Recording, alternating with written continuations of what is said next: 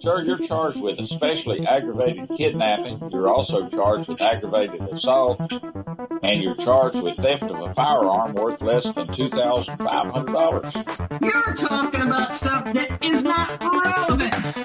Hello and welcome to the Court of Public Opinion. I am the recovery addict, and boy do I have a case for you today. Why is the dog chewing on this guy? I think they have got the wrong guy there. Got the wrong guy, and the dog was biting him. He roughing him up quite a bit. There's a lawsuit. 9 out of 10 judges prefer watching the recovery addict live stream in their courtroom. The fireworks are not done. Now we're getting commentary on the case. Did the defendant find out how the FBI finds people in this case? Oh, she found out.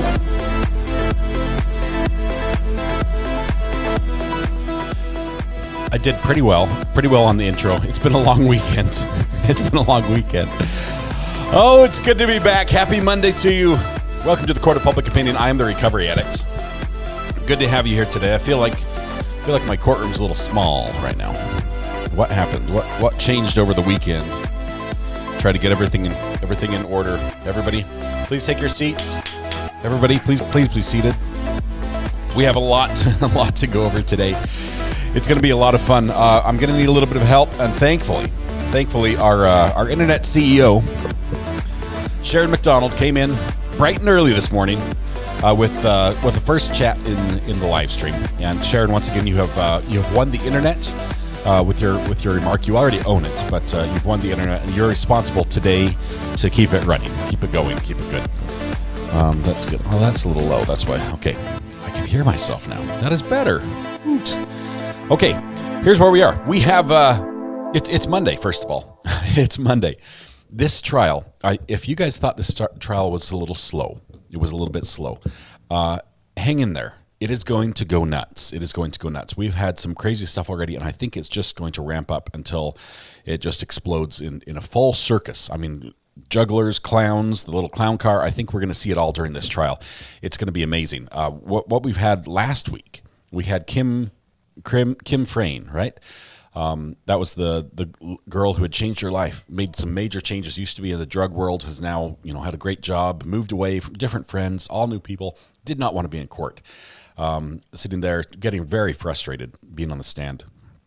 And she ended up walking out, during the lunch break. She was leaving, and she told the judge, "I've got to go to work. I'm out of here." And the judge's like, "State, you might want to inform the witness what will happen if you don't return, if she doesn't return."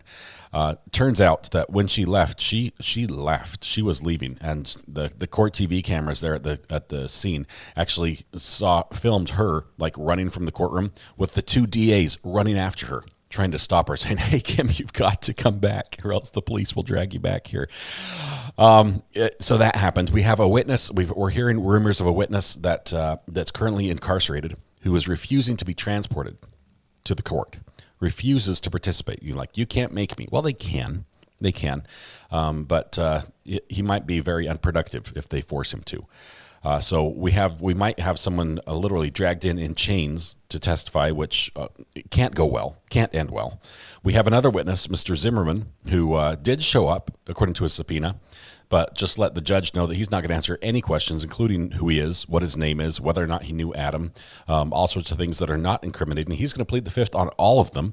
Well, the judge appointed him a lawyer and said, "Hey, talk to your lawyer over the weekend, and we'll be back. We'll talk to you on Monday." We have Mr. Ish, the elusive Ish, who has been referenced by just about everybody in this trial so far.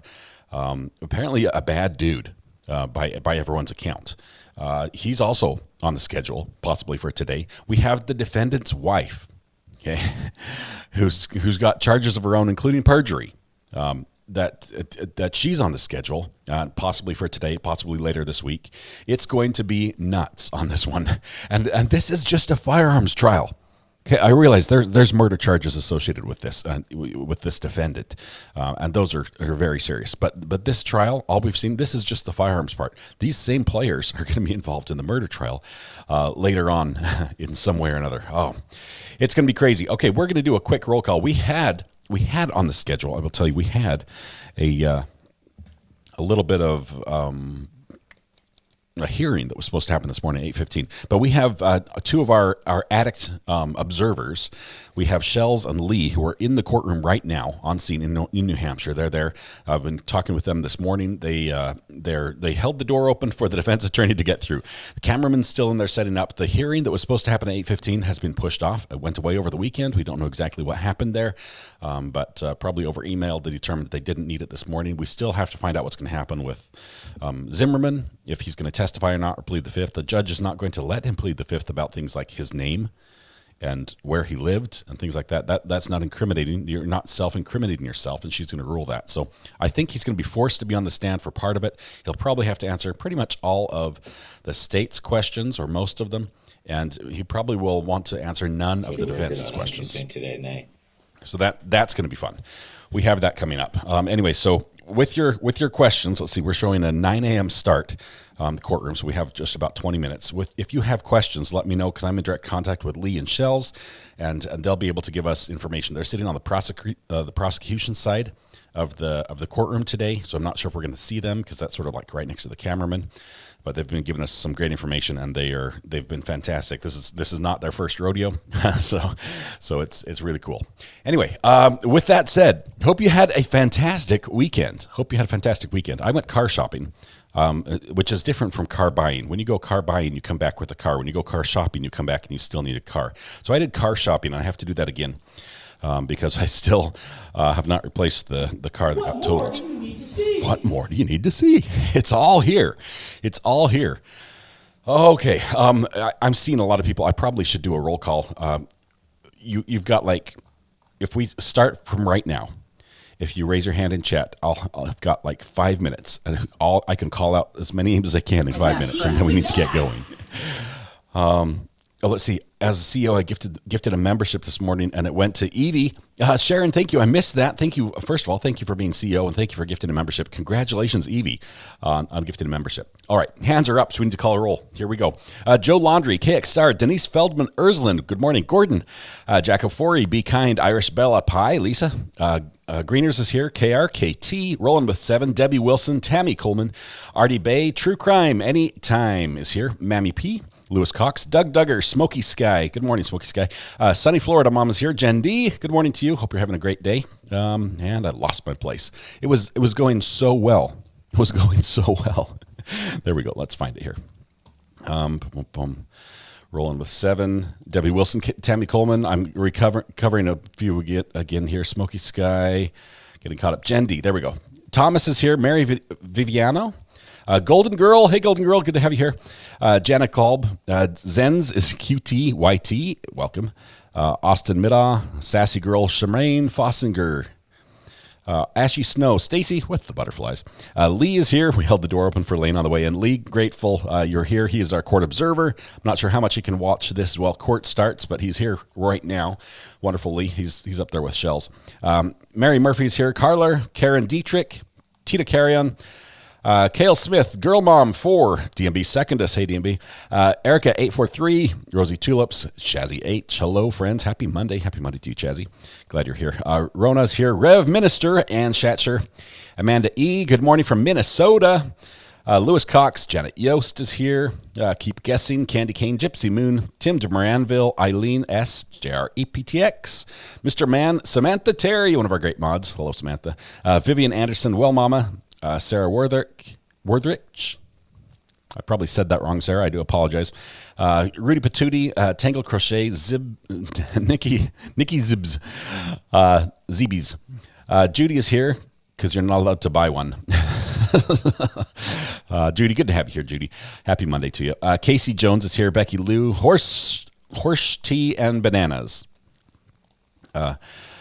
Mayla's mom, Lindy Deebs. Brent, rolling steady. Just Beth is here. Welcome. Good morning. Let's see. Well, Mama, taking a seat. Thank you. Sherry Smith, Annie L. Connie Munster, Red Pen is in the house. Susan Ward. Where'd it go? There we go. Susan Ward, Kay Scarpetta, Abby UK. Hey, Abby. Love that you're here, Abby. You're amazing, by the way, in case I don't tell you often enough. D. Robinson, thank you. Sharon as well. Lego My Briefs, Boston Girl, Lara Spadafora. Lara, did I say that right? Hopefully. Melanie Wurzer, Pinball Addict is here. Leanne Gromes. What more? Girl in Texas. Deebs. Mary Viviano. Life at 50. Shadowstar 7. Miss Kitchen Designer 1. Welcome. Chris H. TLC is me. My membership ran out. Oh, I'm sorry. Keep that gift setting turned on. It might change. You never know. Karen Farron. It'll pick up wherever it left off. That's the good thing. You don't lose anything. If the membership runs off, YouTube remembers. Cat and Animal Lover, BBE. Is that correct? That's correct. Adelaide Baragon, American Girl, good morning. I think Amelia MCA, Reverend Beezy's here. I've got my emotional support zebra right here. Thank you very much for that, Beezy. Hi from Toronto, says Mary Lake, Connie Munster, Janet Yost. Charmaine, I think we got you a little earlier. Evangeline Light, I need coffee. Good morning. Jurors, good morning. Virginia Little, I have doubt this guy stole the guns. She is so shady that I'm not sure she didn't tell him to hook them for her or hawk them for her to buy guns. But man, he is shady looking. Yeah, this is a weird one. I don't know. As far as guilt goes, I'm not sure. There's room for doubt on this one, I think. Karen Farron, Jennifer Perut, 2 months today. Christy Aiken, good morning. Sue Magic. Okay, we're getting close. I might have to wrap up the roll call here. Twubble, good morning for you. Flutterbear, good morning as well. Let's see, Leslie Ann is here. Good morning. Elisa Belfour, good morning, Elisa. Girl in Texas just gifted a membership as well. That's down the bottom. I'm not sure who received that yet, but Girl in Texas, thank you very much for that. What a way to start off the week by giving somebody something. That's amazing. Boston Girl comes with a 2-month membership message. Love RA in this community. Happy Monday, Boston Girl. Happy Monday to you as well. That's correct. It's Monday. Tabitha M80. Wow. is here. Grace Sanchez, good morning to you. Amelia MCA. Let's see. Chrissy, Eileen, according to Woo, is here. Gypsy Moon, Taz, Michelle Elise. Jen Jops, 1 month. Woot, woot. Love that blue courthouse by your name. How is Mrs. R.A. this morning? She is doing great. As a matter of fact, I think the whole crew are, because it's summer, it's officially summer, they've started, because he's the guy, they've started a new little program for how we do sort of our summer school and our family events over the summer. And Mrs. R.A. came up with this cool little saying for each day of the week of what we're going to do. So Tuesdays are Ticket Tuesdays. So we do something where you get a ticket and you go, it might be a little sports event, it might be to a movie theater, it might be to, a little, something you have to buy admittance to, or something creative that we create a ticket for them that they get to do. But M is Maker Monday. And so they're working on the garage today for Maker Monday, and they're loving it. But they're starting that right now, doing some more exterior siding stuff. Portland Trailblazers, Stevie is here. Happy Monday to you. Good to have you here. Okay, I think I need to wrap up the roll call here, and I realize I've missed a lot of people. I'm sorry. Jillian McNally, I see you there. Let's see, Rough. Who was Rough? Usually it's Bite Me when there's a Rough, but I think that might have been somebody else. Susie, Kay, Sherry, Tamara, Glennis from South Africa. Happy Monday to you. Tina Weeks, good morning. Love your shirt color this morning. I like this one as well, Scotty. Thank you. I'm doing great today. All right, I've got to wrap it up. Have an easy day. Welcome. Did they decide which book they're reading this summer? They are reading a lot of books. Let's see, my 16-year-old has just picked up a book that has something like 800 pages, and he'll probably be through with that one this week. They devour books. We just met a family, actually at Sam's Club. We met a family. We're going through Sam's Club. If you've ever been there, it's a big club store where you usually buy items in larger quantities. The bags are bigger, that you buy a lot. So if you have a big family, it's nice to shop at Sam's Club because the prices are pretty low and you get to buy a lot of what you need at one time instead of lots of little packages. So we're going through Sam's Club, and I was with my wife and a couple kids, and we're going through, and I looked over and I see this other family, and I said to my wife, hey, they homeschool. And she's like, I said, I can tell. I just look at the kids and they homeschool. And so I walked up and I talked to them, and sure enough, they homeschool. And the boy that was there was like, hey, I like reading these books, because he had a book with him. And so he recommended that because we have a son about the same age. They ran into each other at the library again. Jocko Forey just sent a super sticker with 6.99. Thank you, Jocko Forey, for the super sticker. It's not popping up on my screen yet, or else I'd click on it. But we'll get it here in just a minute. Anyway, the boy, they met at the library. He's like, oh, here's the book. And he found the book for my son. So now my son's reading those books. But he tears through books like one a day. He's done. Let's see. Lee, glad Shells and I can report from the courthouse today. You're doing a fantastic job already, Lee. Can't wait to get the latest updates as they occur. Jacko Forey, I can't see. Oh, there it is. Bingo. Thank you very much, Jacko. Good to have you here. Thanks for your support of the program. Reading is the best medicine to feed your mind. It's good. Anyway, Sam's Club. That's where we met people. I don't know where I was going with that story, but Eva, love your chat. Learned a lot. Yes, we have some smart people in chat, Eva, and just some kind people as well. Let's see. I need to get a couple things set up on my end. Let's see. Not that one. Not that one. Waiting for the feed. There we go. Bingo. Okay. We have a feed from a courtroom. We're good there. We might have Lee. That might have been Lee who just walked in front of the camera. I'm not sure if you could see that. Anyway, we've got a feed from the courtroom here now. Let's see. Dixie Robertson. Bring the jury. Welcome. Good to have you here. Thanks for supporting us here on the channel. You're amazing. Couldn't do it without you. Okay, we're staring at the wall in the courtroom, and we have no audio yet.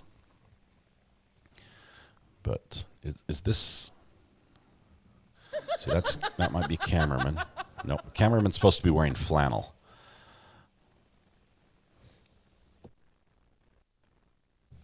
Is that correct? There's the commands are still on. That's why there's a couple things going on here. Everyone's setting up for court. It's supposed to start in about 12 minutes. The judge has been very prompt. Not sure if that was Lee that walked in front of the camera earlier. I think he and Shells are seated right now on the prosecution side, but we'll see. Hope you had a good weekend. I had a great weekend. Although Purple Butterfly, I have to tell you, Mrs. R.A. and I planned on driving a car over the weekend, Saturday morning. And we've been communicating with the car dealership that's selling it. Called him, texted him, all sorts of stuff, talking about this car. Called, texted, everything in the morning. Drove 2 hours. 2 hours to get there to the dealership. Showed up and they're like, oh, we gave it to somebody else to drive over the weekend. Like, Is that correct? You think you could have maybe told us when we were telling you, hey, we're coming out to see the car. We'd like to, we'll be there. We're going out this morning. We're driving for 2 hours. Do you think somewhere along those lines you could have just texted us and said, hey, maybe today's not the best day to see that car because we don't have it? But we ended up driving a couple other cars, which, might work. We'll see what happens. But let's see. It says one, but is a member for 2 months already. Thanks. Yet it says one. This is a little mistake. The 1 month. The courthouse is the right color, but sometimes when your membership stops for just a brief minute and then you re-up it, it acts like you're a brand new member, even though the courthouse is the right color. So yes, you've been here and your continued support is appreciated, but thank you very much. Yeah, they did us so dirty. It was a bait and switch. It was the worst little dealership. We pull up and like half the cars on the lot are covered with tarps and are smashed in. I'm like, this is not where I want to buy a car from. It was more like a junkyard or like a pick and pull lot where they just have all crashed cars and you go and get the parts that you need. That's what it looked like. But anyway, we would not have known had we not gone there. But anyway, yeah, it ended. It did end the deal. We drove away. All right, we have some courtroom feeds. We're hoping the audio is a little better. If it's not really good, we're gonna, I don't know. I don't have a good solution to get the audio. Here's a little too much tech for you on a Monday morning, but I'm going to share it anyway. To get the audio to work really well, I need to be able to extract the audio from the HDMI feed, which I don't have a device that does that well. I mean, I have a device that does that, but then I would have to then re-inject it into the same feed, and then there would be layers that are problems and delays. So we'll work on this. We'll get the audio sorted out. Hopefully they've done some work on their end as well. I know what I was forgetting. It's time for water before we get started.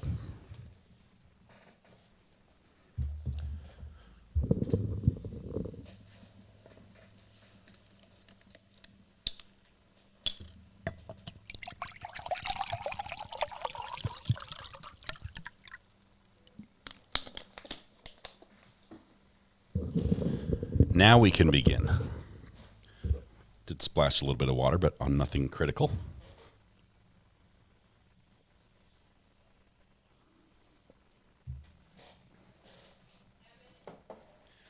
This new mic does sound a lot better. I think I might need a pop filter with this. Might have to get a little pop filter. Okay. Wish you luck getting your new car. I have 1 week, Eva. I have 1 week. I say that because next week I'm supposed to be out in the middle of the woods camping, being a chaperone for a camp that runs pretty much all week long. So bug bites and way too high humidity and too high a temperature, that's going to be my norm for the next week. It's probably going to do me some good because I'll be out and moving around instead of just sitting here in my office. But that's it presents some challenges. I'm still waiting for the device that I need that will make it so I can go live from the woods. The modems for the bonded cellular device are on back order. I've been talking with the manufacturer about that. I've been talking with the store about that. So hopefully we'll get that all in time. Anyway, but I'll need a car as well because that's going to get me there. So I have a week to buy a car, and we're going live pretty much all day this week. So in the evenings we'll buy a car.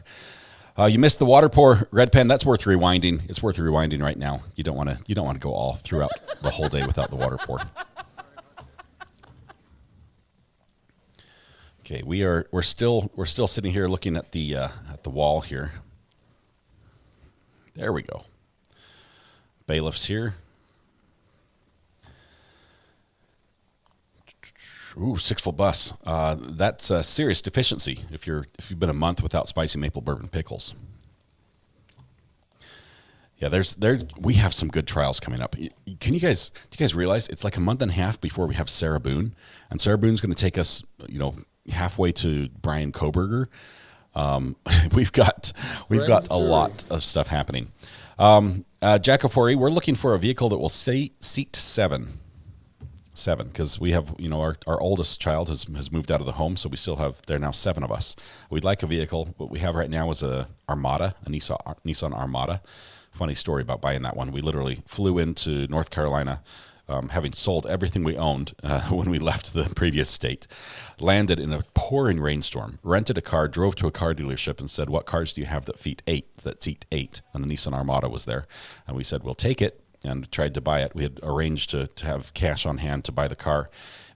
Took 3.5 hours to buy a car with cash. It was crazy. So hopefully this next one doesn't take that long to buy. Get the Kia Carnival. Well, here's our we only buy used cars because they're the only ones in our budget.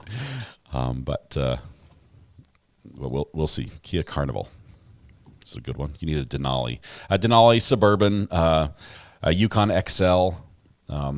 What's the Cadillac Escalade? The large Cadillac Escalade. We could do that one as well, but it's way out of our price range. All the ones that fit us are way out of our price range. So we've got to find something in the middle. We're trying to cover the Scott Peterson trial. Yes, it's going to be a long one. Kitty, kitty, bang, bang. It's going to be a very long trial, and it also has, just looking through the schedule for that trial, it has extensive breaks, like whole weeks they just take off from the trial. So it's a challenging one to cover for that reason. I do want to cover it because of the type of trial it is.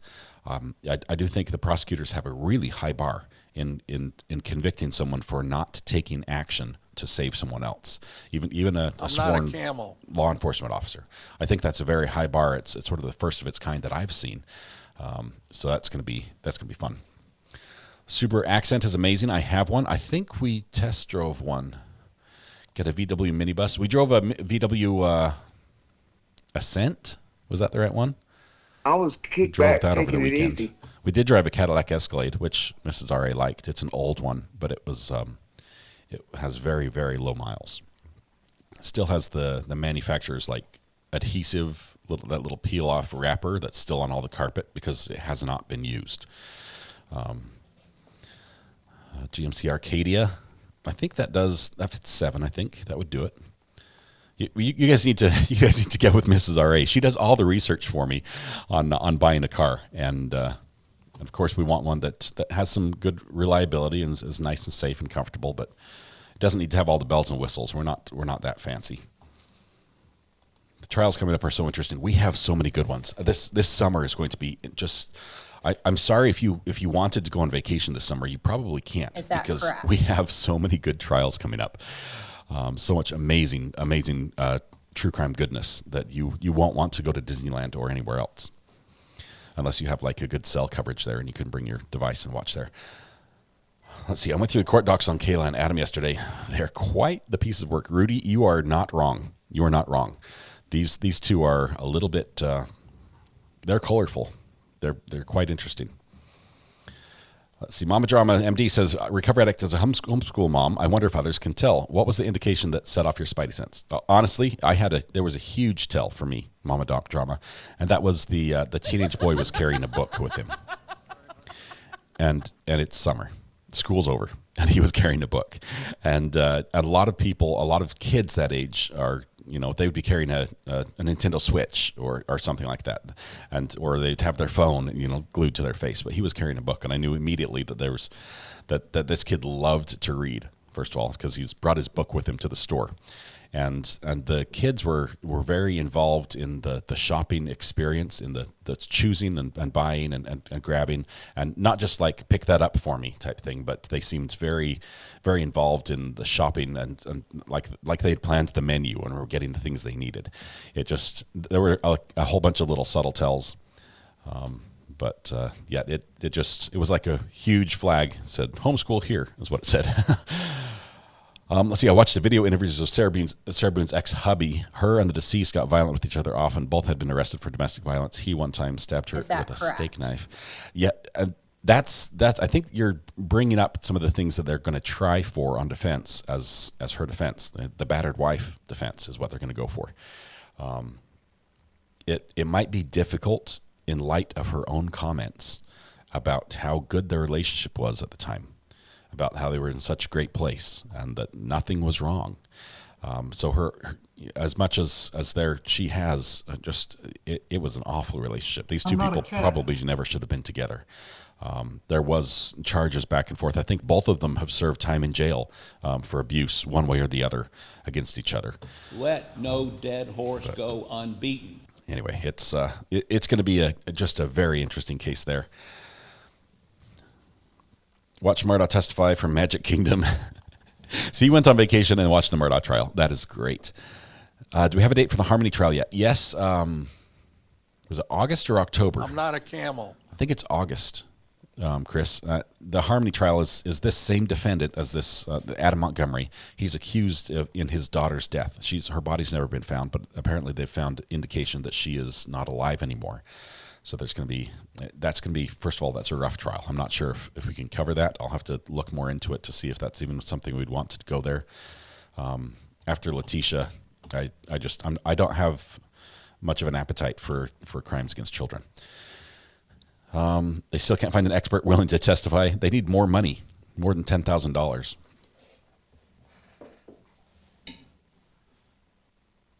Okay, it is 9 straight up, and we're waiting for court to begin here. Just 1 second.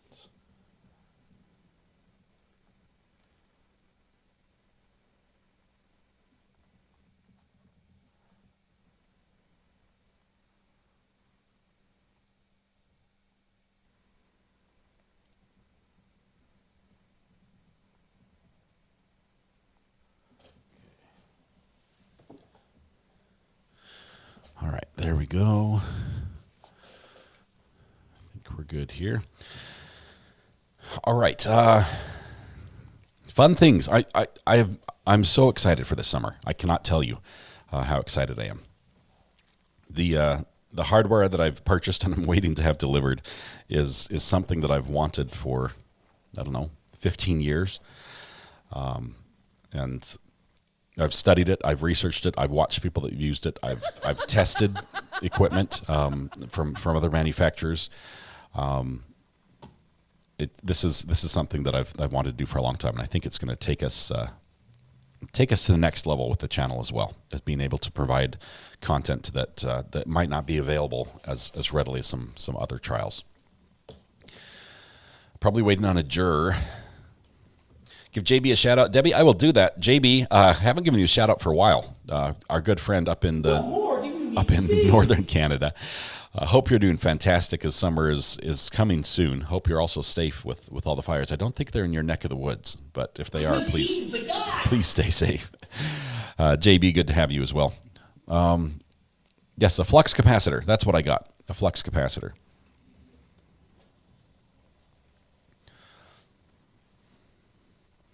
Shoefly Danny, with no body, generally it's less graphic, but they did take items of evidence like his freezer out of the house. And so it's, I mean, there's, even though it's not graphic, the implied, you know, it's pretty rough. How do you update your membership? Dixie, it shows your green right here. I think you can go down to the bottom of chat and click on, I think it's one of the symbols at the bottom, like a dollar sign or there's a little symbol, and you can, if you wanted to move from like from the gallery to the jury, or from the jury to the lawyer, I think those options are there. Were you ever able to send that boy who called in a cup? Yes, I sent him a cup, and I believe we got him a mouse pad as well. We sent both out to him. See, and there was somebody who reached out to me. I have to check on eBay. They had bought the blue mug, and it didn't arrive, or at least the post office said it was there, but they didn't get it. We did call and get another one shipped out to you, so it should be there probably by now, if not any day now. So if that's you, please know we try to make it right every single time, so everybody's taken care of. And if you don't get it still, let me know, because your neighbors are stealing my mugs. We have horrible fires, says Annie Marie. Thanks to our friends in the U.S. coming to give us a hand. Annie, the forest fires are no joke. Because he's the guy. Watching some of the videos out of Canada about the fires and people driving along the roads with fire on both sides, it just made my heart just about stop. Alex stole it as well. Floating emojis seem to be working today, thanks to YouTube's update. Well, some days they work and some days they don't. Evangeline, order the pink one, of course. Good. That's a wonderful mug.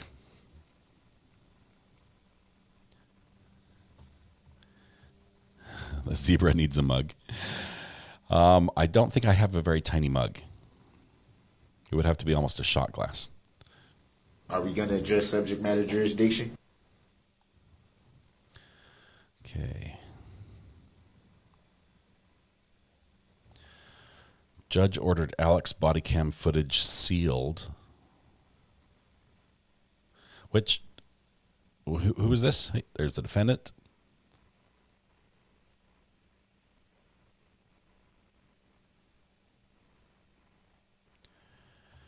We'll have to see if Lee can tell us if he was shackled coming in, because that gate was either someone who's used to walking while shackled, or he's not shackled, one of the two.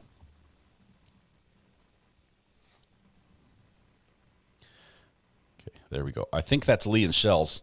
I think we have Lee and Shells right there, and front and center on the picture. They were sitting on the prosecution side, waiting for audio. Is that correct? All rise. Court is now in session. Okay, I'm going to turn the sound effects down here. Looks like he has shackles. Walks well on them. Lots of practice. I think that's right.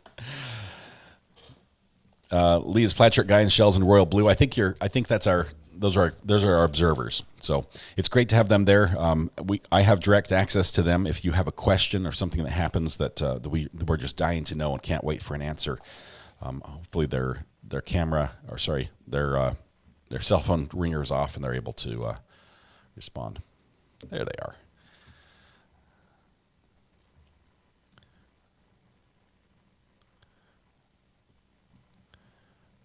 They're the stars of the show today. I think the jury's coming in right now.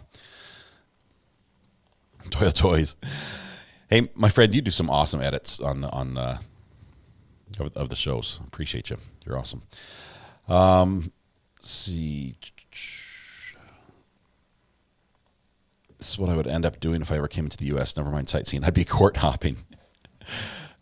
Thank you to Lee and Shells. They're amazing. I'm excited, and maybe Lee's asked me a couple things that we might be able to use him in another capacity.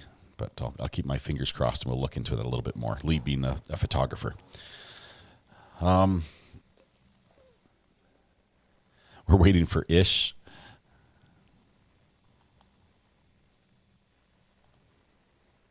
We're ready to begin.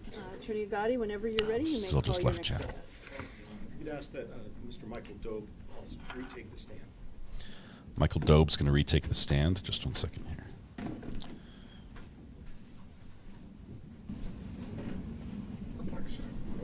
Be careful going on here for me, please. Thank you, sir.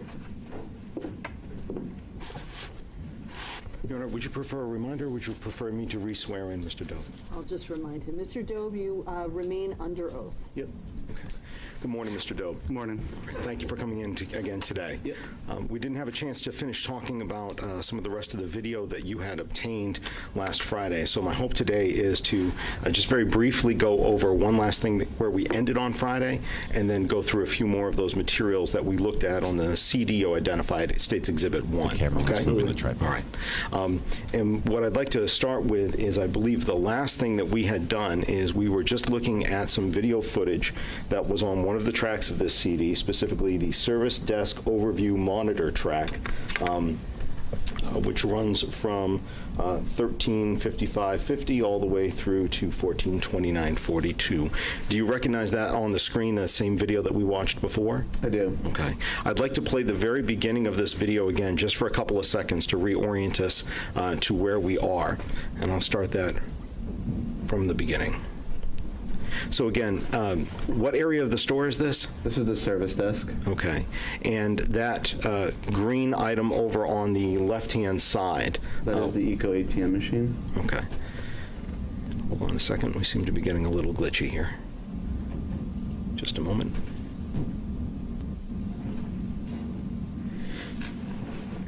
Start that again.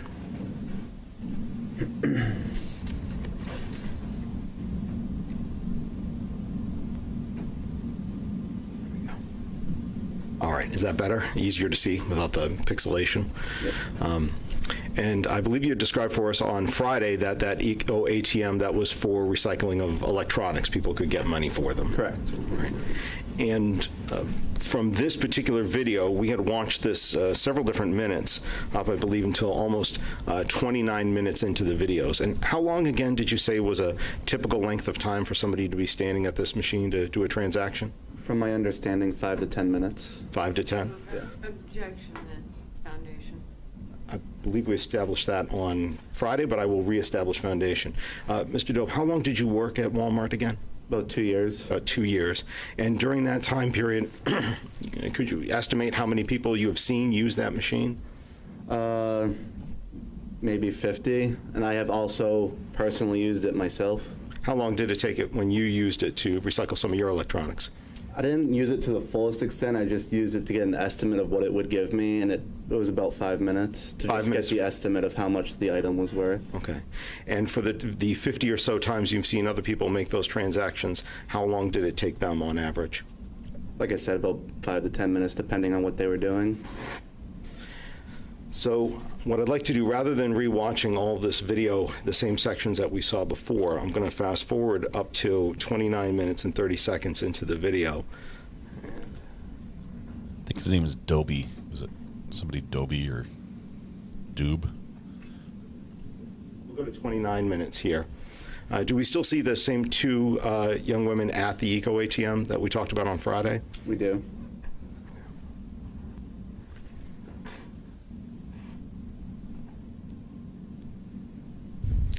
On Friday, you also identified a gentleman in a tan hat who you saw come in with them. Correct. Can you please let me know if you see that gentleman again on this section of the video? We are now at 29:30 into the video.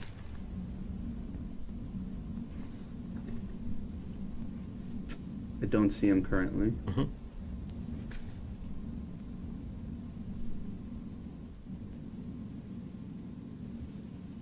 I wish they'd tell us what they think is going on here.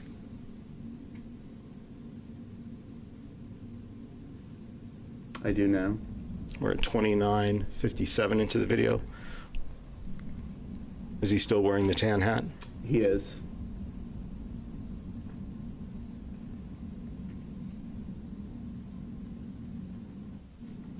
Are they doing like a scam where they tell the guy that it stole their phone or something? I'd like to have you review this for approximately 1 more minute, and then I'm going to pause it and ask you a few questions, okay? Yep. 1 more minute of audioless security camera footage from Walmart. You can see people walking through with the coats based on their attire. It looks like it's cold at the time this happened. We're viewing from the customer service desk standpoint, looking out at where the line would form for people returning items to Walmart.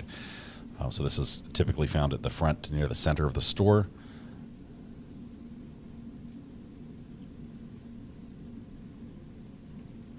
She does not want to leave that gentleman with the machine. tan hat, which way did you see he went?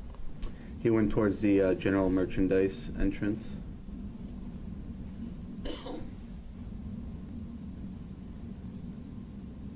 We're going to pause it here at 31 minutes and 9 seconds into this particular track. You went towards the general merchandise entrance? Correct. Okay.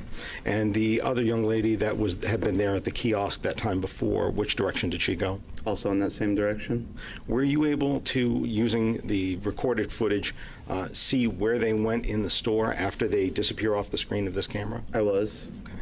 And was that part of the footage that you provided here on this packet of videos that you gave to the Manchester Police Department? It was.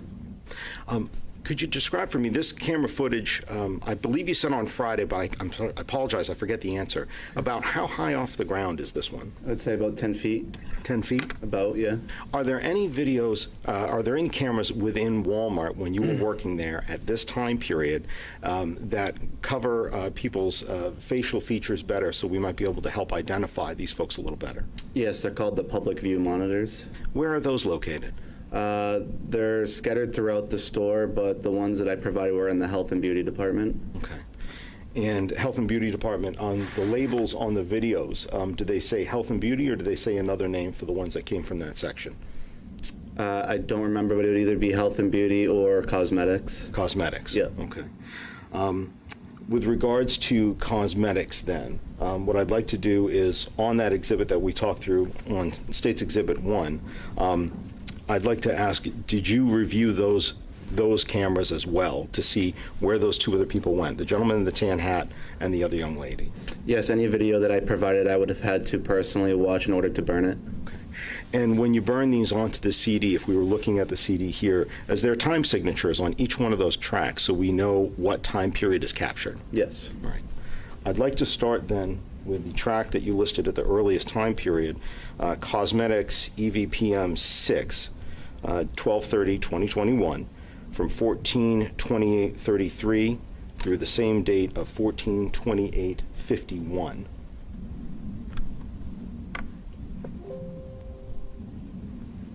You've got mail. The cosmetic section. Yes.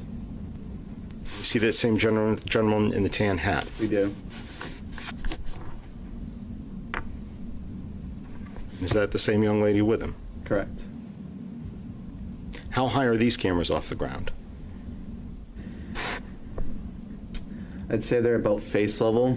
So it comes down from the ceiling, and it's probably, I would say, maybe a foot above me. Okay. And how tall are you? I'm about 5'9". Okay. So about 5'10" or so? Yeah. All right. Play that track one more time. This area of the store, where is it in relationship to that service desk?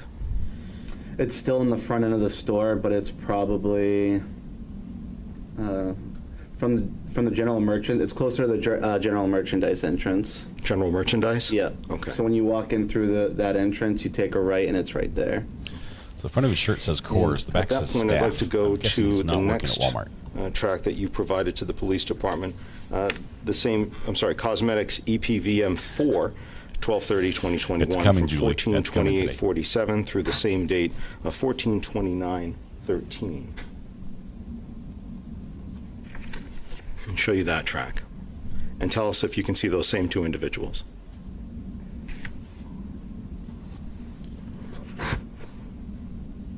I do. And what is the relationship of this aisle compared to the last aisle that we just saw? They're right next to each other. Any body language just stand out to you on this?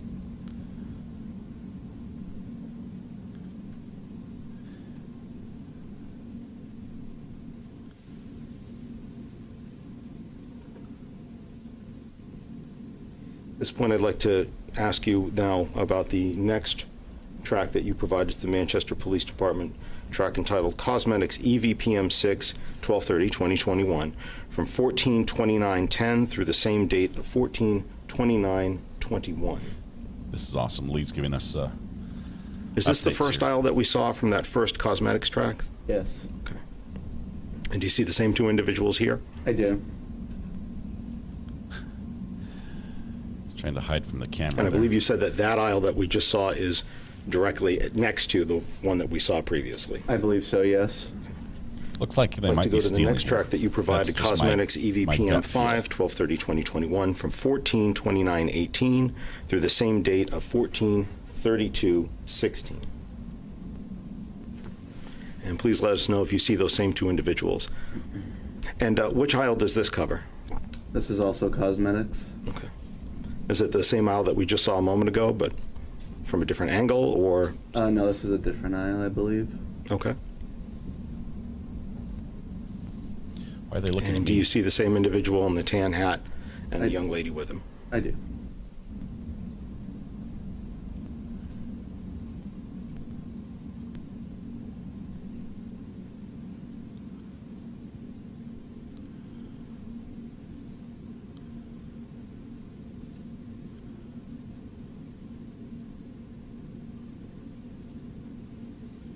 I think he's putting stuff in his clipboard or something. What's he holding? A little box or something?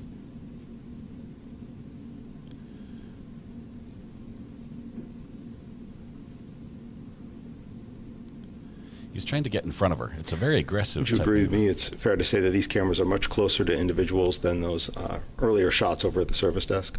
They are, yes.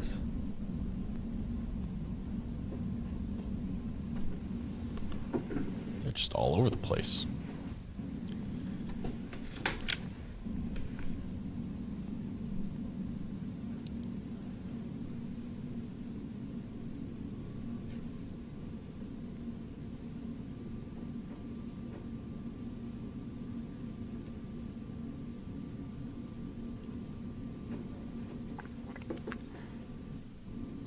The item that the gentleman in the tan hat seems to have in his hand, were you able to identify what that is? If I remember correctly from one of the frames in the video, it was a prepaid phone, it looked like. Okay. Thank you. Ooh. Trying to pawn a cell phone that hadn't actually been bought yet. It's a burner phone.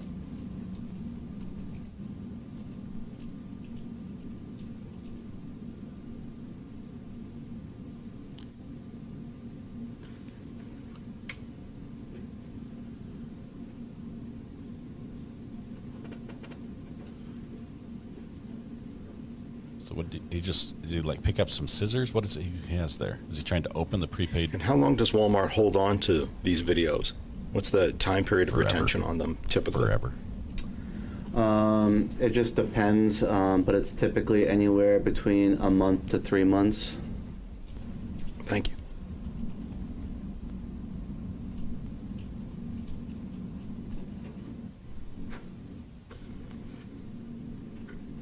Okay, he's clearly checking his back.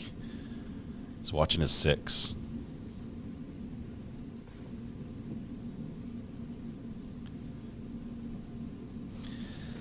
Tan Gucci hat is definitely Adam. And now I'd like to show you and ask you questions about the last of the cosmetic tracks that you provided to Manchester Police Department.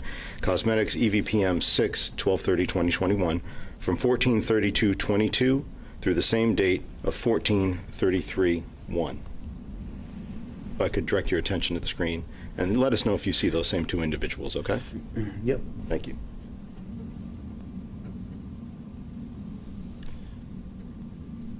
Wonder why they do this in the cosmetics I do. section. And let us know if they reappear on the screen. Are they doing laps? They do. They're coming back. Ooh. Little contact. And, whoa. He's definitely chasing. She's running.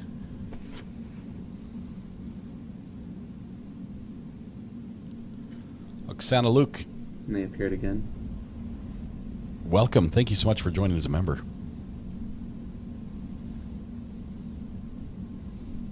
They're just... All right. Thank you, Mr. Doe. Yep.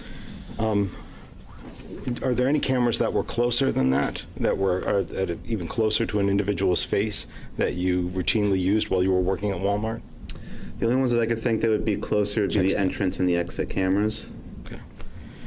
And were there any that were kind of in between that close level of view here and the farther away view?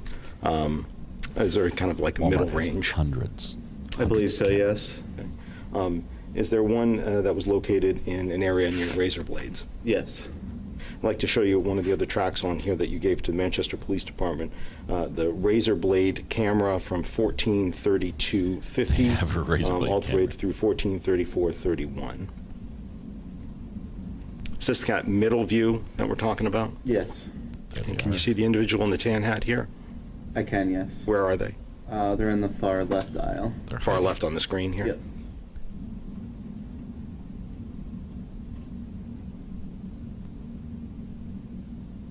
They're not on the screen anymore. And if you would, please let us know if you see them reappear. Realize we're watching a video of a screen of a video. The resolution is probably much better on the screen than we're seeing. The worst way to get a video into the live stream is by filming it on a display, and that's what we're doing. We have sound, Missy Baker. It's just on the left channel. Left channel.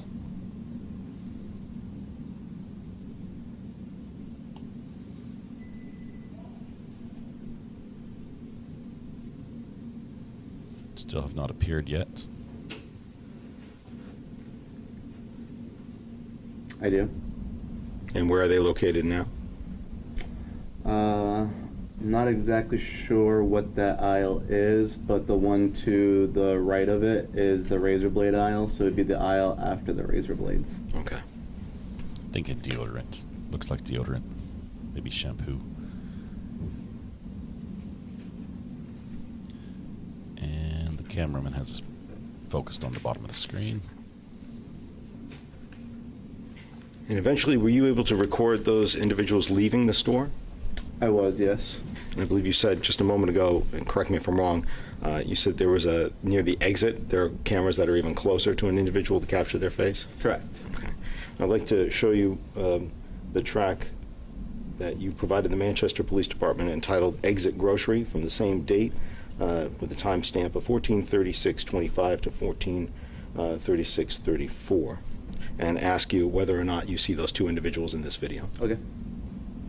Taking it easy in front of the Walmart.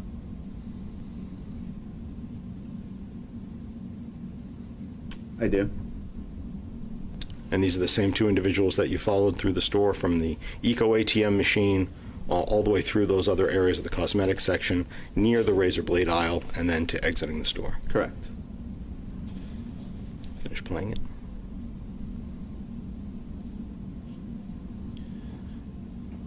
Just know that Now from Walmart... that, I'd like to finally go back to that last, the first video that we looked at, the service desk video. The individual you saw in kind of that light blue or seafoam colored top there. Yep. Did you see her exit with these two individuals, or did she exit separately? I believe she exits separately. She did not leave with them. And going back to the service desk interview, I know a moment ago we left off at approximately 31 seconds. I'm going to try with my insight to get her up to around 32:55.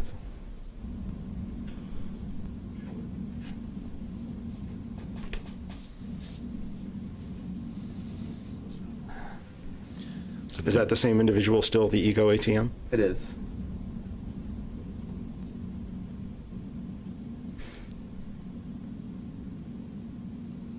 When you use an Eco ATM, how do you get the money when you get paid for these devices? I'm not sure how that part works with the ATM. Okay. What about for yourself in the experience of having your items assessed for what their value was? I don't really remember the exact process to the T, but I believe they provide you with a sticker. You put a sticker on it, you put it on the machine, and then it does whatever it does, and then it gives you a value. Do you recall whether it gave you any paperwork or anything else? For just the value, it did not. Okay.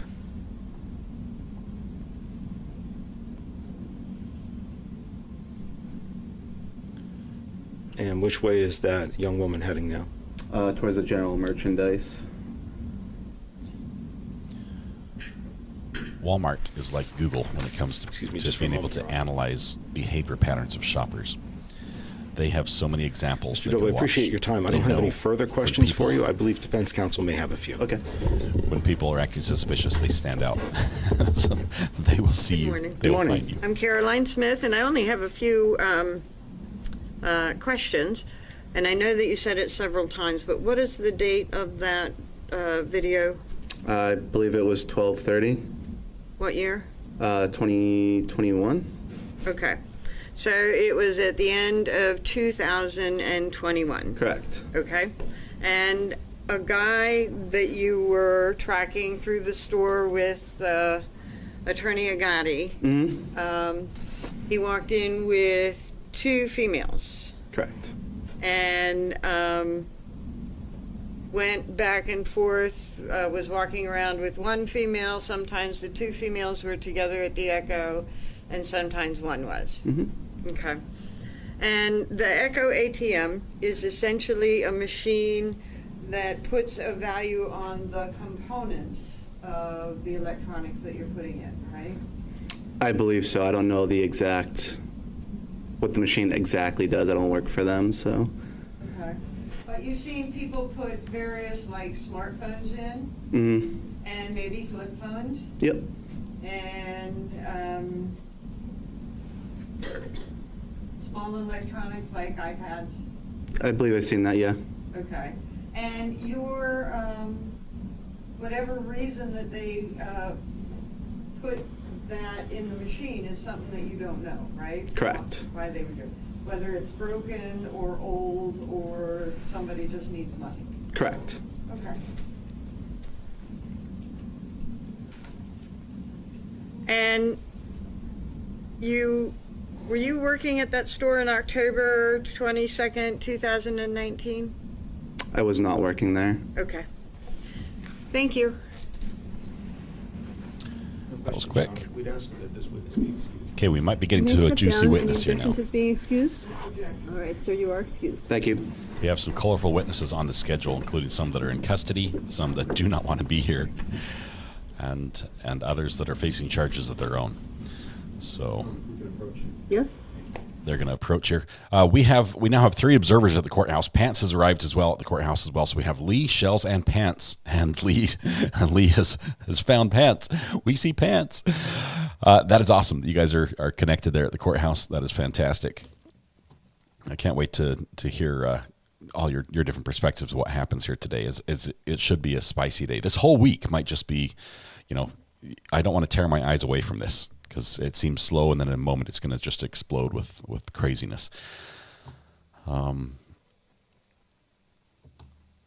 People wearing pants in the courthouse.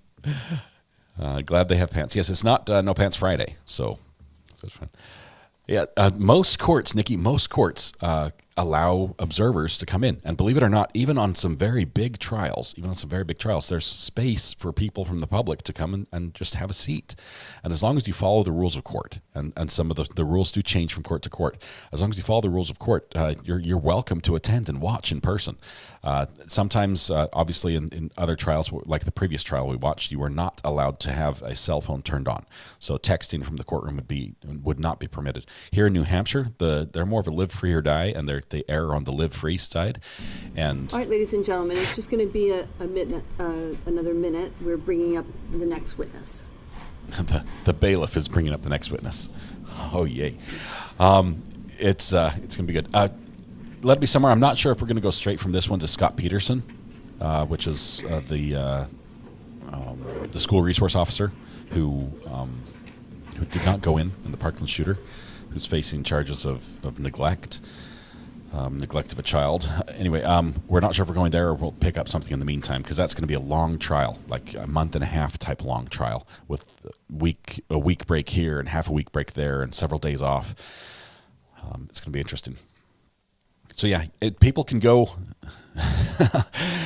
to trial and can sit and watch and observe and get to see and hear and participate in ways and talk to people and find out who's supporting who. And it's an amazing thing. It's a different way to experience trial. If you've only watched on a live stream, if you only watched a video of court, it's very different. And being able to observe the jury and see their interactions and feel the tension in the air and see what's happening sort of off camera, because we're limited to what the camera sees.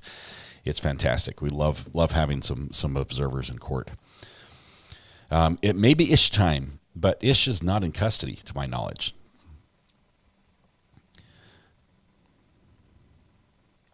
Let's see. Jocko says, "Let me as a husband tell you all, when your wife says she wants to go and shop for clothes and cosmetics, plan a camping trip." She's got stuff to buy. I think good stuff's coming here. I'm excited. Whoa! Look at this. Rosie from Tucson just gifted 5 memberships. Thank you very much, Rosie, for that. Looks like those went to Bug Duggar, Candy Cane, Mary Mulledy, Linda G1963, and Janet Adams. Congratulations. Thank you, Rosie. Thank you. His wife might be coming next. Kayla could be today. Kayla is his wife. She is not accused in the murder of Harmony. Separate trial, but she's not accused. So we'll see what she faced. I think some perjury charges. So I'm not sure if that's been settled or not.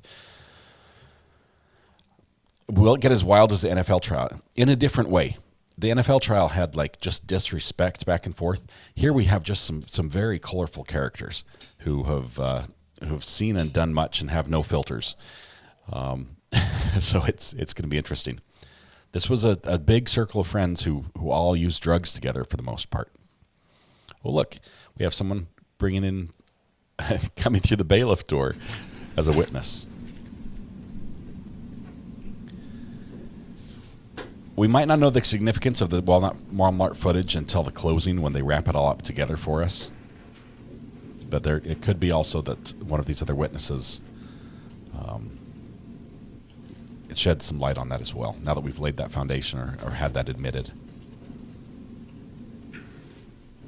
I don't know if that was Kayla or not. I haven't seen her picture often enough to be able to recognize her.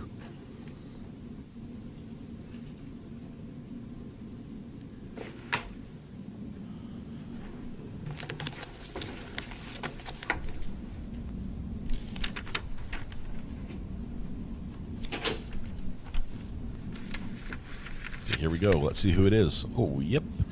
This one's in custody.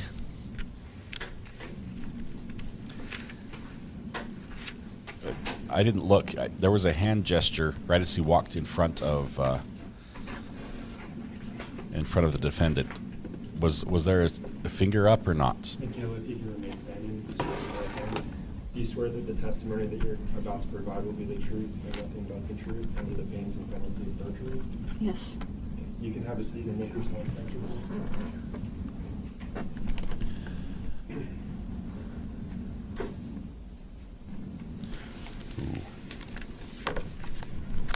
Looking at the defendant, not very happy to be here.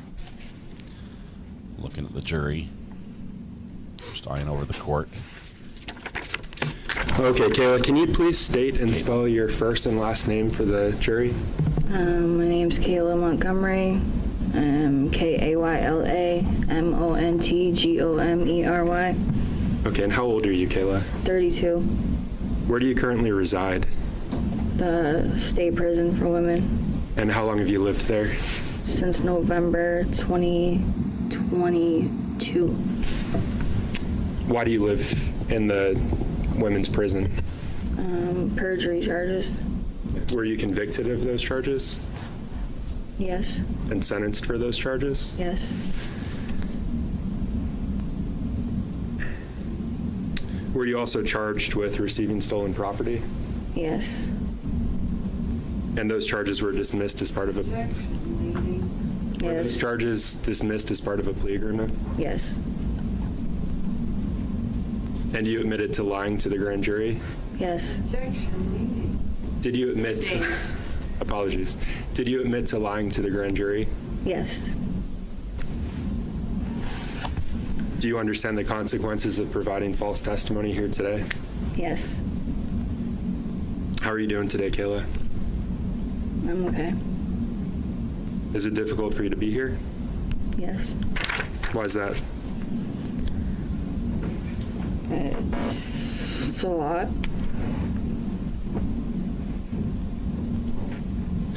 And so, Kayla, there's a microphone right in front of you.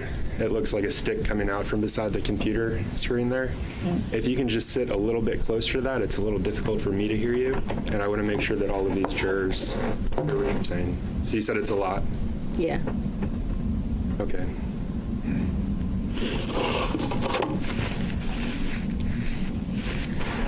Do you know someone named Adam Montgomery? Yeah. And how do you know him? He is my husband. You said he's your husband? Yeah. How long have you two been married? 6, it'll be 6 years. Do you remember the date you got married? Yeah, it was June 7th, 2017. How long have you known Adam Montgomery? Since we were in high school.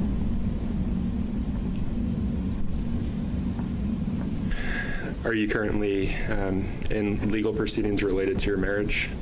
Yes. Did you file for divorce? Yes, I did. Did you leave the defendant at some point in time? Yes. Do you know if after you left him, he started a relationship with another individual? Yes, he did. Do you know that person's name? Kelsey Small. Did you ever meet Kelsey Small? Yes.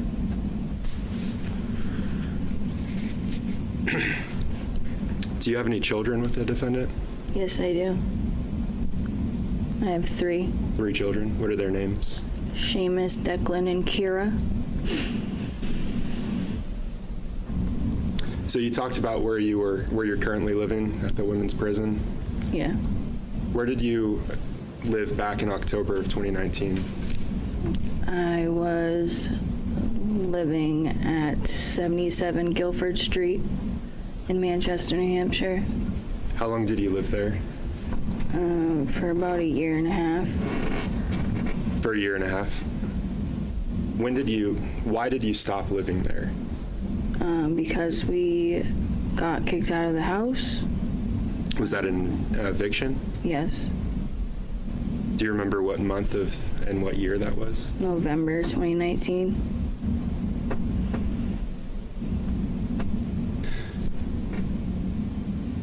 When you lived at the 77 Guilford Street address, who did you live with there? It was myself, Adam, Seamus, Declan, and Harmony.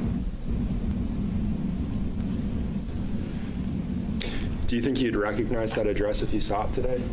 Yes. Judge, may I approach the witness? Yes, you may.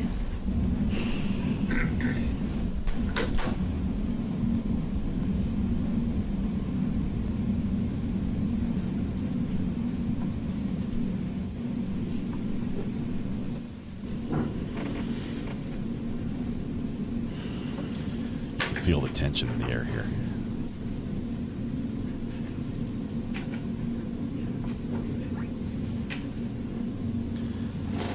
And so, Kayla, I'm going to hand you, it's been marked for identification as States Exhibit 42A through J. And I'm just going to ask you to look at each of those. And look at the view here on that. Counsel, can you approach just a minute? Judge just called counsel up to the bench. So here on the stand, we have Kayla, who is currently married to the defendant, but is going through divorce proceedings. She filed for divorce, and wow, the eye contact, unbroken.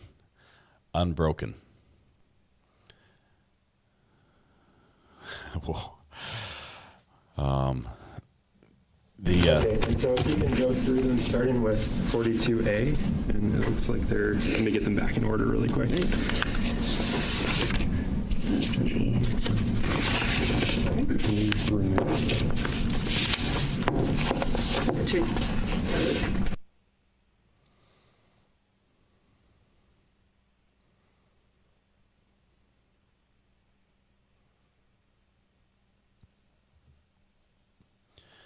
Courtney, seriously, this is tense.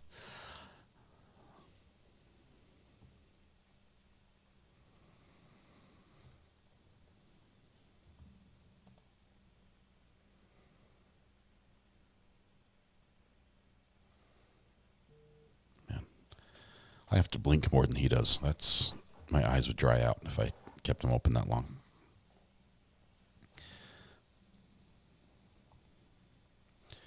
Everybody's coming up to we've got 2 bailiffs as well. This is interesting because bailiff, this is a security issue if the bailiffs are involved.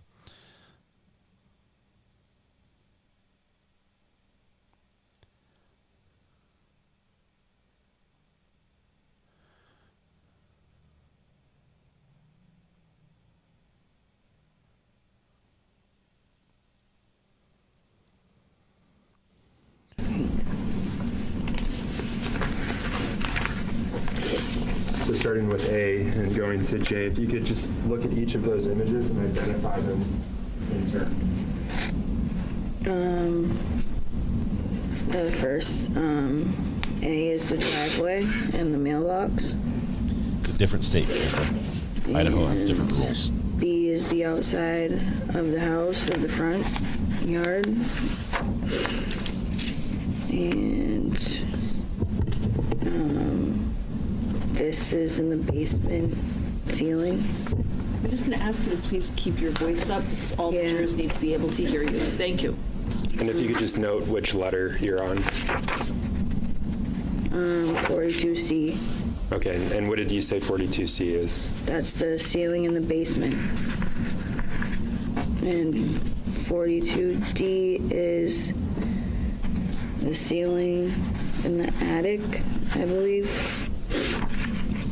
Yeah. And 42E is the attic, the storage room in the attic. And 42F is the room. And whose room is F? It was mine and Adam's and the 2 boys. Okay, and G? That's Harmony's room. H? Harmony's room. Kitchen that's is a I. Florida. And the back porch is J. Or the front. I don't know which one that is. And oh, that's the front. there, it's the front. Yeah. So it's the front room. Yeah, the living room. And are those fair and accurate representations of the 77 Gilbert Street address, as you remember? Yes. And Judge, at this point, I'd move to strike the ID and let this full. Any objection? I think she may have fixed it, or the question may have, as you remember it, but I think I'd like further foundation of. Yes? She wants further foundation now that all the testimonies come in. Seems like she missed the time to object.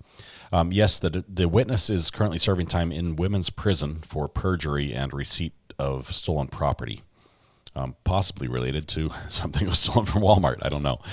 I don't think the stolen property she's accused of receiving is the firearms. But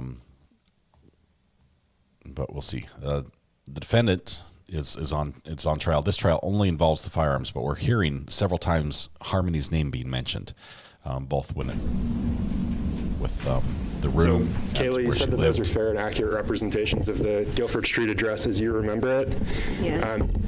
And so I was referring specifically to October 2019. Is that an accurate representation of the house back then? Yes, without the furniture. And without your things? Yeah. Okay. Thank you. Judge, at this point, I'm going to strike ID. Any objection? No, Your Honor. The ID is stricken. Each of those are entered as full exhibits. And so, Kayla, you were telling us about the front room, and I think you also mentioned the kitchen. Yes. Where are those in relation to each other? They are, when you walk into the house, the living room is right in the front, and then you walk through, and there's the kitchen. But there's a wall that separates the kitchen and the living room. But there's still the walkway to walk through. So you can walk through from one to another. I'm going to take those back from you. If you need more water, just let me know.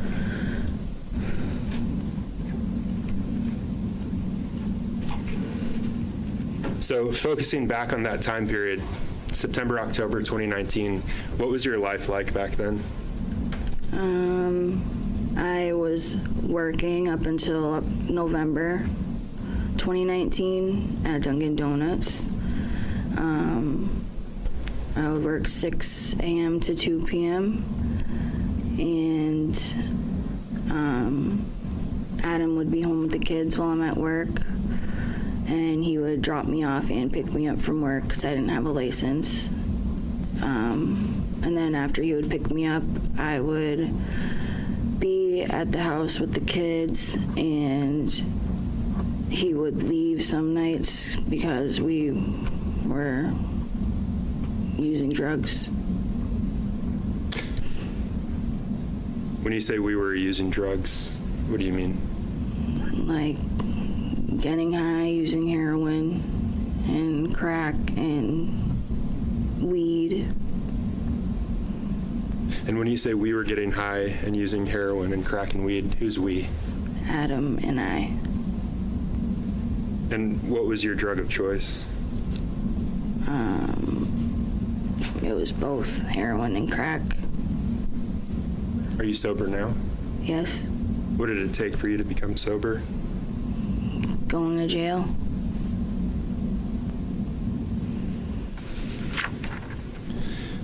I asked you about your drug of choice back then. What was the defendant's?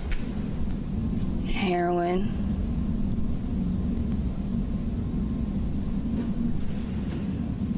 And you mentioned working at Dunkin' Donuts up until November of 2019? Yes. What did the defendant do for work back then? He was home with the kids. And he'd leave at night, you said? Yeah, he would leave after I'd be home for a couple hours and go for rides. Okay. Do you know, back then, how did you get your drugs? I had money from my job, and that's what I remember up until we got kicked out, evicted from the house. And you mentioned Harmony, Declan, and Seamus. How did you support them? We had food stamps, and my income was barely anything at the time. Was there anyone that you were close to back then in September, October 2019? there was a few people that were in and out back then of my life, but I know one that was around a lot was Tabitha Scott. And what about people from work? Were you close to anyone there? Kimberly Frayne.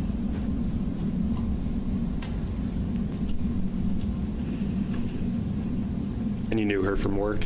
Yes. Kim was the witness. How long had you known Kimberly Frayne? Since 2016, I believe. And so back in October of 2019, how would you describe your relationship with her? You've called her a friend. Were the two of you close? Yeah, we weren't as close as we used to be because I switched franchises, so I didn't see her that much. Audio's only on the left started channel. Talking to her again because she was using drugs at the time, and she had a car, and it was just another way to be able to get drugs. Through Kimberly? Yes. Do you know where she lived back in September, October 2019? I remember she lived on Russell Street in Manchester. Had you been to her home on Russell Street? Yes. How many times would you say? I don't know, probably about 4 or 5 times that I can remember. And who did she live with back then in her home on Russell Street? Her husband, Chris Frayne, and her daughter, their daughter. And you just mentioned Chris Frayne. Did you know him as well? Yeah. How'd you know him? Through Kim. How would you describe your relationship with him? It was, I don't know, we were all just friends. Like, he was just a really nice person. And have you kept in contact with either Chris or Kim Frayne? I was in contact with Chris back in January, the end of December, January, before I got arrested. And Kayla, I want to turn your attention specifically to October of 2019 and the theft of firearms. Do you know what I'm referring to? Yes. What am I referring to? The firearms got taken and stolen out of Chris Frayne and Kimberly Frayne's house. What kind of firearms were stolen? I have no idea what the names of them are. I just know they were big. I don't remember the names. Let's back up. You said firearms. Was this more than one? Yeah. Yes. How many are we referring to? 2 that I remember. Okay. And how would you describe them? Like a rifle type. I don't know. They were just big. Rifle, shotgun. I don't know what the names of them are. I don't know what they're called. So a rifle, shotgun? Yeah.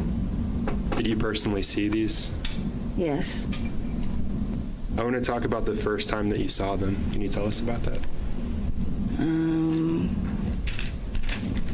I know that there were people at the house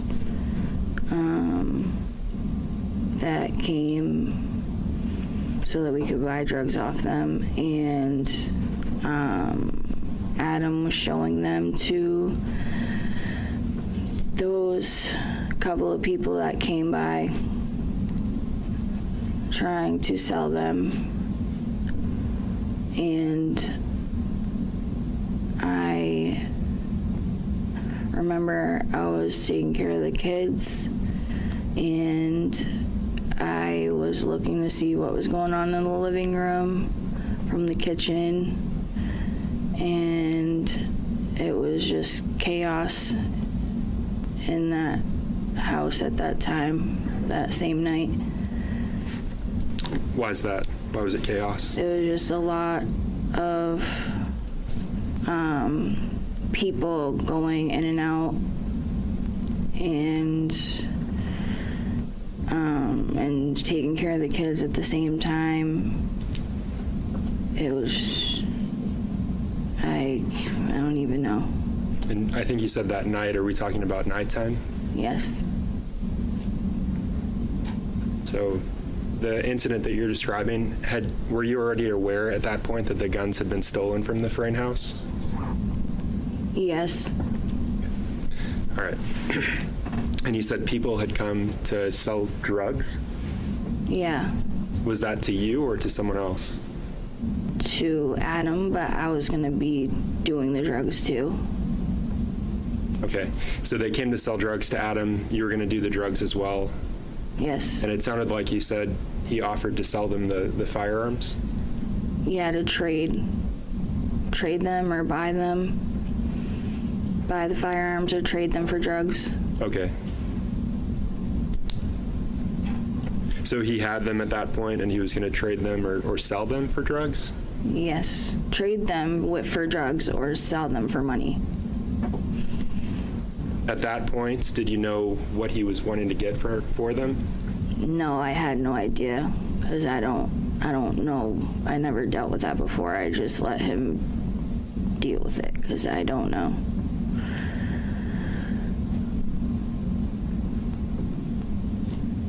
And the individuals that you're referring to that came to the house, do you know their names? I remember Mike. I don't remember his last name. And I don't remember if the other two came that night, but there was always somebody with Mike all the time. And I just remember Ish and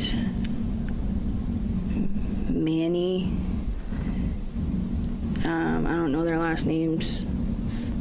Okay. So Mike, Ish, and Manny were there that night to sell Adam drugs? I believe, yeah. And I think you said he offered them the 2 guns? Yeah. And how long after you found out about the theft was this incident that you're describing? It was within a couple of days, like the next night or something like that. It was around that time, the same time.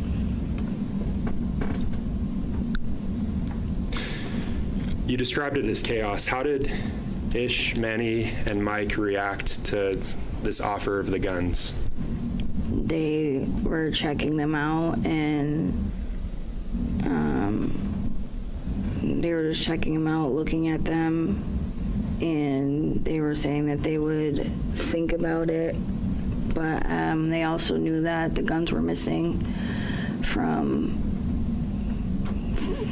Chris and Kim's house, but they didn't know that those were those guns yet. Okay.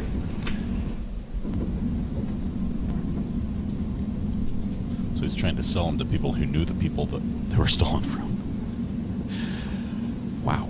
When did you first become, let me strike that question, at some point did you become aware that the defendant had stolen Kim Frayne and Chris Frayne's firearms? Yes. And tell us about that. I know Kim was freaking out because she noticed that they were missing, and she was trying to figure out where they went and who took them before Chris came back home because he was on the road, truck driver or whatever he did.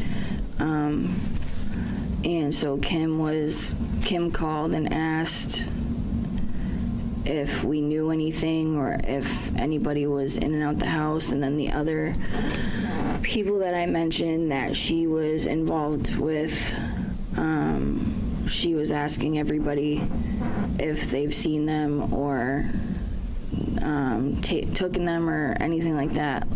But and something, Kim's, I guess the night they got stolen, well, I know the night they got stolen, Chris, Kim left her door open to her house, and she was passed out. And let me stop you there. Were you there that night the guns got stolen? No. But you said you know the night that they got stolen. How do you know that information? Because Kim was freaking out, and when she called, she said that her door was open, and then Adam went to go check on her too. Adam was supposed to be going to meet her. And when he pulled up to the house, the door was open and she was passed out, and he woke her up. Were you there for that? No. How do you know that? Because he told me. And when you say he told me? Adam told me. So he told you that he went to her house that night? Well, I already knew he was supposed to be going there. Okay. How did you know he was supposed to be going there? Because he was supposed to meet her to do something with drugs. It had something to do with drugs, because that's the only time we really were seeing her. Was that typical for the defendant back then to go to her house by himself? Around that time, yeah. Because he was the one with the car license, and we weren't gonna bring the kids out when it's nighttime and it's time for them to go to bed. You described living on Guilford Street, and I think you said Kim lived on Russell Street. How far apart, or how long would it take to get from your house to Kim's house? I don't know, maybe like 10 minutes. Could be less, a little less or a little more, but she lived all the way on, like, almost near Hooksett. She lived like near the store that I met her working at, the South Beach Street store before Livingston Park. It took about 10 minutes? Yeah. Okay, and I want to back up just a bit. You said the defendant told you that he went to her house, but you already knew he was going to her house. Yeah. And he told you that her door was open? Yes. And then what else did he tell you about that interaction? And he said that she was passed out, and he woke her up, and when she woke up, she was freaking out about the guns missing. When did he tell you that story? It was that same night. When he got home? Yes. And can you describe for us him getting back home? I'm sorry, what? Can you walk us through him returning home that night? I know I was waiting for him, and I was laying down with the kids, and I think I heard him come through the door, because I always heard him come through the door. And when he came through the door, I don't remember him having anything when he came through the door. Did you see him come through the door? Yeah. Okay. But I think he was going in and out, and from what I remember, I don't remember seeing him bring anything in. I don't know where he put anything yet. Like, I don't know. I don't remember. Did he have drugs with him that night? Yes, I believe so.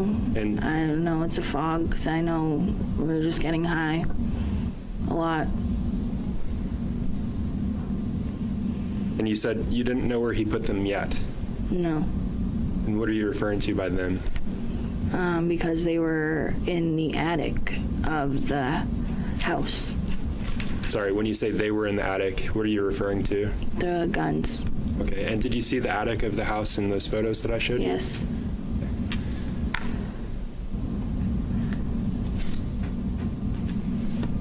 So you told us about this story the defendant told you about going to Kim Frain's home, finding the door open, she's passed out, and then she started, I think you said, freaking out about the missing guns? Yes.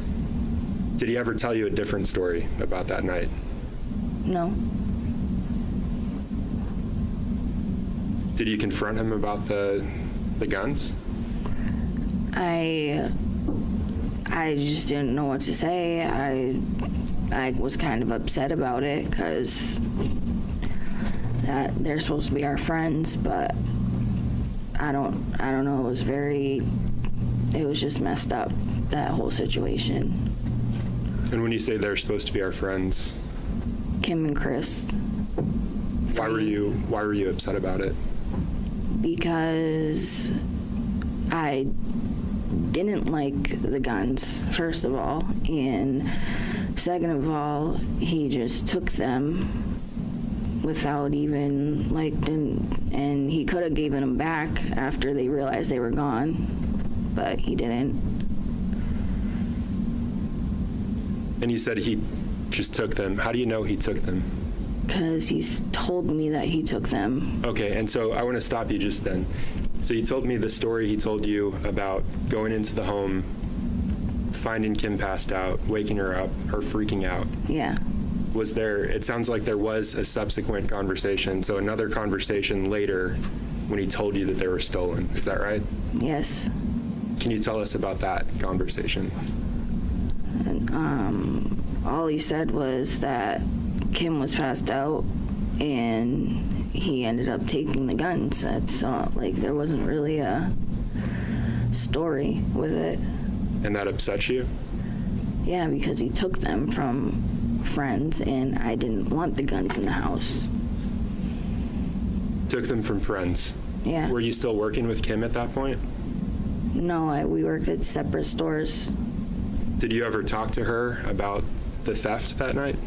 Not that night, no. Not that night, but did she discuss cameras with you at some point? Yes. And can you tell us about that interaction? She told me that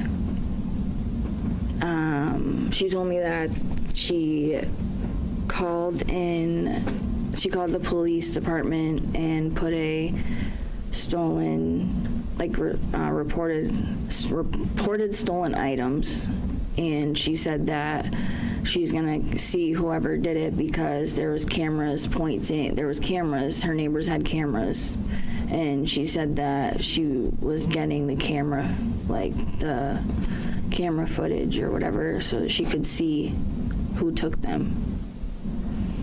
Did that concern you at all? Yeah. And you'd already seen the guns at that point? Yes. What did you do with that information? I told Adam. What was his response? Honestly, I don't remember. I know he was a little worried, I remember that, but I honestly don't remember.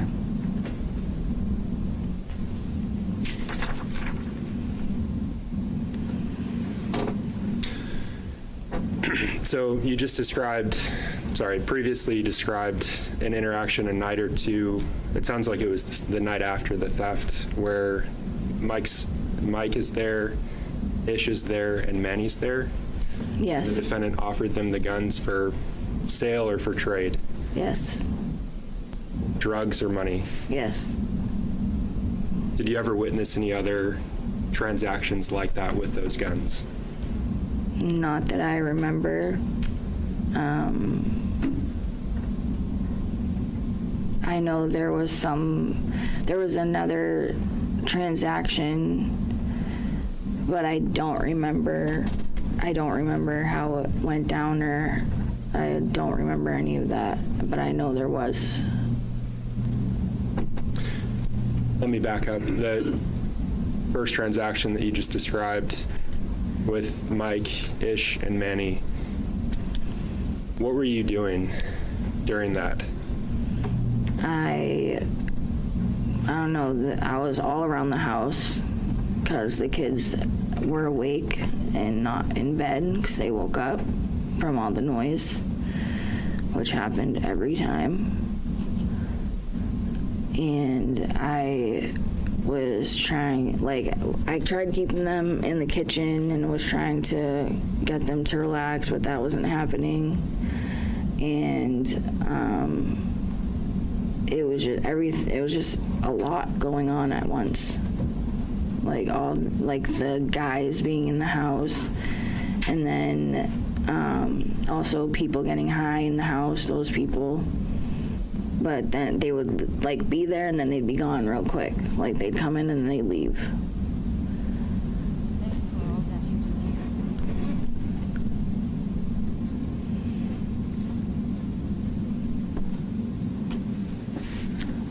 Did the guns stay in the house that night? Yes. And I believe you said they were stored in the attic area? Yes. Were they stored in something? I don't know. Okay.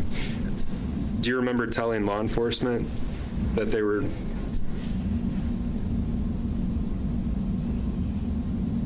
There's objection. Basis? Aiding in that proper foundation. It is lay foundation for Rephrase the talking question, to, please. to law enforcement. Do you remember them being stored or wrapped in something? Not that I remember. Do you remember meeting with law enforcement? Yes. Do you remember a June 3rd proffer back in 2022? Yes. Okay. Do you remember telling law enforcement at that point? Approach? So she told law enforcement previously probably something about how the guns were wrapped up or stored in something. And that's what he's trying to get to. She doesn't remember now. The defense is objecting. They might have to try to refresh. No, the cameraman's going to move positions during this break. He irises down. It's basically like closing your eyes on the eyelids of the camera. That's what they're doing when they say iris down. And he moves the camera so he gets a better angle.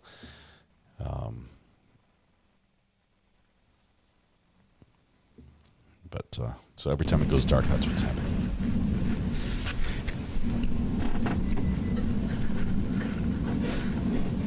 Paperista and Creed 86, thanks for clicking the subscribe button. Can we proceed? During that proffer, do you remember disclosing that the firearms were stored in a blue sheet and blanket? Yes. Is that what they were stored in? From what? In the attic, because we didn't sleep in the attic anymore. But I know they were stored in the storage room. But I do remember the sheet. Do you remember what color the sheet was? Blue. Was there also a blanket? I don't remember a blanket. But you remember a blue sheet? Yes. How many times did you see those firearms in your house? About three times, I believe. I don't remember, but I know at least 3 times. Okay, and I want to switch gears a little bit. I'm going to ask you, do you know someone named Kevin O'Leary? Yes. Do you know him by another name? No. Okay. How do you know Kevin O'Leary? He lived up the hill from the Guilford Street house, and Adam met him somehow. I don't know how, but I guess he knew him or something, and he was smoking weed. That's what it was, smoking weed. And he smoked a blunt with him, and that's how I remember them meeting, but I don't know if they knew each other from before. I don't remember. Okay. Would you see him regularly, Kevin? Yes. How often would you see Kevin? Almost about every day, like from back in that period of the fall 2019. So very frequently, it sounds like. Yes. What was your relationship like with Kevin? He wasn't really my friend. He was Adam's friend. So, but he would obviously, like, he had respect for me because I'm Adam's wife, and he was very nice, but I didn't not like him, but I don't know. He was just there to me. And you said he was Adam's friend? Yes. Did you ever observe a transaction between Adam and Kevin? No. I don't remember a transaction happening, but I remember Kevin looking at the gun. One of the guns. I don't even know if we had them all anymore. I don't know, but in the house. But I know he looked at one. He was looking at one.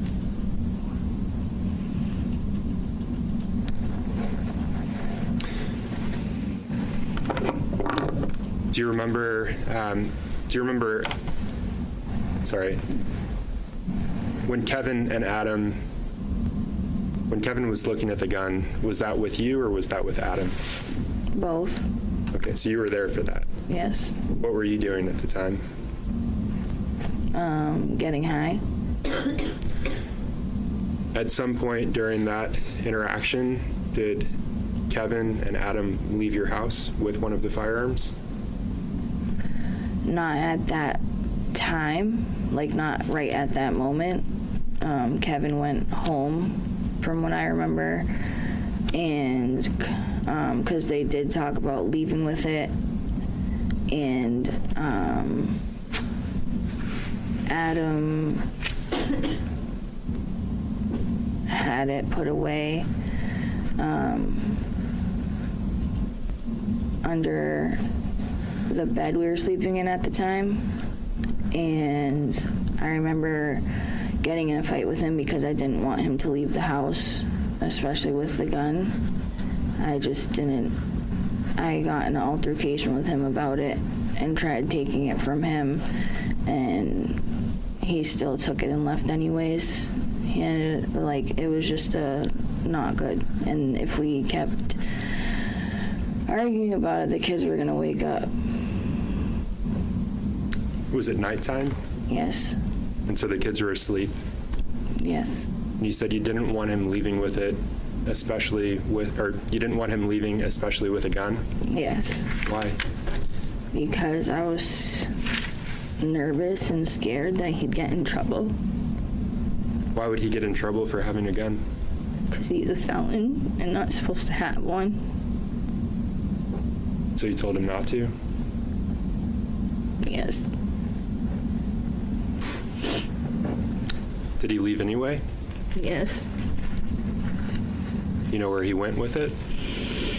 I remember him and Kevin talking about going up behind Rock Rimmon to shoot it off. That's what I remember. Do you remember him coming back that evening? I don't remember. I was sleeping with the kids at the time. And after he left to go to, I think you said Rock Rimmon? Yeah. To shoot the gun, was that gun under your bed after that? Not that I noticed.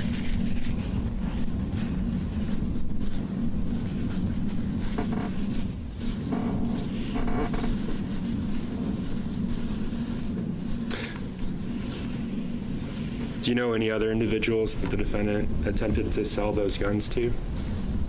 No, not that I know of. Do you know someone named Mark Reed? Yeah, yes. Do you know someone named Tone? Yes. Did the defendant ever offer the firearms to them? Yes. I don't know about Mark, but Tone, yes. Can you tell us what you know of that? Just offered to trade it for drugs. Do you know Tone's full name? Anthony Badero.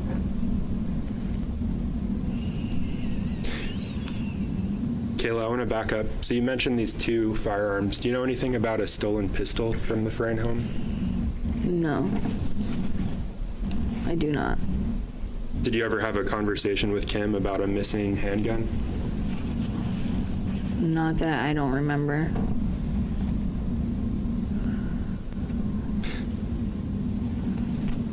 So I want to back up to that June 3rd proffer that we discussed earlier. During that proffer, do you remember telling law enforcement that Kim mentioned a still or misplaced handgun, but that was well before the stolen guns in this case? Yes. Is that you remember that conversation with Kim? Yes. Is that what she told you? Yes. And was it well before your husband stole her guns? Yes.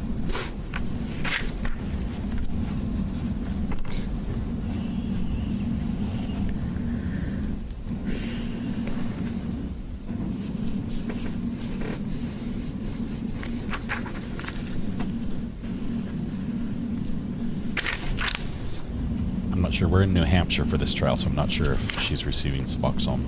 I didn't say it right. Suboxone. Kayla, do you remember where you were back on December 30th, 2021?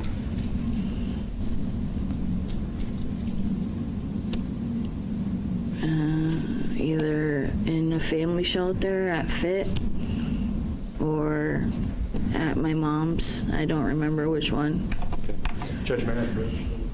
Yes? I don't know about the kids and any effect of the drugs on the kids.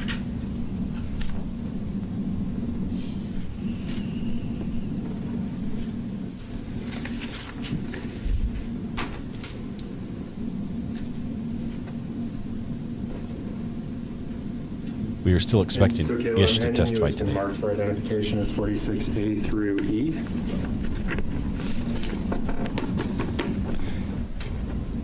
And I'm going to ask you to turn to the last page, E.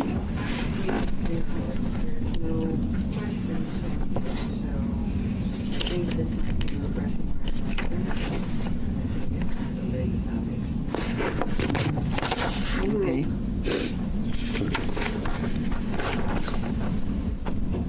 She's the stepmother of the missing child. And you can set those aside.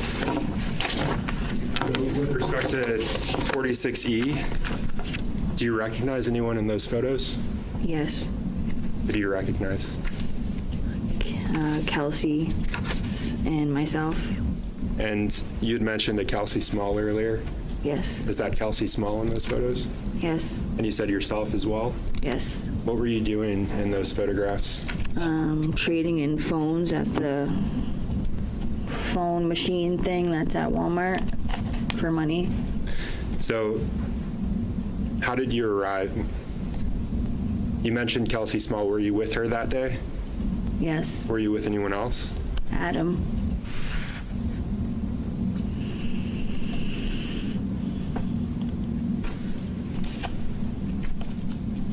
Did Kelsey and Adam leave you at some point during your interaction there or your time there at Walmart? Yes. Do you know where they went? No.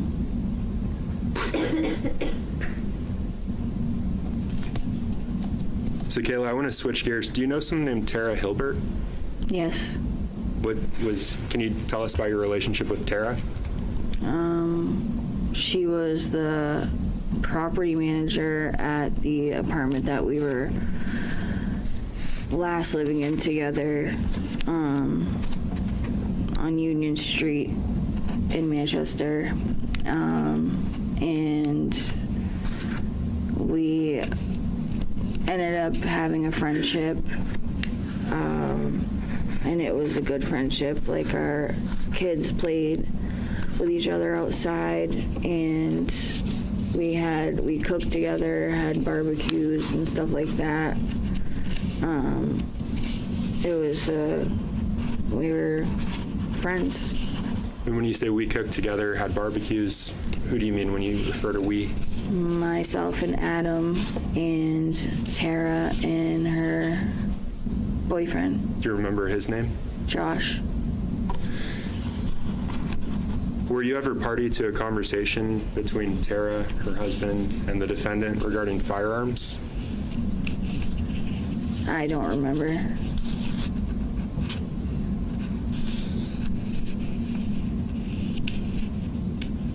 Do you remember a conversation where the defendant accused you of telling the police on him in front of Tara, her husband? Yes. Can you tell us about that?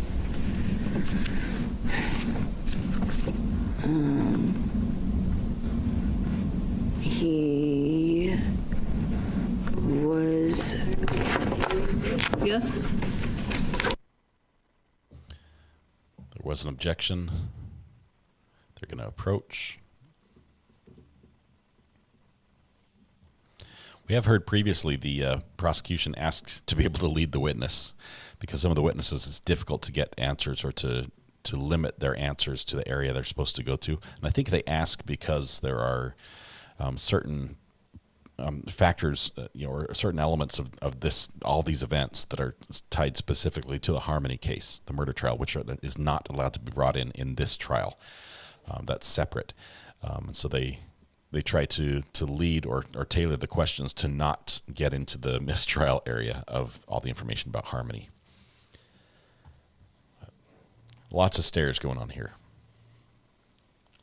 She is required to testify in this trial as well as the next trial, the child murder trial. So we will be seeing her again if we follow the trial about Harmony.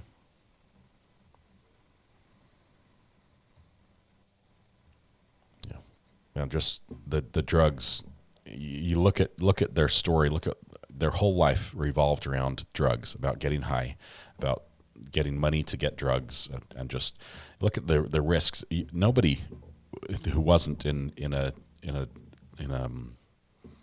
state of addiction like they were would do what they did with an open door, and people just could come in as long as there were drugs, and it was just people were going in and out, and the kids are there, and there's guns being waved around and sold and stolen, and drugs all over the place. This is not a healthy relationship. Tish just gifted 5 memberships during the little break. Looks like those went to Yo Mama, Nana of 5, Danielle Marie, Mrs. Saber, and Sassy Girl 69. Thank you, Tish. You're awesome. Woohoo, Tish. Oh, Katrina goes Tish Tush. Oh, wow.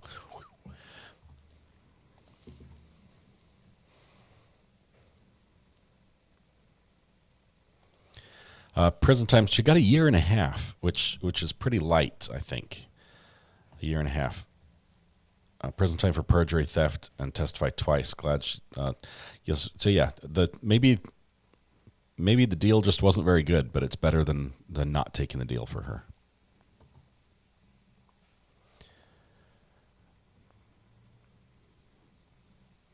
Yeah, your heart breaks for the kids in this story.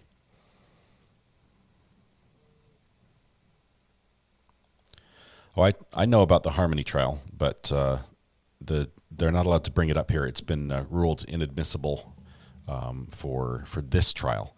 So the witnesses have to be careful not to bring up anything about that, or else we could have a mistrial.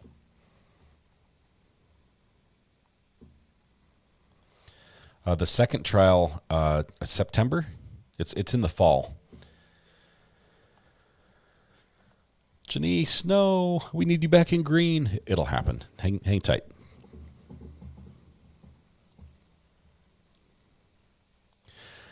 Stare reminds me of Daryl Brooks. He's definitely very intent and watches everything. November? I thought September. I know it's fall or early winter maybe, but those trial dates generally flex a little bit as well. Shell's giving us an update. These benches are noisy if you move. Shell's is there in the courtroom with Lee, and we have Pants there as well. Got an update from Pants saying that the parties and the judge agreed to remove the handcuffs, but the bailiffs had to deny the request. I think that's for the witness. So that's why she still has that belt on. Keep the shackles on. So, Kayla, we were talking about a conversation between you, Tara, the defendant, and Tara's husband. Do you remember a conversation about these guns where the defendant accused you in front of Tara of telling law enforcement on him? Yes, he accused me of a lot of things. And during that conversation, did he say that you were working with the police? Yes. Were you still using drugs back then? Yes, it was off and on.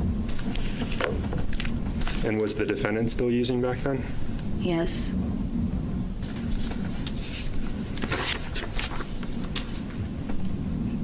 Had his temperament, or sorry, had his, I'll strike that question.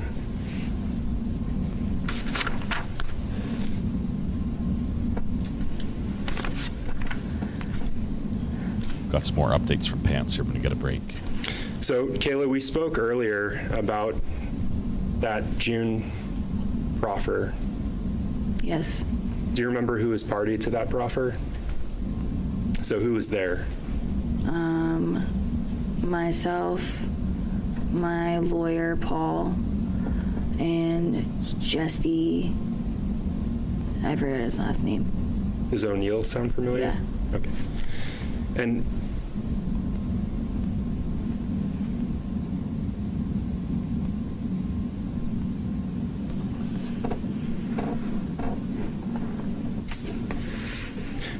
how did you come to be there for that proffer? Because I got subpoenaed to be questioned about Harmony, and Just be careful I lied to the grand jury because I was scared. So let me back up. Had you been charged with a crime prior to meeting for that proffer? Yes. And Your Honor, may I approach? We're scheduled to go through this week. I don't know exactly the number of witnesses, but we should be in trial pretty much most of this week. And it appears she's allowed to have earrings. They're very simple earrings, but she's allowed to have them. Okay, so Pants is telling me that there's a new lectern that's been brought in. After last week, a couple days, we had the lectern be dragged back and forth as the dueling attorneys were moving it to where they wanted it to be in the courtroom. They've brought in a second lectern, which unfortunately is obscuring some of Pants's view of the witness. But that's why we're not having the lectern dragged back and forth. So thank you, Pants, for that update.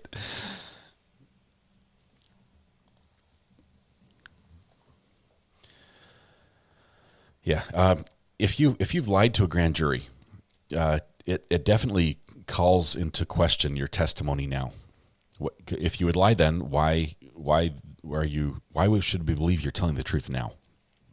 So we have a lot of witnesses who, even though some of them we like a lot, they have credibility issues that the jury might look at and be like, I'm not so sure because of what's happened, because of what we know in the past. I'm not sure if I can trust what you're saying now. So, Kayla, prior to meeting for that proffer, you said, I think you had been charged with a crime? Yes. Do you remember what you had been charged with? Welfare fraud. Anything else? And 2 counts of receiving stolen property. And do you remember being charged with perjury as well? Yes. Okay. Did you receive a letter from the Department of Justice prior to going to that proffer meeting? I don't remember. Do you think it would help refresh your recollection if you saw the letter? Yes. Did you receive a letter? I don't know. Would it help remind you if you saw the letter? Yes. We're not talking about what's in it. She doesn't even remember getting the letter. I remember this. Okay. And so, do you remember receiving a letter from the New Hampshire Department of Justice prior to that meeting? Yes. What is your understanding of what your obligation was going into that meeting? To tell the truth. And is that what you did in that proffer? Yes. Is that what you're doing here today? Yes.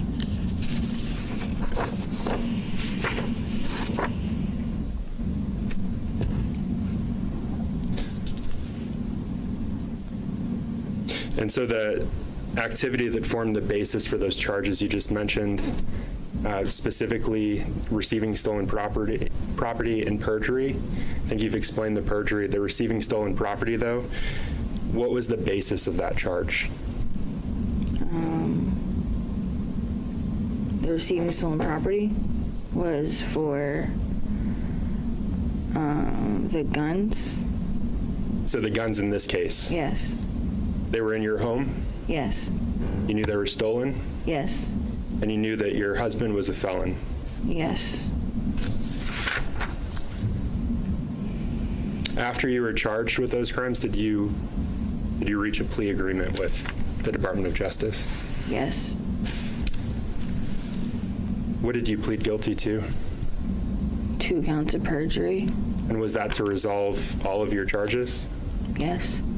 So including the welfare fraud and the receiving stolen property? Yes.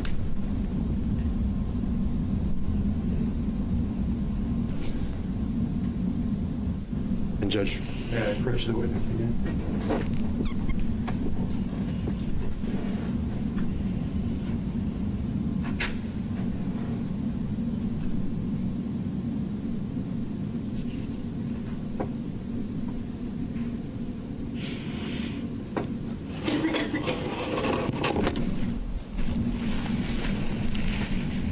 So, Kayla, I'm handing you what's been marked as State's Exhibit 45 for identification purposes. And if you can just take a minute and look at that, and then look up on that. Somebody's mentioned already, but the tissues they have on the witness stand sound like wax paper.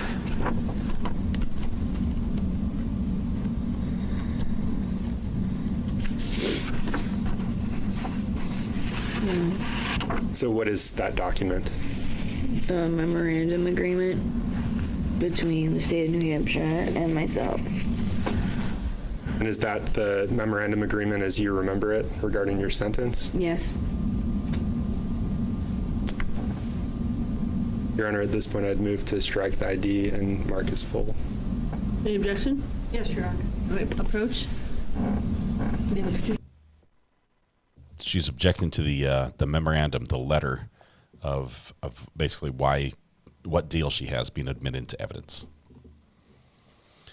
This is a sad case. It is, and it's only going to get sadder as we get into the Harmony case later on in the year.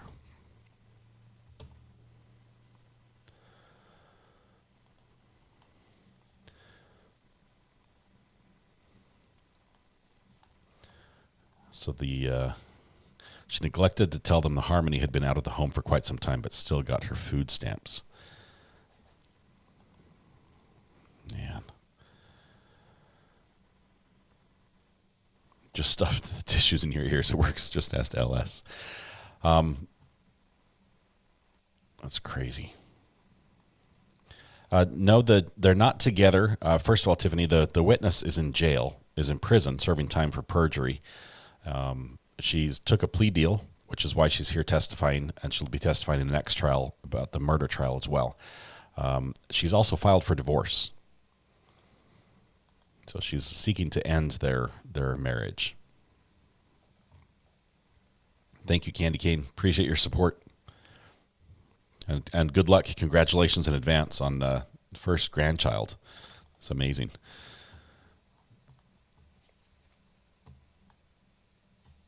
The prison sentence did help her get clean. Apparently, Kelly, that's what it took for her to sober up. Hopefully, she's able to make the changes she needs to, so that when she gets out, because she's only in for a year and a half, that she's able to stay clean.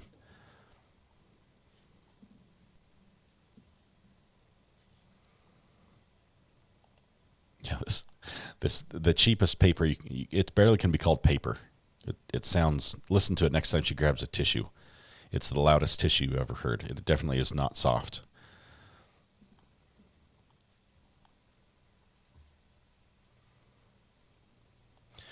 No, Blair, she actually can't. She's told she should not say anything about what happened to Harmony.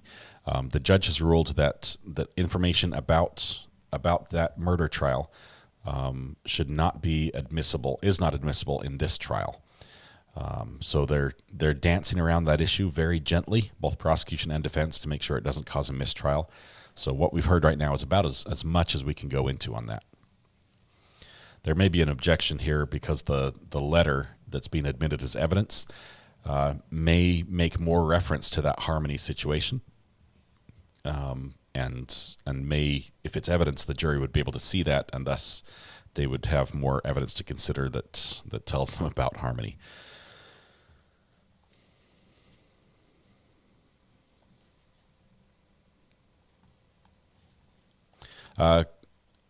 No, Kayla is a stepmom to Harmony. She had 3 children with Adam, though. 3 other children. They're so bad.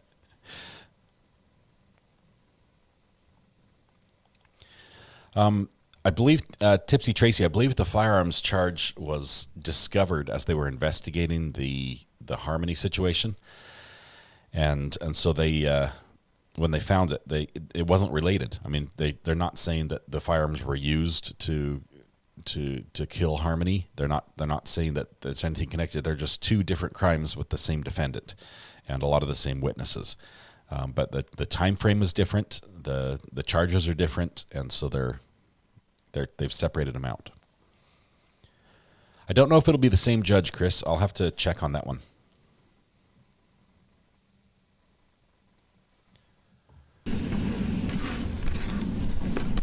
Give that back to you.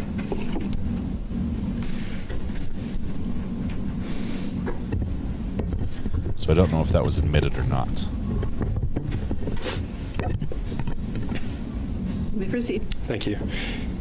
So, Kayla, with respect to the sentence on those two felonies that you mentioned, what sentence did you receive?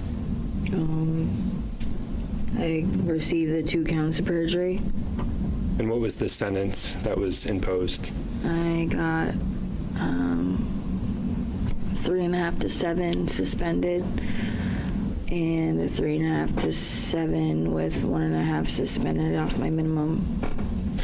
And the 3.5 to 7 that you mentioned, is that the maximum prison sentence for each charge? Yes. And what portion of that prison sentence are you currently fulfilling right now? So 3.5 to 7 with the 1.5 off my minimum. And you mentioned you mentioned a suspended portion of the sentence. Yes. What if anything do you have to abide by for that to remain suspended? I have to state as what the memorandum agreement is between myself and the state.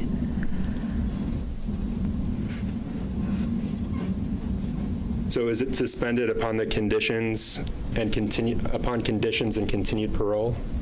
Yes. But it's also suspended for, I have 10 years over my head. And what is your obligation with respect to that agreement? What do you have to do? I have to abide by the state. And with respect to this trial, what is your obligation under that agreement? To tell the truth. What happens if you violate those conditions?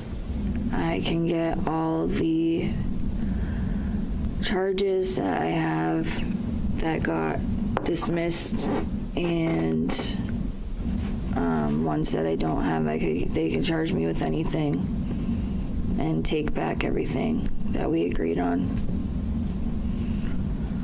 So, Kayla, I want to briefly talk about a few of the things that we've mentioned here today, we've discussed today. You testified earlier that the defendant had this transaction with Manny, Ish, and Mike. Yes. And you also testified about a transaction and maybe the defendant leaving the house to shoot the gun with Kevin. Yes.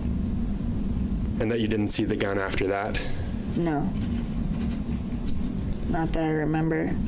And you testified that you observed the defendant attempting to sell the stolen guns, for drugs and or money? Yes. Who was the individual that was doing all of those things you just described? Adam Montgomery. And do you see Adam Montgomery here in the courtroom?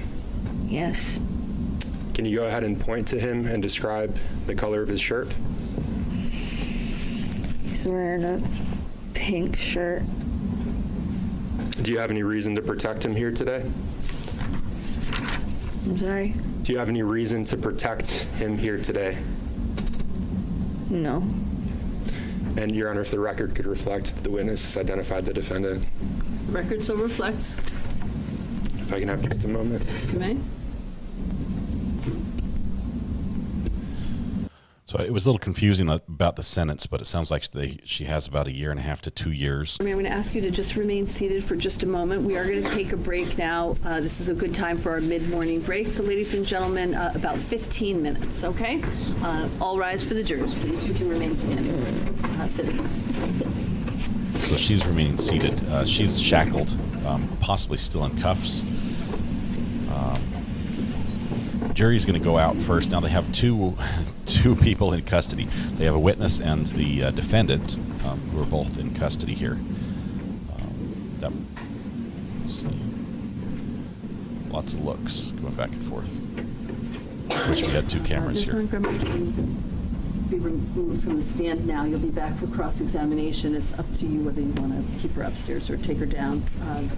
About 10 minutes, 10 to 15 minutes.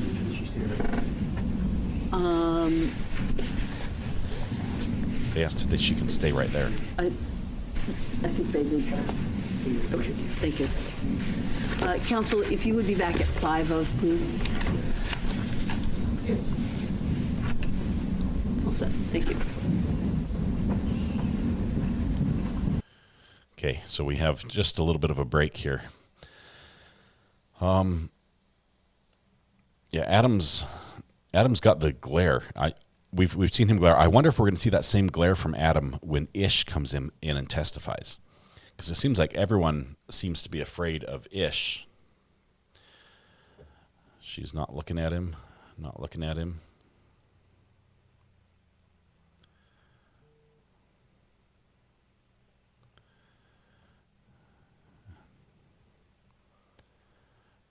She's going to be kept over there. She'll be here in the courthouse, probably upstairs or somewhere else in a holding room.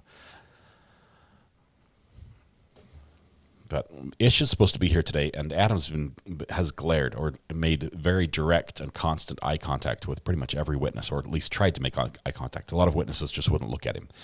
The gentleman who had quite a bit of the face tattoos, he wouldn't look at all. He said he felt like he was being intimidated, and so he just wouldn't look. He just looked straight ahead and talked. I don't know where other kids are, but Adam and Kayla are both in custody, so odds are that they're probably in some sort of child and family services type situation or with the family.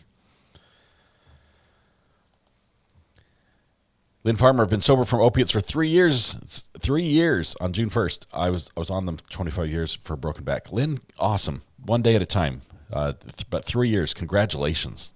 That is just great. Yeah, the look from Adam, he looks like he's a bad dude. He really does to me.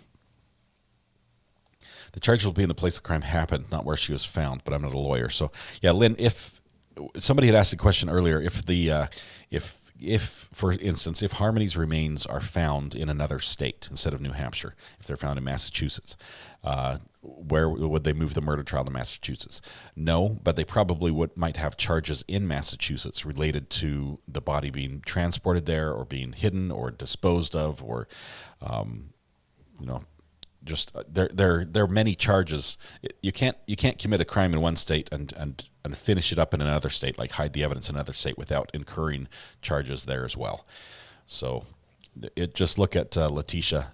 There were charges she could definitely face in Florida if they wanted to. They could extradite her to Florida for dumping a body off a bridge if they wanted to pursue that charge. They could. There's some crimes she broke doing that, but the actual murder itself would be wherever they think it happened. She had handcuffs on when she came in. They must have removed them. He's going to lose it in courtroom when Ish is on. It just depends what they're gonna talk about, how it's gonna go down.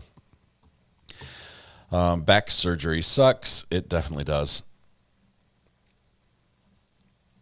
I think shackled on the feet possibly, because she had the belt. Recap for us lazy bones, says Little Miss. Too lazy to hit the rewind button. Just giving me a hard time, Little Miss. Yeah, we've heard from Kayla. We started out this morning hearing from the rest of the testimony from the Walmart security guard who testified about them trading in phones at the Eco ATM, where you put your phone in, it tells you how much it's worth. They give you a few bucks for phones. And apparently they had multiple phones they were trading in.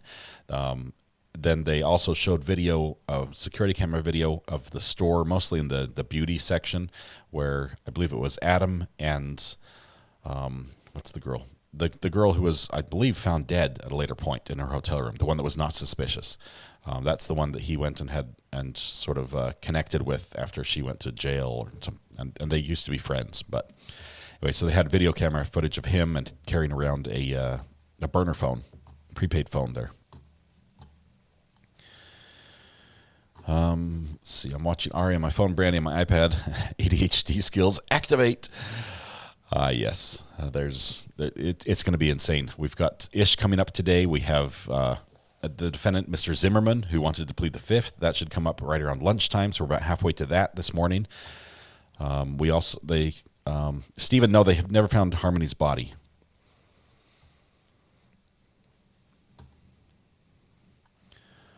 Federal charges could drop. Yes, anytime you interstate crime, the federal charges are on the table. They think she died on December 7th. Where were they living then? I don't remember the address. There are a couple addresses they've talked about here. Let's see. I think we're getting somebody back. That was a quick break.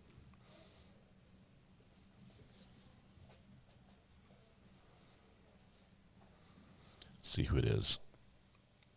I don't know where Harmony's mom is. She was the one that reported Harmony missing, her biological mom.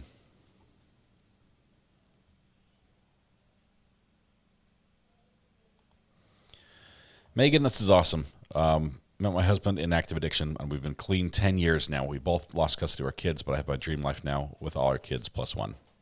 It can happen. Megan, that is just great. Okay. Sorry, is stealing... My device is plugged in. Thanks. All right. Zimmerman already took the stand. I thought, wasn't it Zimmerman who was the one who came in and sat in back behind the counsel and said, I'm going to plead the fifth, and they said, I'm going to appoint you a lawyer, and they were going to talk to him today. Was that not Zimmerman? Am I confusing the names? Must have been somebody else. I think, yes, Benanchez. Case Scarpetta, thank you so much for straightening me out. My brain is foggy over the weekend. Bernanches was the Fifth Amendment guy. Gypsy Moon says, thank you. Zimmerman already did testify. Let's see, Kelsey was the girl that he was walking around with, and she was found dead under non-suspicious circumstances.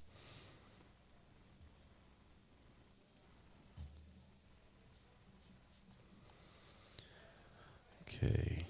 Ish is going to be the big one today. Everyone can't wait. We still have Cross.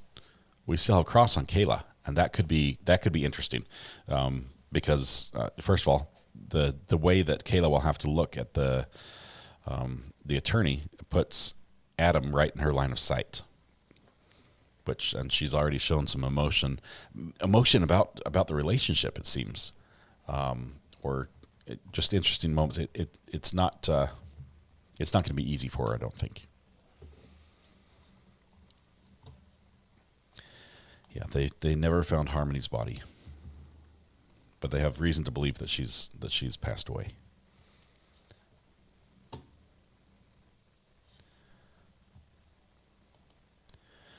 Sorry for the question, but the girl that was in Walmart walking around with him was found dead. Yes, that was, and she was Kelsey. Kelsey was her name.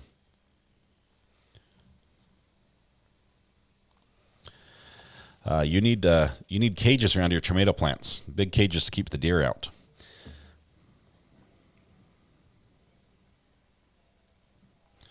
Let's see. Notice this is update from Pants. It says, notice the judge shoots quick glances at the defense table after certain questions, as though she half expects an objection. At 10:02, he asked Kayla to describe Adam coming home that night. And that's the one the judge looked to defense for, but briefly. Thanks, Pants, for those observations.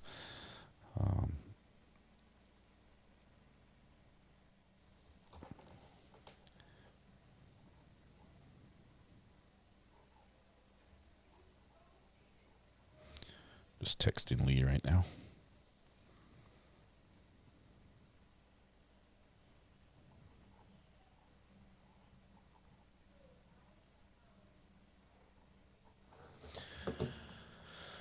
All right.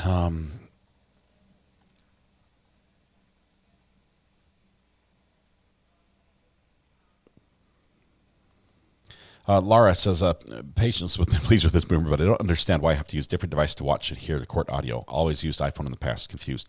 Laura, it has to do with your device. The courtroom audio is only coming in the left ear for me. So I only hear courtroom in my left ear. Some devices default to right ear. You might be able to go into your settings and have it play out as in mono instead of stereo. So you might have either a faulty speaker in your iPhone. Sometimes if you rotate the iPhone, it plays differently than if it's played in the upright orientation as far as the speaker orientation. And sometimes, some devices just only play one audio. When is Ish to be in court? I believe it's this afternoon. We'll see if it happens before lunch or not.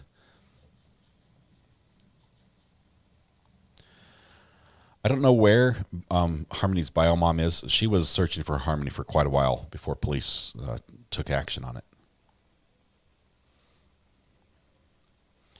Good morning, Cruiser Chris. Good to have you with us here today.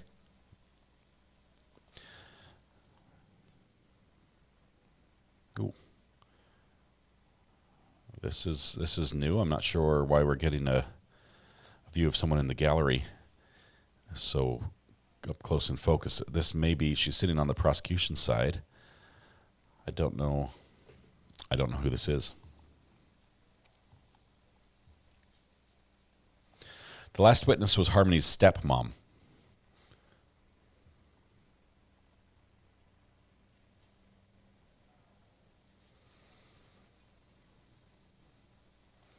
Did Adam have any other biological kids? They had 3 together with Kayla, and at least Harmony as well. I don't know if there were any additional.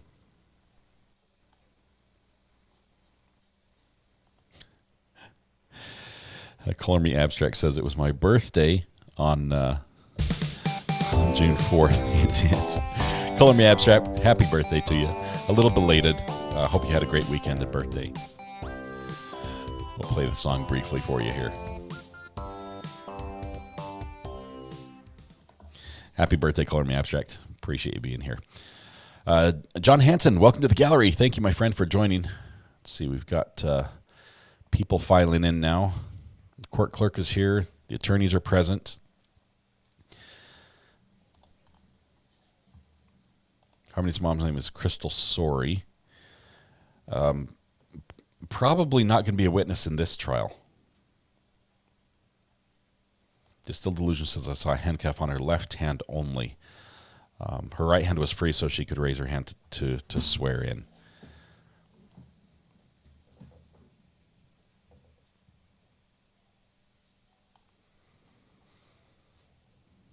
I think we're all ready to begin here. Let's see what the judge has planned for us.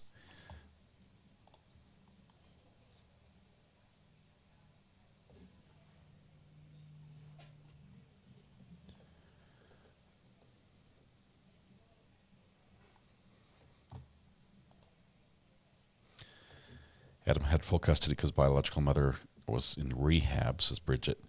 That makes sense, and I believe... So that would mean that Kayla was around when that happened. So yeah, she's going to testify in that one as well.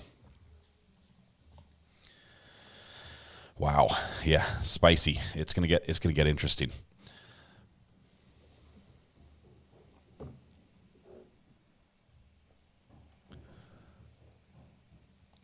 Janet will be here in December. Let's see, December, what will we be following? It's too early for Chad Daybell. He's in April of next year. That just barely was announced over the last weekend or so. Let's see, who's in December? I'll have to check the calendar, but we'll have some Christmas time trials to follow.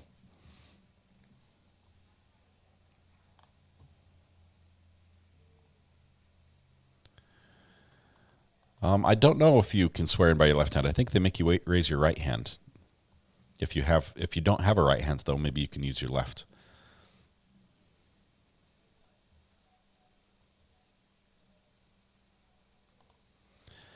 At DMB, I'm hoping the defense lawyer does a little better than we saw from her on last week. It seemed like her gotcha moments that she tried to get with a couple witnesses actually were, never mind, I read that wrong. and she's been wrong about many dates. So hopefully she's done a little prep work on this one. This is one of the important witnesses, obviously the wife of the defendant. Let's hope she can get some good questions in here.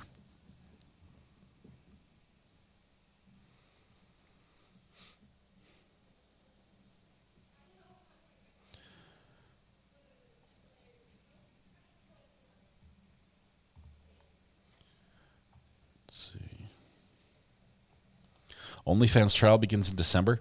That's going to be a spicy one, Jimmy. That's going to be the OnlyFans. We're talking about the model. We've already had the OnlyFans stalker trial. That was fairly quick, but we've got the OnlyFans model murder trial.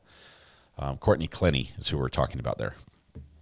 December. That's a long way out, and honestly, that's going to be a tough trial to cover for any station, for any channel, just because of the content and YouTube's terms of service, because so many of the exhibits that will be either described or shown are going to jeopardize people's channels.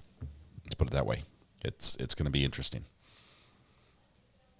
We might have to take a pass on that one. It's like the Mark Jensen style.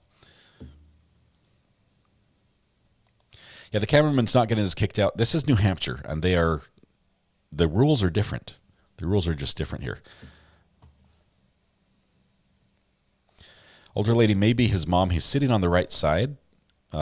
She's sitting with the on the defense side. I'm not sure if that makes a difference, but definitely could be a relative.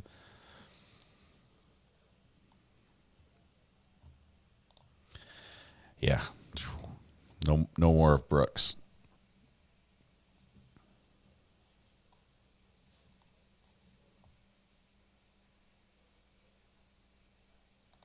Ooh, Mallory Beach. Wins Mallory's. Let me do a quick check on that one.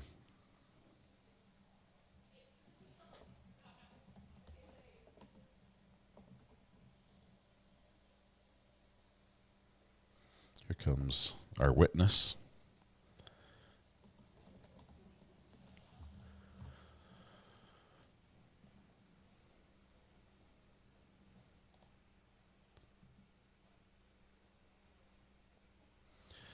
Okay, right hand is definitely not cuffed.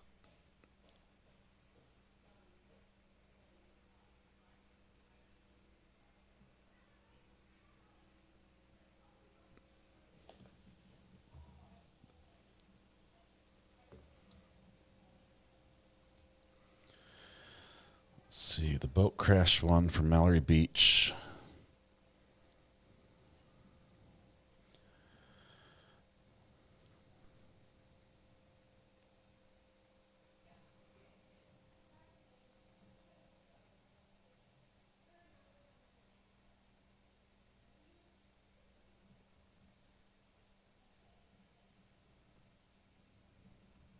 Not finding the date on that one. Let's see.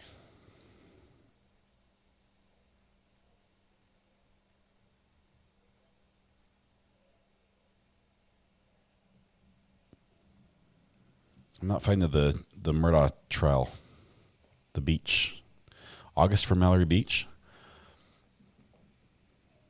Okay, so it's gonna be a busy time period, I think. Then we've got a few in that area. New Hampshire is just a different state, and quite honestly, I like it. I really like how open they are.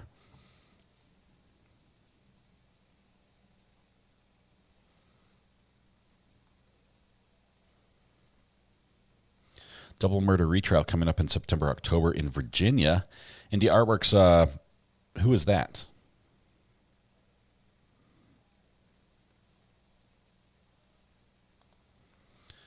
Says that it most likely won't be live streamed. I wonder why.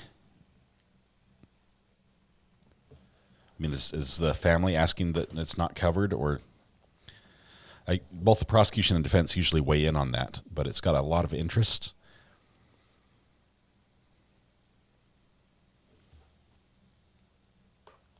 August 14th. Thank you, guys. Carolina girl. It just means you have to watch the trial from Hawaii. Indie Artworks are going to the Mallory Beach trial. We'll have to connect and get some great feedback from you.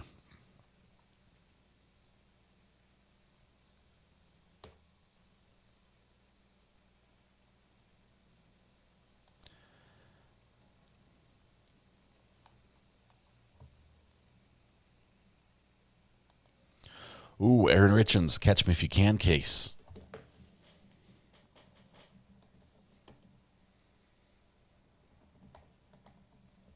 There's so many good trials out there.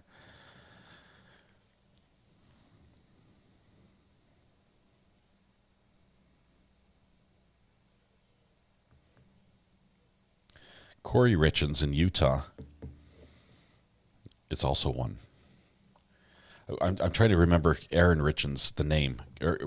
Corey's the one that I was thinking of when I thought Richens. Okay, she's back on the stand. Is the judge here? Do we get audio any minute now?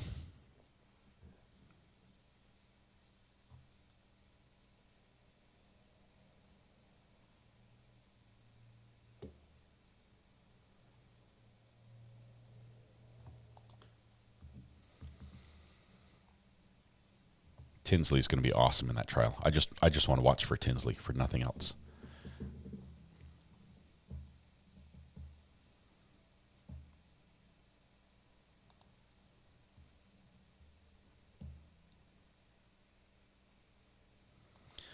Yeah, John, this trial is going to stay clear of those Harmony, the information about Harmony. So if I think it's a safe one to watch to not go into those details. Yeah, that evidence is not allowed in for this. The lawyers down there are so sue happy, Ivan. I know you got a little bit triggered by how they're like, "Where's their money? Who can we sue? Oh, let's sue the store that sold the beer." Yeah, Tinsley. I wish the jury got to see Tinsley during the Alex Murdaugh, because we got to see him during that big long extended proffer, I guess it was. But I wish we got to see him more in action, instead of having the defense just wave the white flag and surrender.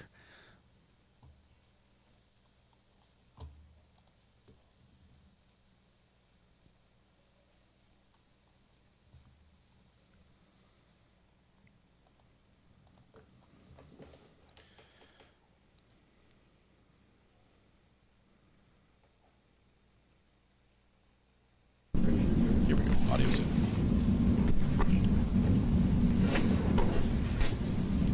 All rise for the jury, please. It's 110 degrees in here. I'm sweating to death. I'm going to turn the air on. Give me a minute. I'll be right back, because it's not connected to my network yet. Quite ready.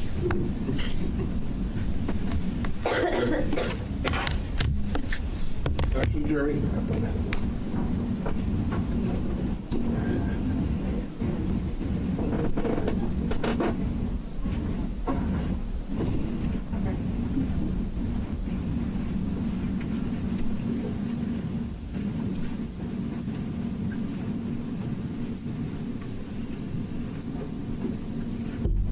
Please be seated.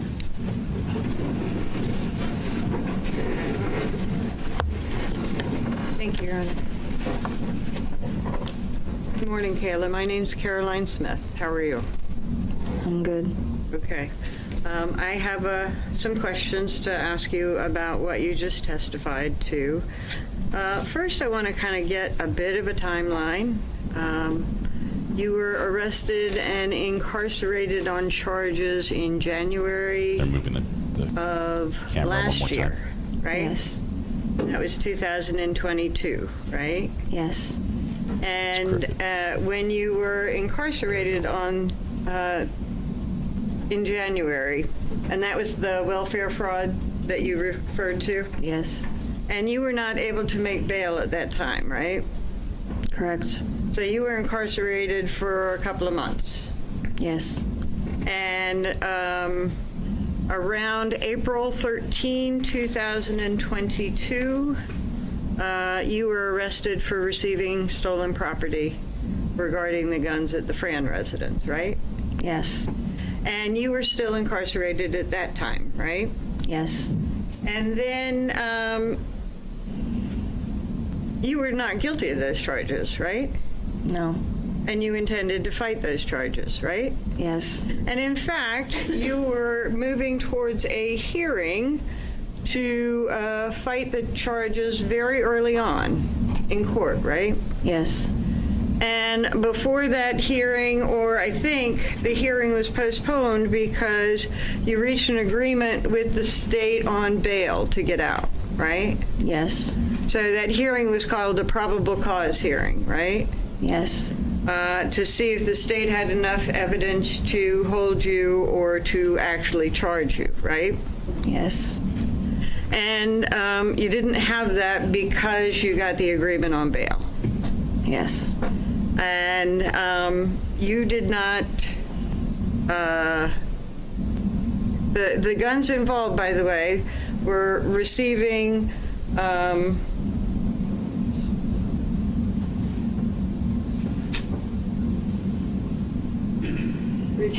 receiving or retain the property of another, a shotgun belonging to CF, which was, you knew to be Chris Frayne, right? Yes.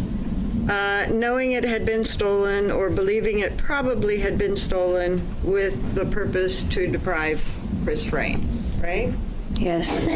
And you got a second charge that was pretty much the same thing except for referring to a rifle. Yes. And you did not receive a shotgun that belonged to Chris Frayne, is that right? Correct. You didn't retain a shotgun belonging to Chris Frayne, is that right? Yes. You didn't receive a rifle belonging to Chris Frayne, right? Right. And you didn't receive retain a rifle belonging to Chris Frayne, right? Yes. You didn't possess any of Chris Frayne's guns, right? No. You didn't control any of Chris Frayne's guns, right? Yes. And in fact, you didn't touch any of Chris Frayne's guns, right? Yes.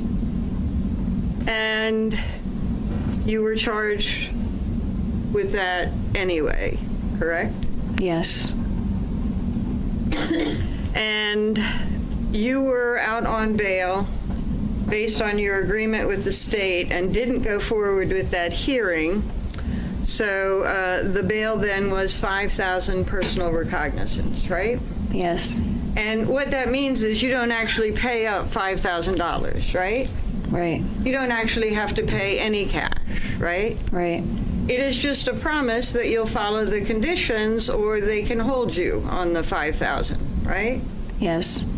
And so you made a promise with them to follow certain conditions of bail, right? Yes. And that agreement was made on May 6th. Does that sound right to you? Yes. And you got out on May 6th. Yes. So you had been in from January, February, March, and April, and then got out on May 6th. Yes. And on June 3rd, you sat down with police to talk to them, right? Yes. And you sat down with police of your own free will, right? Yes.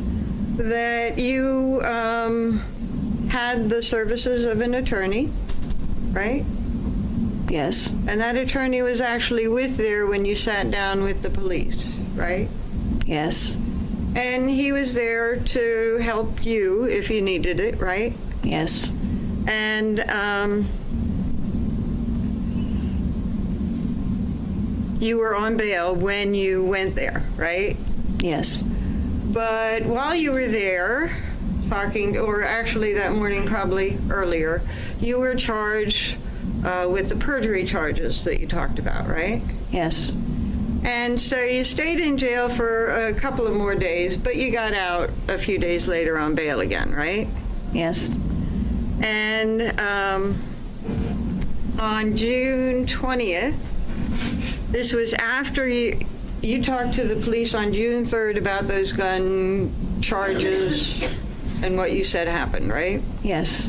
And on June 20th, after your June 3rd conversation with police, you actually got indicted on conditions of receiving stolen property, right? Yes. And that agreement was made on May 6th. Does that sound right to you? Police Yes. writing up the charge and serving you. You got out on May 6th. After you talked to the police. Trying to fix the audio when it's not working right. Trying to get it in the left ear. A grand jury. Well, your case was presented to a grand jury and you got indicted, right? Yes. And you had not given the police any information on June 3rd that you received a shotgun belonging to Chris Frayne, right? I don't remember. You might have. I said I don't remember. Okay. Did you receive a shotgun from Chris Frayne? I didn't know. Okay. Did you tell the police on June 3rd that you got a shotgun from Chris Frayne? No. And you did not get a rifle, receive a rifle from Chris Frayne, right? Right. And you told them that, or your story included that you didn't receive a rifle from Chris Frayne, right? Right. And that you had not possessed any of Chris Frayne's guns, right? Right. And that you had not controlled any of Chris Frayne's guns, right? Right. And that you had not touched any of Chris Frayne's guns, right? Right. And you were still indicted after you talked to the police about all that on June 20th, 2022, right? Yes.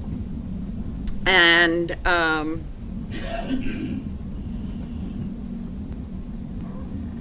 those were, by the way, the same charges that you had been served with back in April. Pretty much the same, right? Yes.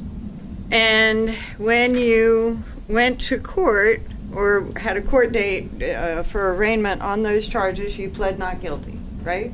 Right. Because you were not guilty, right? Right. Is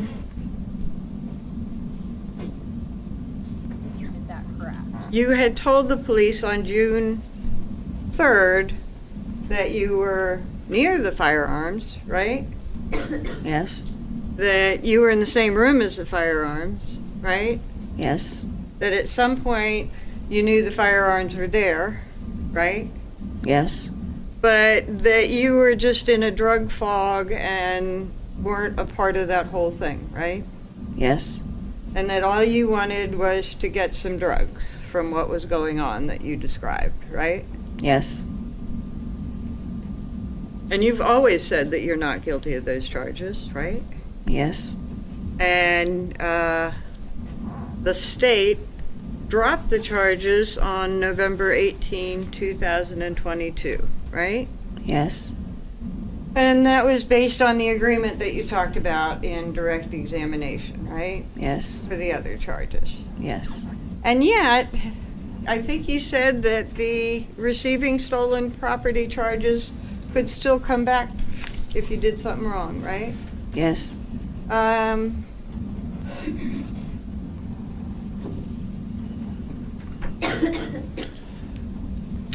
Yeah, I used Lost Souls Fix Now- and rerouted the audio through my computer so I could fix it in the computer and then patch it to you guys. I think So I heard you both channels testify are working now.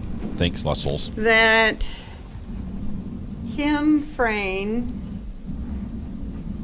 freaked when she discovered the guns were missing and was calling around to everybody before Chris got home because she was frantic. Is that right? Yes. And you didn't tell the police that on June 3rd, right? Right. Okay. So I think your testimony is, and when would that be? Would that be like in the morning, noon, afternoon? I don't remember. Okay. But in any event, you found out that Kim had some missing guns because she actually called and said, there's missing guns. I've got to get them back before Chris gets home and finds out. Right? Yes. Okay. So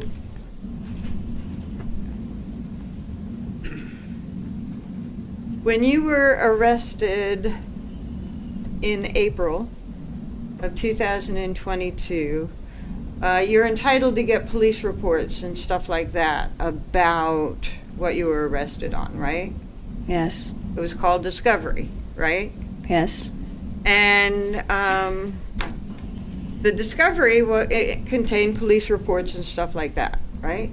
Yes. So before you talked to the police on June 3rd, you were able to read what other people were saying was going on, right? Yes. And you were able to get a description of what other people had said? Is that right? Yes. And you were able to get a description of the guns, right? Yes. And you were able to get a description of what happened to the guns and whether they were found or not, right? Yes. And you read in discovery, well, no.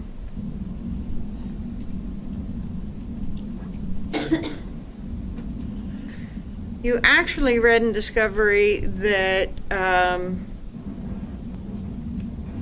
the names of people that you were telling the police came to your house, right? They didn't come to my house. I don't remember that, but yeah. Well, you told the police that 2 white guys had come to your house and Adam was selling them drugs for money. You don't recall their names, but you saw their names in the discovery, right? Yes. So this description of 2 white guys coming to your house was something that you had seen in discovery? Yes. Okay. Somebody else had talked about that in discovery. Is that right? I don't remember.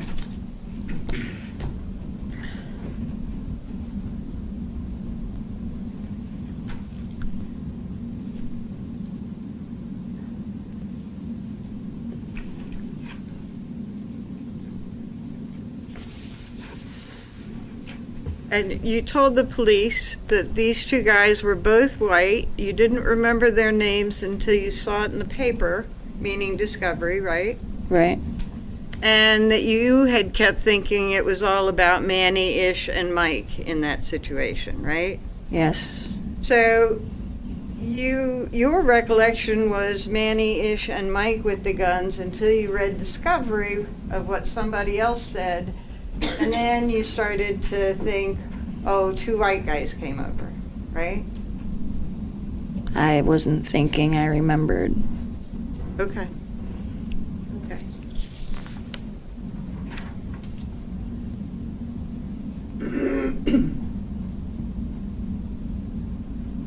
And you actually told the police that you could recall Kim saying that her guns were stolen, right? Yes. And you had a recollection of Adam going to Kim's that night, right? Yes. And you had a recollection of Adam coming back that night, right? Yes. But you had no recollection of Adam bringing any guns in the house, right? Right. And so I think you testified on direct. Kim lives 10 minutes away, give or take. And you described Adam going to Kim's and coming back and describing to you what happened, right? Yes. And you said, I think on direct here, that her house was wide open. Her door was wide open, right? Yes. And when you talked to the police, you had a little bit more detail about that, right? I don't remember. Well, you said that Adam told you that he left and he came back and said that Kim's door was open and that the dog didn't even bark and Kim was passed out. Do you recall telling the police that? Yes. And so the detail about the dog didn't bark is something that you said that Adam said to you, right? Yes. Not something that you read in discovery. No. And so Adam came home and said Kim's door was open, the dog didn't even bark, and she was passed out, right? Yeah. And he said Kim woke up and she said the guns were missing. Yes. And you repeated that more than once in your statement to police, right? On the 3rd. Yes. And you said that he had left around 10 or 11 at night, right? Yes. And that he had been gone for about 20 minutes, maybe as much as a half an hour. Yes. And that was something that you specifically recalled about Adam's absence that night, right? Yes. And so it was a pretty quick trip that he was gone and back, right? Yes. No more unusual than any other time that he may have gone over there to pick her up to help her get drugs or something. No. And in that 20 minutes to a half an hour, he said the door was open and Kim said the guns are missing, right? Yeah.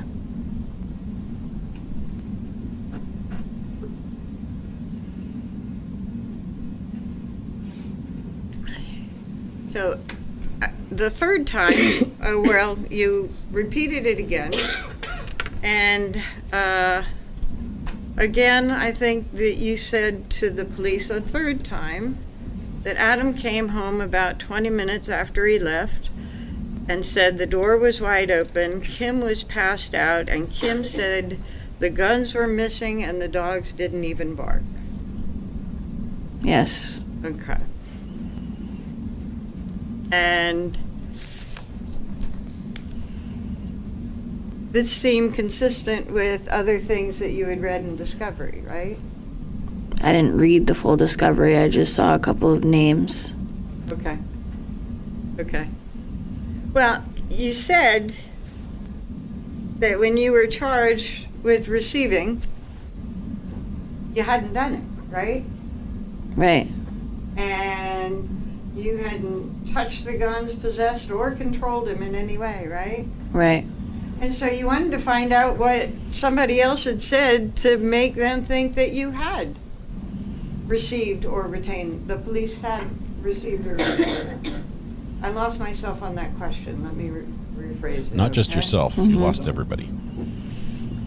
But when you were charged with receiving something you knew that you had never done, and you had access to the police reports, you kind of wanted to know what people were saying about you that got you arrested on those charges, right? Yes. So you reviewed that Discovery. I didn't review the whole Discovery. Okay. Just you wanted to see what people were saying that made the police arrest you, right? Yeah, my lawyer showed me a couple of sentences in it that he highlighted, but I didn't see the whole thing. Okay. Okay.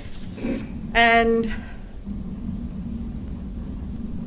so you talked to your lawyer about what people were saying that got you arrested? Yes. Okay. Now, you told the police back in June that you first learned that the guns were in the house the day that Kevin O'Leary came over. Do you recall that? No. Okay.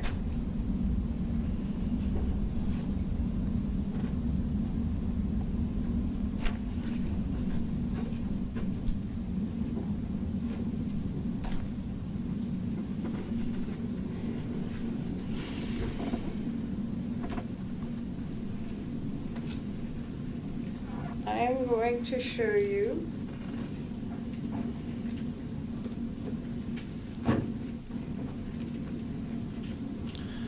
Got a a copy of, there was a transcript of your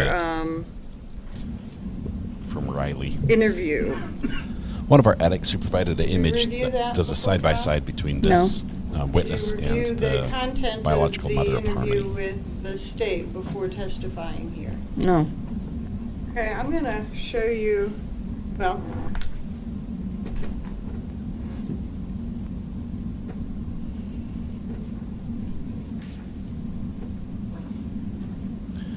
She's taking her time. Adam does not like his lawyer. Look at this. He was She's a public defender. He was assigned this Copy lawyer. of the She's not impressed. transcript of your recording. Let me also clarify this.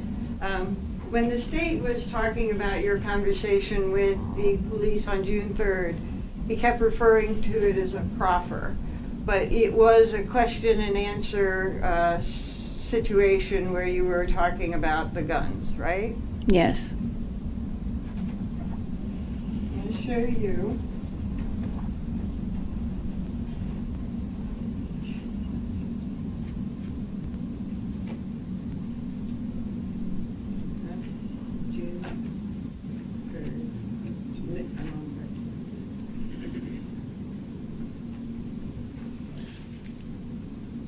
This is normally where she falls apart on her paperwork side.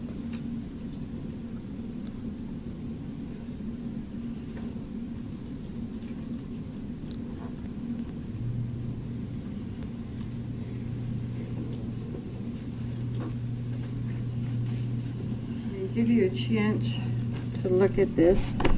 This is a recording of Kayla Montgomery interview part 1, and then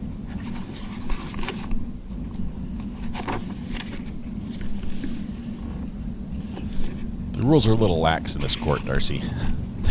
They don't follow them as closely as other courts have. I lost my page with my finger there. And here I have a proffer interview with Kayla Montgomery, second half, 6/3/2022, right? Yep. And I'm going to show you page 156, I think I said, and ask you to review it, and then I'm going to ask you a question, okay?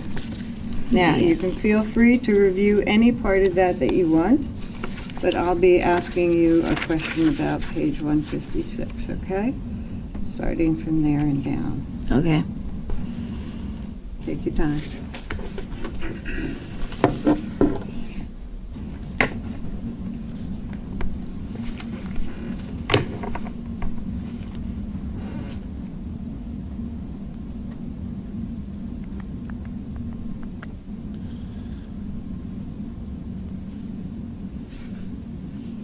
This is something I think she said she hasn't Ready for me reviewed to ask? Yeah. before, so we'll see. She's not going to lie. She's just not going to throw her deal away right now. So when you were doing that question and answer with the police, one of the officers asked you, and do you remember Detective Rahill? No. Name? No? Okay. One of the officers asked you, and when was the first time you found out that the guns were in the house? And you said, when, what's his name? When Kevin O'Leary, that I know of, came over, and then I found out that I thought that it was like Kevin came over, and then Ish and Manny and Mike came over, and Adam was like talking, saying, oh, look at these, look at these. Is that right? Yes. But you actually had on direct that Ish and Mike and Manny were over before Kevin O'Leary, right? Yeah, I don't remember when they were always in the house and then gone, and then it's like a mixed up situation. You never know who's coming in and who's going out. Okay, so actually that whole night is kind of a mixed up situation, right? Yes. Because after that night, when you learned the day that you learned the guns are in the house, and Ish and Mike and Manny are over, and Kevin O'Leary's over, but after that you really didn't think about this case at all until you got arrested for it, right? Right. So that was like a one-day thing, and then you're off on other days of working and coming home with the kids and then doing drugs in the evening, right? Yes. And that particular day was not particularly standout after it was over, right? Right. Okay. Maybe you can talk about it. It's not the current case we're here, so it's And sort for the of most part, as long off-topic. as you had drugs, you weren't caring what was going on around you, right? Right. Okay. But it's definitely related. The defendant is charged in Harmony's disappearance. That murder trial's coming up towards the end of the No year. idea how things got so messed up there, sorry. So, you told the police you first learned that guns were in the house when Kevin O'Leary came over. By the way, do you also know Kevin O'Leary as Kevin LaBelle? I found that out. I didn't know that was his name, too. How'd you find it out? The cops told me. Okay.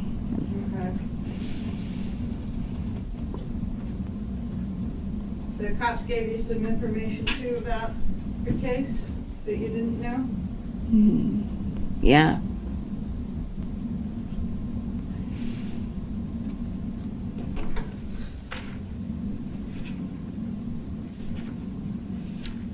And you also, and I think you said it on direct, that Adam had not, when you were there and Adam came home from Kim's, you saw him come in and he didn't have the guns on him, right? Right. But then you said that he was in and out through the night, right? Right. And you also said on direct that Adam eventually told you what was going on? Yes. And I think that you said that Adam told you that he had ended up taking them to a friend's house, right? Yes. Now, this conversation that you're having with Adam about what's going on is after some things are going on with the guns up in the attic, right? I don't remember. Well, he didn't tell you, in your story, he doesn't say anything about what happened at Kim's, other than he went there, the door was open, Kim was asleep, the dog didn't bark, and he woke her up and she said the guns were missing, right? Right. And then sometime after you're discovering there's something going on with guns in your attic, you confront him about it, right? Right. That's what you told the police, right? Right. And he told you that he had taken them to a friend's house, right? Right. And you didn't see him bring them in the house, right? No. So if you took him to a friend's house, the going in and out was just normal going in and out, right? Yeah. And at some point or other, they end up in your attic, right? Yes. And Manny, Ish, and Mike were over. Yes. And Manny, Ish, and Mike were talking about the guns. Yes.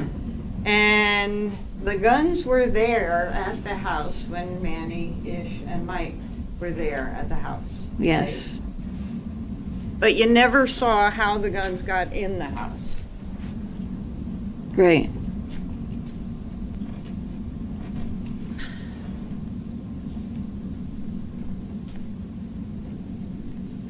And still, with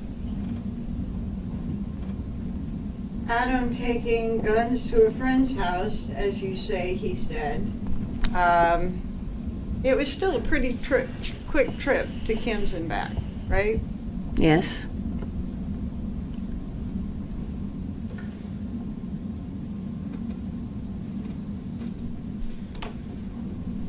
Just checking in with our three observers there in the courtroom. You to say make sure that they're at still some awake. point you confront Adam about the guns, right? Yes. And you have said sometime the next day,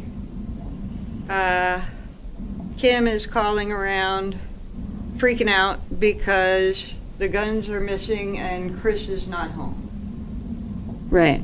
And when he gets home, he's going to be upset. Right. So, you don't know what day that was, right? No. Okay, but fair to say that this is going on before Chris gets home, right? Right. Because you say that Kim is trying to find out what happened so that she can take care of it before Chris gets home. Right? Yes. She doesn't want Chris to know that the guns are missing in your story, right? Right. And that she was calling around to everyone, including you, in your story, right? Yes. And so you say that you confront Adam, and he tells you that he finds Kim asleep, the door's wide open, the dog doesn't bark, and he finds the guns and takes them out to the car, and then he comes back in and wakes Kim up and says the first thing that she says when he wakes her is that the guns are missing. That's what he told you? Yes. And that's sort of what you were telling the jury on direct, right? Yes. And it's sort of the same thing that you said that he told you that night when he got home, but just added the thing about the gun, right? Right. And so you've been to Kim's house, right? Yes. And you've been inside, Yes. I think you said 4 or 5 times? Yeah, something like that. And you knew that Kim and Chris were living in the same house, but not really so well together, right? Right. And she was sleeping on the couch, right? Yeah, I don't remember. Okay. Well, in any event, you've been in there, you've been in her living room. There's not a gun case in the living room, right? Right. There's no guns on the wall or on display in the living room, right? Right. And if you were in the living room and you suddenly woke up, well, if you were in the living room, you wouldn't notice whether guns were missing in the rest of the house because you never would have seen them in the living room, right? Oh, that was terrible. Let me try again. Okay. If you're in the living room, you don't see guns while you've been there, right? Right. They're not visible in the living room, right? No. Okay. At least for however they've kept them while you've been there. Right.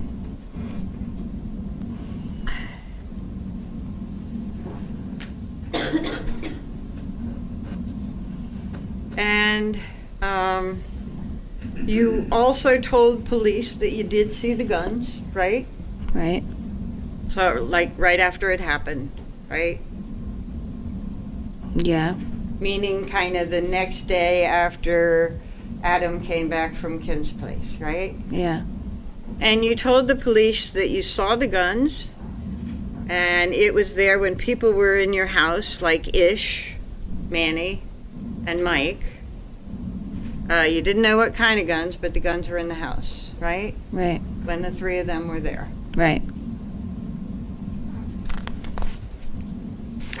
And you had not seen how they got in the house. Right. And I think I heard you say on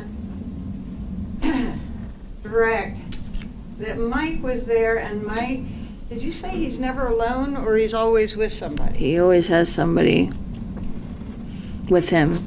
When he came to the house, he was always had somebody with him. Okay, not necessarily Ish and Manny, right? Well, this is good in circles. I'm going to show you a graphic. Okay. So Ish and Manny may have come over at some point, and then Mike and whoever was with him at another point that same day after Adam had gone to Kim's. Right. Okay. But whoever he had with him, you didn't necessarily know. No. Okay. On the left is Harmony's And biological you told mom. police On the right that you is this saw witness, an exchange with when she 2 was white arrested. guys, right? Right. And one guy was the driver, and the other guy had drugs and money, right? Right. And that they walked out of the house with both guns that day, right? Right.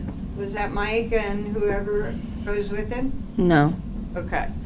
So Mike is there, but it's another set of people that go, I think you call it a transaction? Right. So it's Mike-ish and Manny might be there, but these guys are different people, two white guys, right? They weren't there during that transaction. Okay. Okay, is that clear? Yes. Is that really, really clear? Yeah. Okay. So,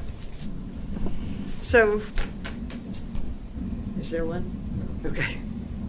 So, That was you was from didn't Riley, recall if you that were in the graphic. room Thank when you, the Riley. thing with the white guys happened, right? Right.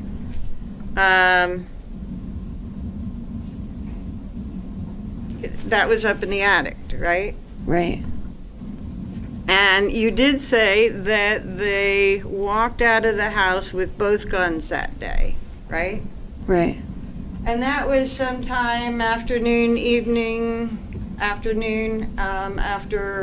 Adam was at Kim's house. That was like weeks after. Weeks it wasn't right after. Okay. So weeks after, and is that when you're talking about Halloween? Sometime around Halloween? I don't remember, but I know it was way after. It was around that time period. Okay. So we'll go on.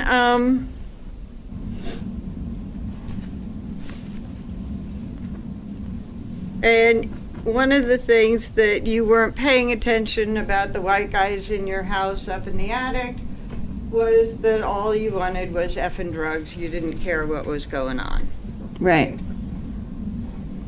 And you did say that those guys were over at the end of October, but before Halloween. It was close. Right? I almost had to use the cursor counter. And that was your recollection that it was the end of October, but before Halloween. Right. Probably within a week of that? Is that Yeah, what it was around that time. Okay. October 31st is Halloween. Right.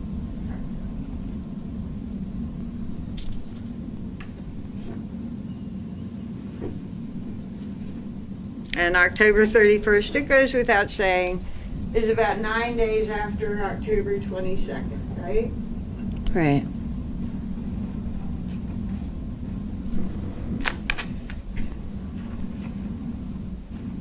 And you said that Adam did a trade that day. There were two of them.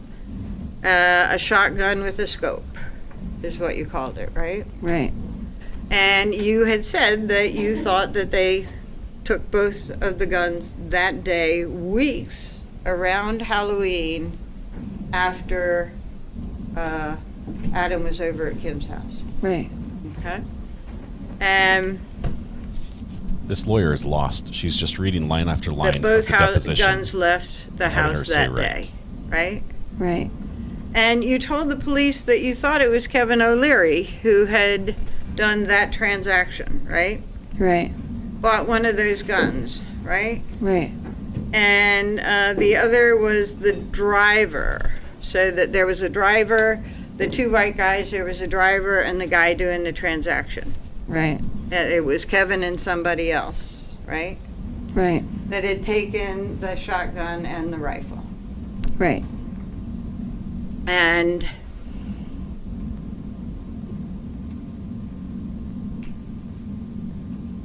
She's just reading. I believe you the said on proffer, direct or reading the that you were evicted transcript. in November, Yes. and that was the end of November, right? It was the day before Thanksgiving. Okay.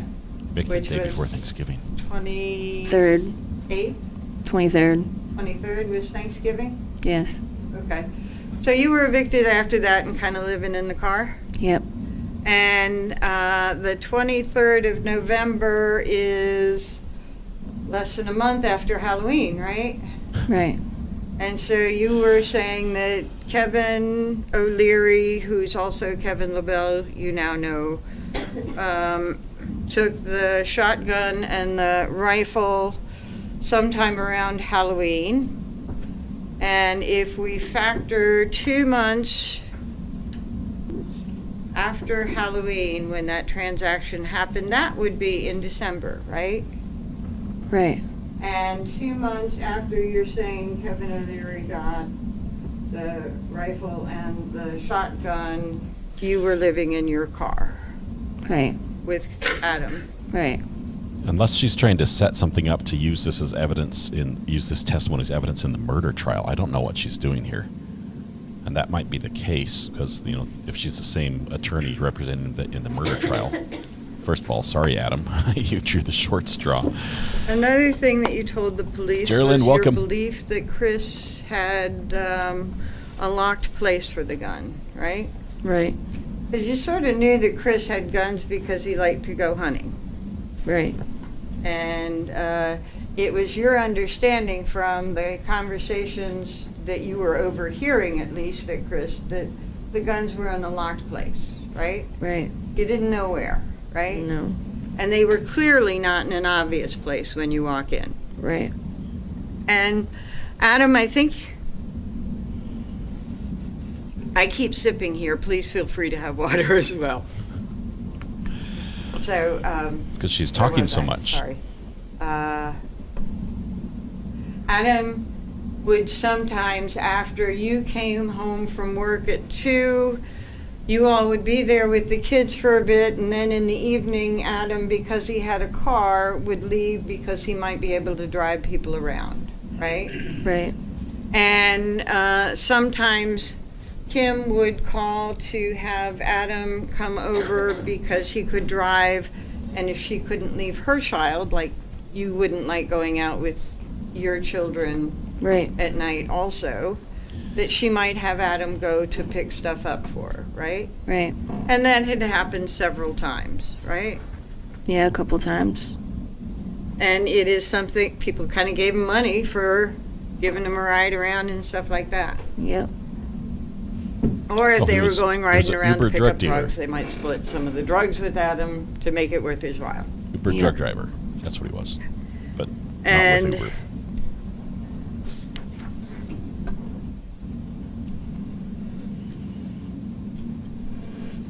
so if Adam went to Kim's, as you say that he saw the door unlocked, and you say that he told you that he... Objection, Your Honor, asked and answered. Overruled. Go ahead. Everything's been asked and answered. Yes, they can lead on cross. She's allowed to lead. Gathering my thoughts again, sorry. Oh, no, she's allowed to play. She has to go back to the beginning. And he told... So do you want me to start over? No. Yes, please. Oh. Okay. So one of the things that you tell police is that Adam told you, after you confronted him about the guns, he admitted to you. Not only that, he went over, saw the door open, saw Kim was asleep, and then you say when you confronted him, he said that he searched around and found the guns and put them in his car, and then woke Kim up. Yes. Did you ask him why he woke her up? No. Okay. And the first thing that she says when she wakes up, according to this story that you say Adam gave you, where are my guns? She was freaking out about the missing guns, right? Yeah, it took her a little bit to see that they were gone, but yeah, she was freaking out that same night. Why do you say that? I don't understand. What do you mean? Why do you say it took her a little bit to see that the guns were gone? Because she woke up and she obviously was looking around to see if anything was missing. Okay. Because her door was open and she Okay. fell asleep. So Adam wakes her up. Now you're saying Adam tells her that her door had been open? Because she was expecting Adam, right? Yeah, but it was wide open. It wasn't just unlocked. It was wide open, he said. Do you know if she saw that? No. You're just sort of filling in stuff that seems to make sense, right? No. Adam didn't tell you she looked around the house and for things missing, right? Right. Okay. Adam didn't tell you that he told her the door was open, right? Yes, he did. He told you that he told Kim that her Door was open. wide open, yes. Okay. He woke her up and said the door was wide open. And she was sleeping. She was passed out. Okay. By the way, you said that you are, your drug of choice was heroin and what was the other? Crack. Crack. And heroin kind of lays you low, right? Right. You sort of don't want to really do anything, but you're enjoying the experience of not doing anything, right? I guess, or you're just sick, so it makes you not sick anymore. Okay. So when you're feeling dope sick, a little bit of heroin can make you feel better. Right. And crack is kind of the opposite effect, right? Right. And heroin can act, I mean, you can get dope sick with crack if you don't have it and you're coming down from it, right? If you use a lot of it. Yeah, and it can leave you pretty wired, right? Yes. And that can be a pretty difficult experience too, right? It depends. But yeah. Okay. It can be a difficult experience, right? Right. And a little bit of heroin can just sort of take that edge off too, right? Right.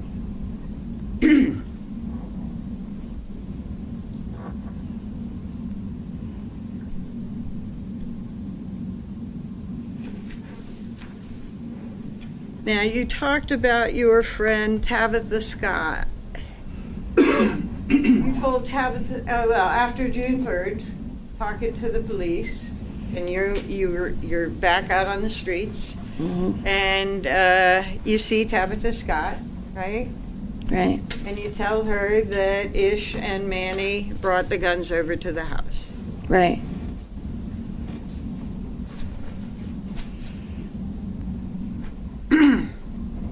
And that was after June 3rd, right? Right.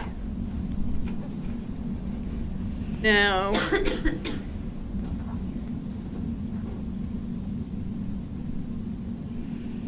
going to show you a copy of my next speech.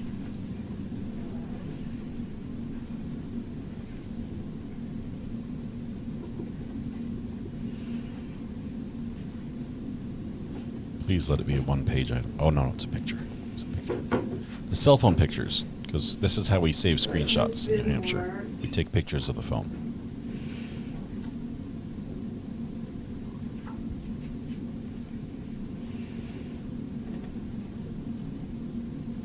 States.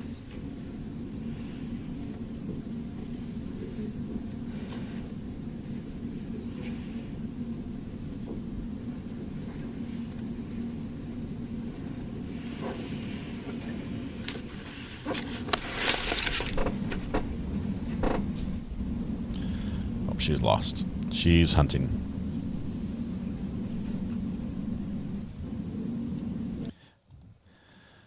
So during this break,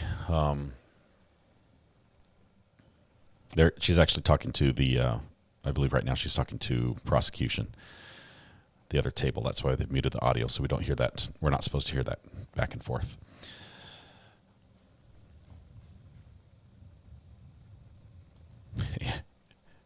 Yeah, this way, I guess, Jimmy, here having a printout, a picture that shows the phone and the screenshot at the same time. If you, as long as the lighting's good and it works, you can definitely tell I'm seeing a screenshot of the phone. But they're just, every iPhone, you can just push 2 buttons and take a screenshot of anything that's on there, and it's very easy to do. Instead, they probably had a big, huge display with lights and a camera and scroll to the part they want and then have it developed, because I'm sure they used film instead of a digital. But yeah, Adam's not too happy right now. I'm not sure if he's madder at the witness or his attorney.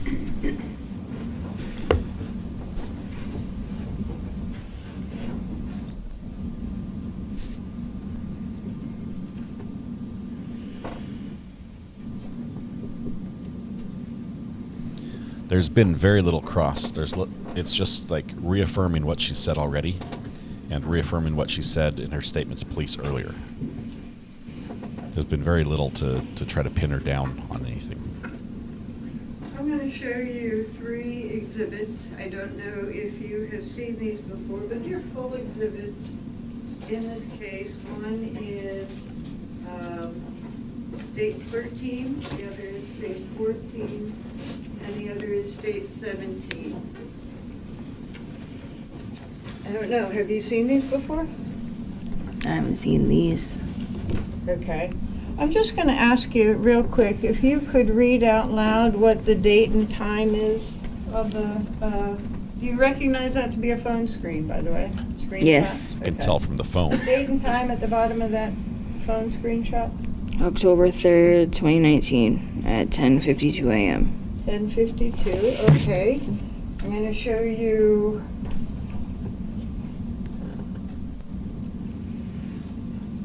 She messed up on dates last time doing this. 14. And can you read the date and time in the middle of that screenshot? October 3rd, 2019, 11:14 a.m.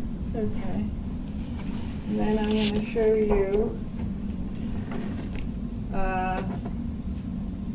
States Exhibit 17 and can you read the time in the middle of that screenshot, date and time? October 4th or October 3rd? October 3rd, 2019, 3:44 Okay. p.m. And what is the text message right before that date and time? Yo, you missed out. Okay. Okay, so the guns were sold around October, 3rd, 4th? I'm not sure which one it was. Yo, you missed out. Might have been the missed out on the dog, though, because he tried to sell his dog, too.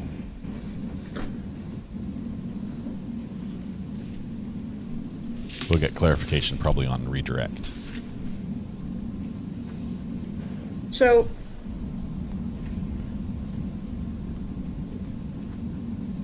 the perjury charges that you're spending time for right now, those are not related to the gun case, right? Right.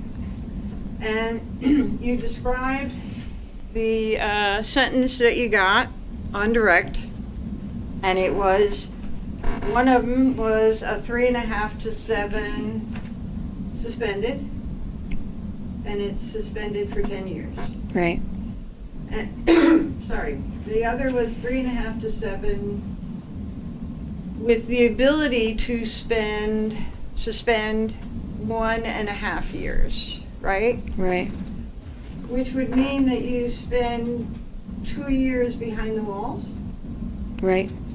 And you also got credit for the pretrial, right? Yes. So with the time that you already spent in jail, you would be doing a total amount of 2 years incarcerated behind the walls. Right. And if you did, that's assuming that you did what you were supposed to do to get the 1.5 years off, right? Right. And then you're on parole, right? Right. So in sentencing, there's a bottom number and a top number, and the bottom is generally how much time you're behind the walls. Right. And then you are, if all goes well, released on parole. Right. And that if you have problems while you're on parole, you can go back and be incarcerated up to a grand total of 7 years max. Right. So you'll never do more than 7 years, but you can get out from behind the walls in 2 years. Right. And on the suspended time, that is, I think I heard you say suspended for 10 years? Yes. So you don't do anything, any incarcerated time on that sentence, right? Right. So when the state asked you, was that the maximum sentence that you could get on these charges? I mean, the maximum sentences were 3.5 to 7 on each. Right. The maximum sentence was 3.5 to 7 with 3.5 incarcerated, plus another 3.5 to 7 incarcerated, right? Right. For a grand total of potential incarcerated time of 7 years, right? Right. And so you expect or are working towards and hoping for no more than a total of 2 years behind the walls. Right.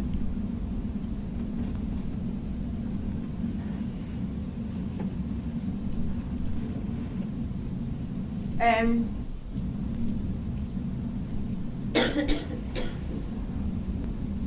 when you talked to the police on June 3rd, you had that proffer agreement, right? Right. And that proffer agreement was your agreement to tell the truth also, right? Right. And that if you would hope that this would be the outcome by telling the police what you told them on June 3rd, that you would work things out for less than the maximum sentences. Right. And you testified on direct for the state, and then I brought up some questions about what you said in June 3rd, right? Right. And there were some differences, right? Right. And they can be accounted for maybe by memory, right? Right. And the fact that you were in a fog of drugs back in October of 2019. Correct. There was a lot going on. Yeah, there was quite the fog of drugs back then for you, right? Yes. But there was a lot going on, not just drugs. Okay. In October of 2019, there was a lot going on. Yes. And you were into drugs. Objection, Your Honor. Asked and answered. Sustained. You can move. Okay. Ask the next question. Okay. Please move on. Please.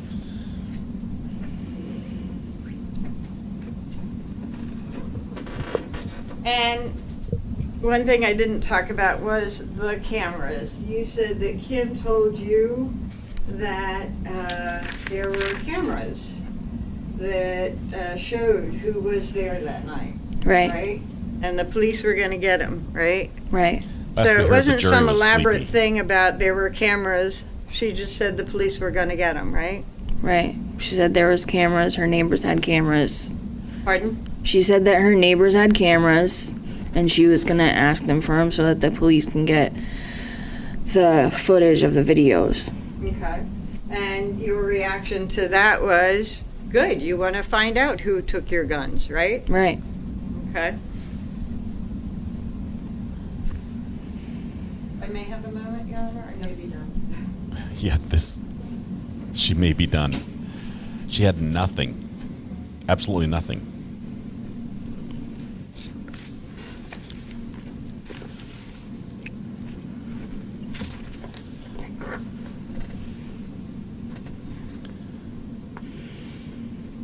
It's like, I forgot what we were doing here. What am I supposed to be asking? And honestly, unless she's done. I think she's done. Please be done. Yep, she's done. So notice the other lectern's being used. They're no longer dragging it from one side of the room to the other. Kayla, you were asked about some differences between your statement back in June 3rd and your testimony today.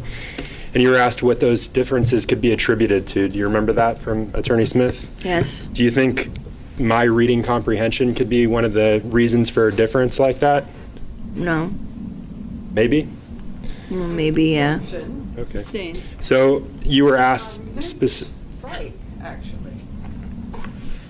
Sustained.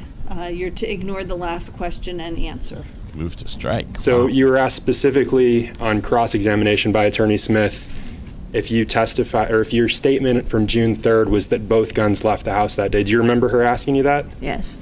And she told you that you said yes, or I think so. Do you remember that? Yes. Okay, and so is that what you remember saying? Yes. Okay, I'm gonna show you, Your Honor, may I approach? Yes? Ooh, whoa. For what purpose For what purpose? did first you ask? So the attorney sounds like she read something incorrectly out of the record. Yes, you may. So Now he's gonna Kayla, show her. I'm gonna ask that you read, starting here, with MR. Yeah. and you go through to right here. Defense might have messed up. I said, okay. Oh, I was asked, okay, so both guns left the house that day. And I said, I think so. And the other person said that. And I said, I'm not like 100% sure, but I remember, yeah, because it was wrapped in a sheet. And they said a sheet, and I said, yeah, a sheet and a blanket. And they said, okay, and when do you think this time frame was? Like, how far, how long after? And I said, it happened in the summertime. No, it was in the fall because it was October. Perfect. So you said you're not 100% sure if both guns left the house that day? Right. Does that refresh your memory of that event? Yes. Are you sure that both guns left the house that day? No. No. And actually, in your statement, you go on to discuss whether both guns left the house that day. Do you remember that? Yes. And just like you said here, you described 2 incidents. Right. And with investigators, you talked about an incident with Kevin O'Leary, the person that you knew as Kevin O'Leary. Right. Right. And the investigators asked you, do you remember the investigators asking you who else the defendant offered the guns to? Yes.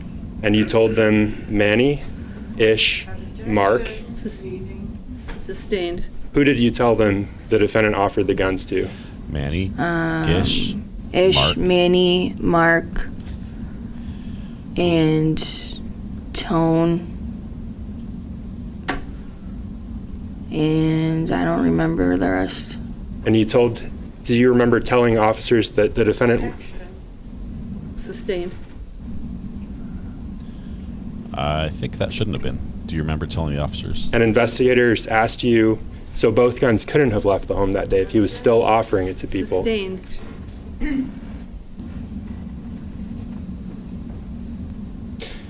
Were you able to clarify whether both guns left the house that day during your June 3rd interview? No.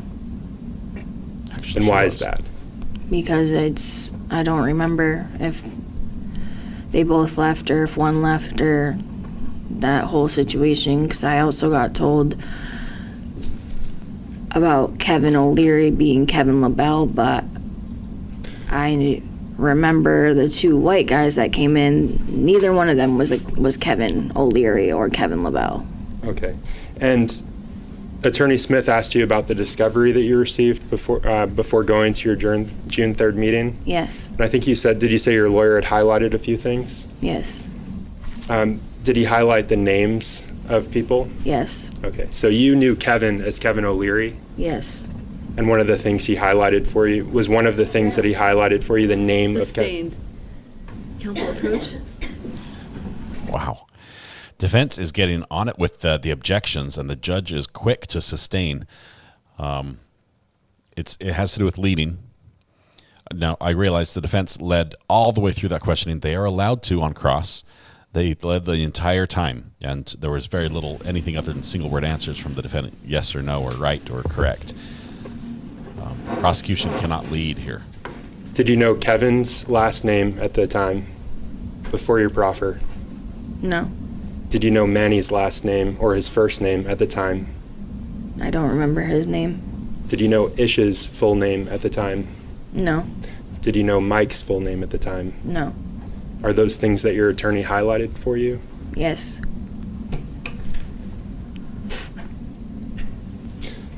You testified on cross-examination that you didn't touch those guns.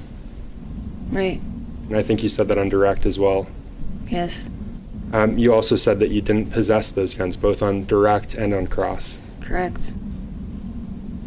And I think Attorney Smith also asked you if you retained the guns on cross-examination. And what did you say to that? No. Who did? Adam. Who possessed those guns? Adam. Who retained those guns? Adam. Who stole those guns? Adam. And he told you that he stole those guns? Yes. That was sustained. Did he tell you that he stole those guns? Yes.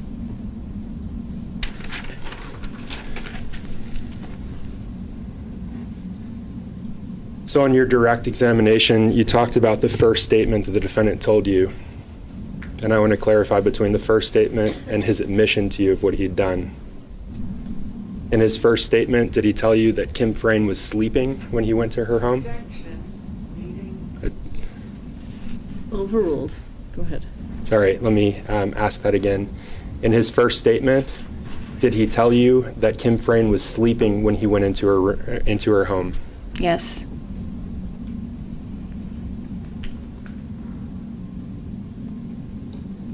In his first statement, did he tell you that those guns were stolen? Overruled. Sorry, let me ask that again. In his first statement, did he tell you that the guns were stolen when he went into her home? I don't remember if he said that or not. Missing. Yes. In his second statement, he told you that he stole. Did he tell you that he stole the guns? Yes. In his second statement, did he tell you that she was sleeping when he stole the guns? Yes.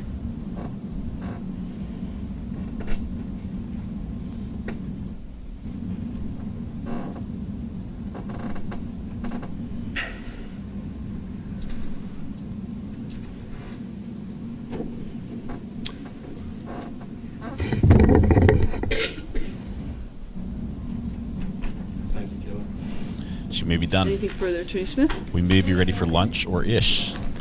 I'm ready for lunch-ish. Or maybe plead the fifth. It was a touch-and-go landing. She has not landed the plane. Defense is ready to... oh, here we're going to move the camera again. JM, she is getting divorced from the defendant right now. This cameraman needs a wheels on his tripod that he can unlock and slide over like a pedestal.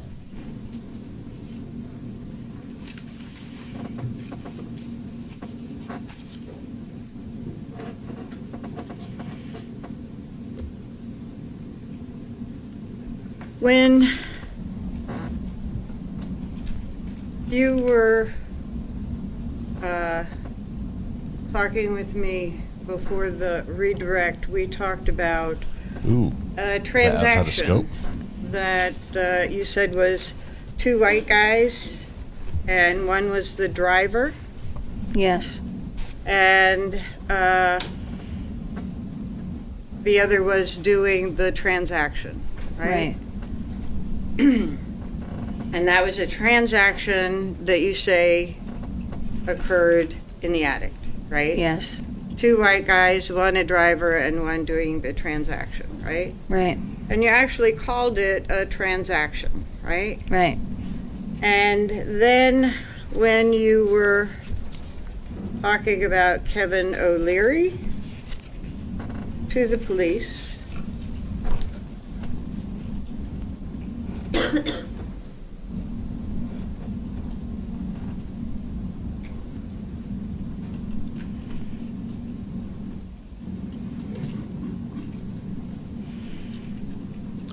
cameraman.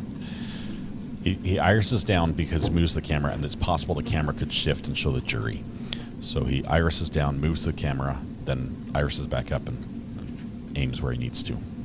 It's a safety thing. It would be better if they had a second camera in there, and I'm surprised New Hampshire doesn't allow you a second were camera. talking about Kevin coming over and wanting to buy the gun. Yes. And when they asked if he ever bought it, you said the other guys came down and did the transaction. They were wrapped in sheets. They were, I'm pretty sure they left with them that day. I thought they did anyway, right? Right. And that's a different time than the prosecutor was pointing out about the white guys, one a driver and one doing the transaction, leaving with both guns that day, right? That's the same incident. Right. Yes. But that was the second time that you told the police that they left with the guns that day, right? Right. And days, we talked about a little bit of the drug activities. Days don't really set out to you, right? Right.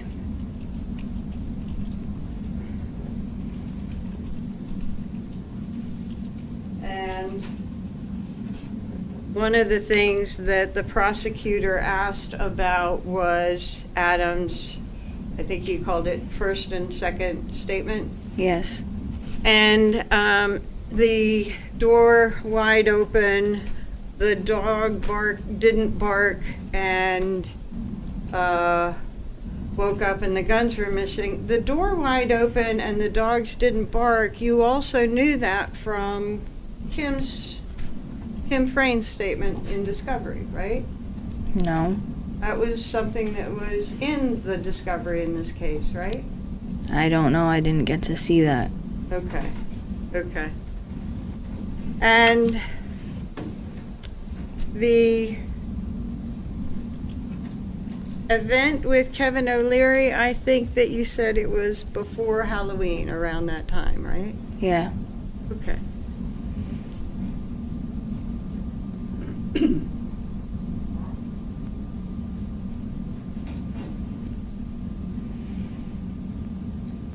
Nothing further, Your Honor. Anything further? Your Honor, I'd ask, excuse me, I'd ask that this witness be excused. Any objection?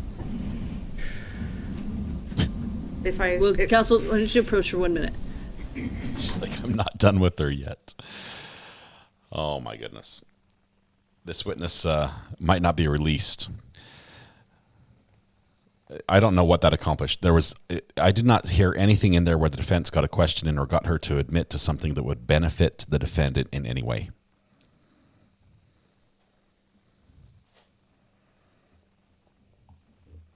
So if you guys heard anything during that last, or if you guys were awake for that last little bit of all that redirect and recross, I don't know what possibly could have served to benefit the defendant. If you caught something, it was better than me.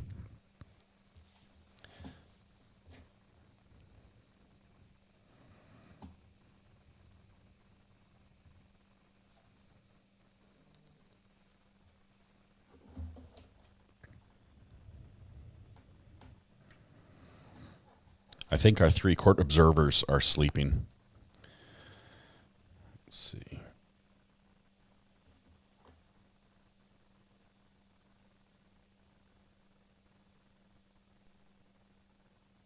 Let's see if Pants has a good view of the jury.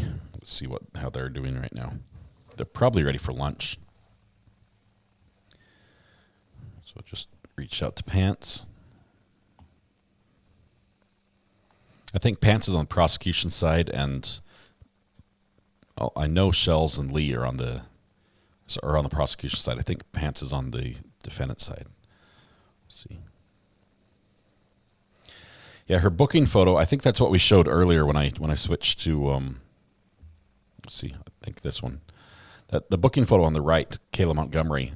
That's the same witness here. So I mean, you can see getting cleaned up helped a ton. And on the left of this picture, that is Harmony's biological mom. So thank you, Riley, for that graphic, by the way. Appreciate that.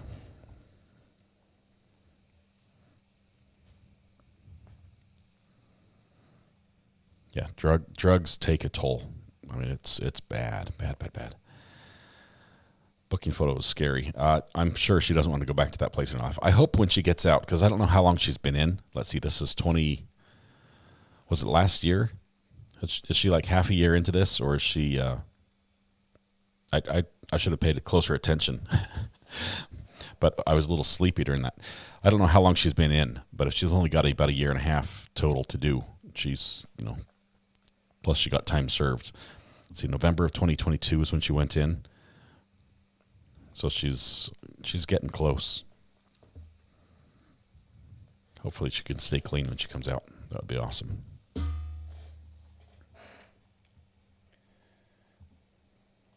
Ma'am, if you would just stay put for 1 minute. Ladies and gentlemen, we're going to take our lunch break now, so if you would come back at 1:25, I would expect that we would start up again at 1:30. As I have reminded you throughout this case, make sure that you do not discuss the case with each other or with anyone else. Don't talk about the case. Don't do any independent research. Don't look up any names or places. Don't look up the law. You'll get that in the court's instructions, and we'll see you in about an hour. So we should start up at 1:30. Thank you, ladies and gentlemen. All rise for jury. Okay, we have a jury. We have a lunch break here. Let's see if they do any business before they break, though. They might have just a moment to talk. Instead of completely mutilating my cash cow during this break, I've been playing with a cable cover, which is a very firm plastic designed to go over a cable to prevent a tripping hazard on the floor, because I have those here in my studio. I don't know what order you want to do that in, but actually, counsel, can I see you at the bench for just a minute? Hey, Lee. Good to see you there. Okay, the witness gets led out past the defendant.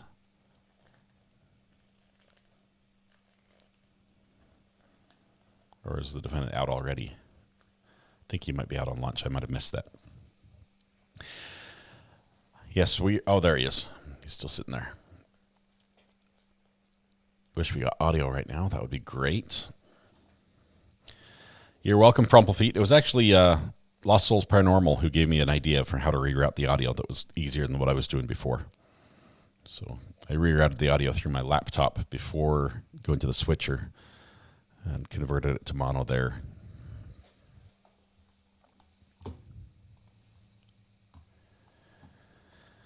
Janice, thank you. Love that you're here as well. Thanks for being a great part of that. Let's see, we're waiting for an update from Lee or Shaw's. Okay, here we go. Pants, just give us an update. I was asking if the jury was sleeping. He said they're close. Me too. The energy level has bottomed out. Kayla only had one hand cuffed since break. It's the kind where there's maybe 8 inches of chain between them, and that runs through the ring on her belt. So she had one hand free. Left hand cuffed, one hand free, I think. It was torturous questioning. It did not seem productive at all. I don't know what they were trying to do. I wondered if they're going to address the issue of the reluctant witness who wants to plead the fifth before we break for lunch or after. I think that's Lee. And there's Shells. So Lee and Shells are headed out. Maybe we can get them to call in on the burner.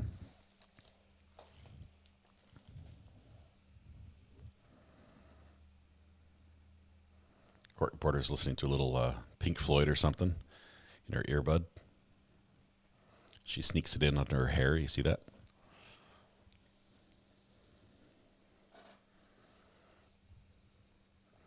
Ivan, the only thing I could possibly think of is that some of her testimony in some way could be used to benefit Adam in his defense against his murder charge.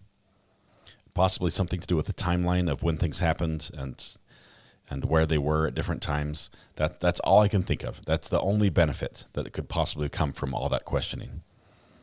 But it did not seem to serve any legitimate purpose during this trial.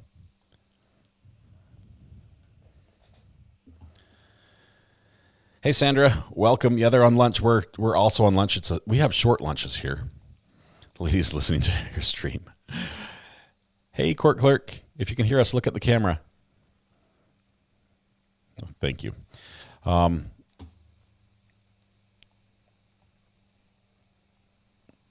His face got super red and was really clenching his jaw. Let's see if Lee, I'm not sure if Lee's planning on calling in, if it's just looking for something to wake up.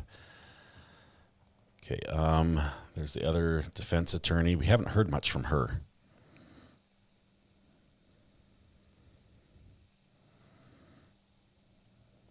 She's listening to romance audiobooks. Chad Daybell's book is what she's listening to, I think. Girl Next Door. He's about to go to lunch.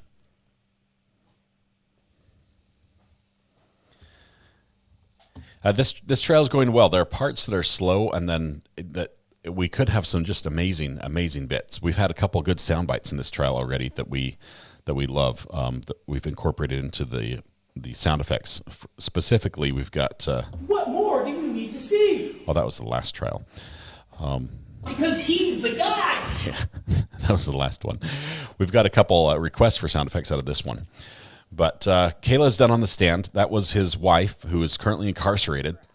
We expect that we're going to get to hear from Ish today. Ish is supposed to be today, as well as Mr. I can never remember his name. Him. The guy who wants to plead the fifth about what his name is and things like that, which He should have had time over the weekend to talk to a lawyer and be informed that you can only plead the fifth on things that would actually incriminate you. You can't say I plead the fifth if you're just going to say, be asked what your name is. Does he have ankle chains on? I believe he does. He's shackled. Miss H. Let's see. I'm not sure. Benanchez. There it is. Benanchez. Zimmerman we heard from. I called him Zimmerman earlier, but that's not the guy. He's not the guy.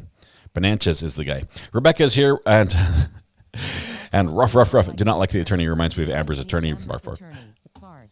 Yeah. There are some similarities between the two attorneys and their style, which I'm not a big fan of either. Let's see. I remember you saying that judges and court reporters watch your stream live. That is so cool. We have had some people that watch it live, namely one judge. But it is not uncommon for attorneys to have staff members keep an eye on what's happening online, especially if they're trying to get in the mind of the jury just to see what people are picking up on. Can you plead the fifth because you're scared of ish? Carrie Brooke, the judge has to rule on whether or not she will allow him to invoke the fifth. And the fifth it's only applied, it prevents you from having to testify on something that would incriminate you. Basically, they can't force you to say, I was speeding, I was breaking the law. And then they'd say, aha, you admitted it. We're now going to press you charges against you for breaking the law because you've confessed. They can't force you to do that. Oh, here we go. We've got a call coming in. Call from Lee. Lee, my friend, we saw you just barely get up and walk out of court. How are you doing? We were glad that she finally landed the plane. Oh, my goodness. It was so painful. That was pretty painful. One of the reporters who was sitting near us was like, oh, my God. He was like, complaining that he was falling asleep. We think one of the jurors fell asleep. They were wringing their hands and necks and playing with their hair and looking out the windows whenever she spoke. Is there a view? Is there something interesting out the window, or is just like, trees? Anything's better than sitting there. I think just trees. It was little skinny windows. I've never actually seen a courtroom with windows before, but yeah, you can see why. Well, at least they have something to look at. That might help. Yeah. We heard Pants, and you connected. Were you able to meet Pants? Yeah, we just met Pants on our way out. Awesome. He said might be back if he can wake up after lunch. Find something with a little bit of caffeine in it, maybe. Otherwise, it's nap time. They definitely perked up more on redirect, especially when he was doing the whole, who possessed the gun, who retained it, who stole it. They were much perkier looking, the jurors, than whenever the defense attorney spoke. Yeah. What was your impression being there in the courtroom listening to Kayla as she testified? Does she come across as believable to you? I think she came across believable.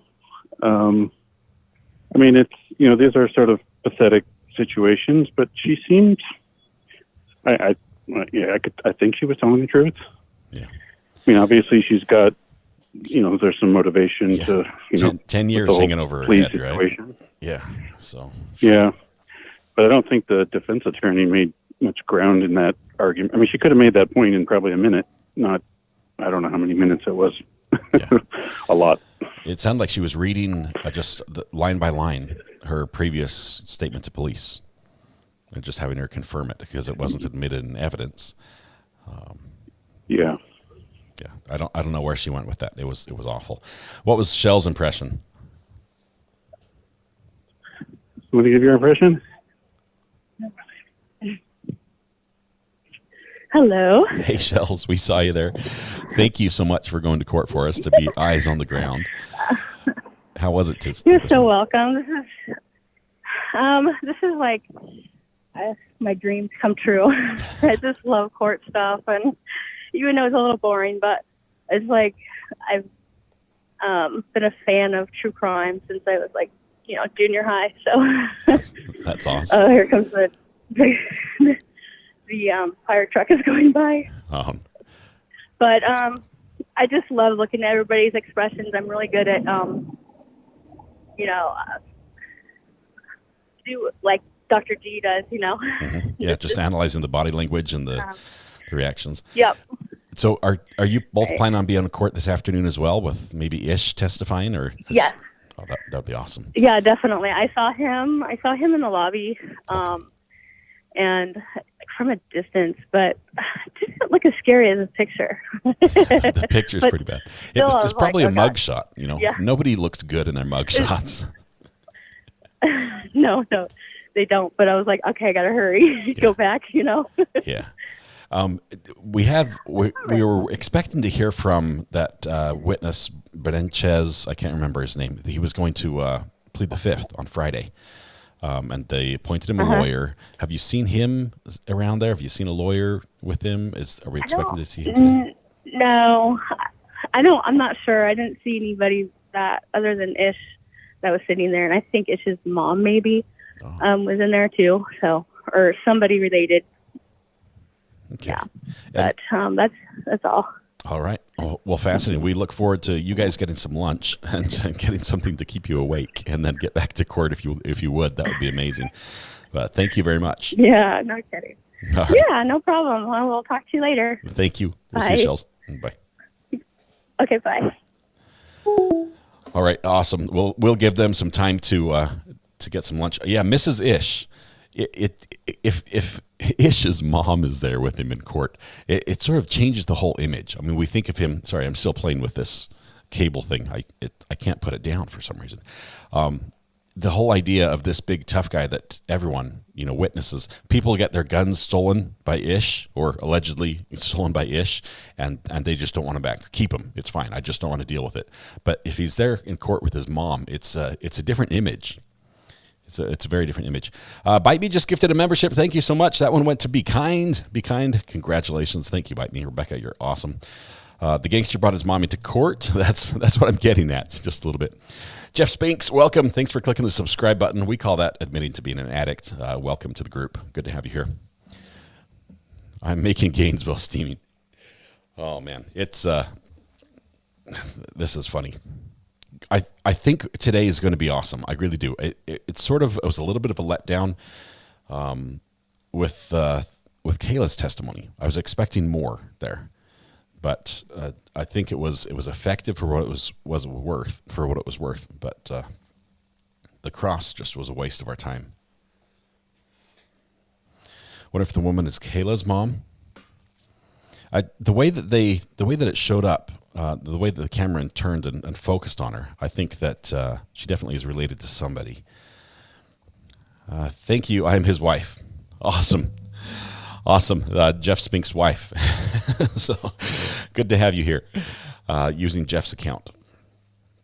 Kayla's testimony didn't have a chance of being spicy with his defense attorney. Yeah, she needed to ask some tough questions, but she really had nothing to go on.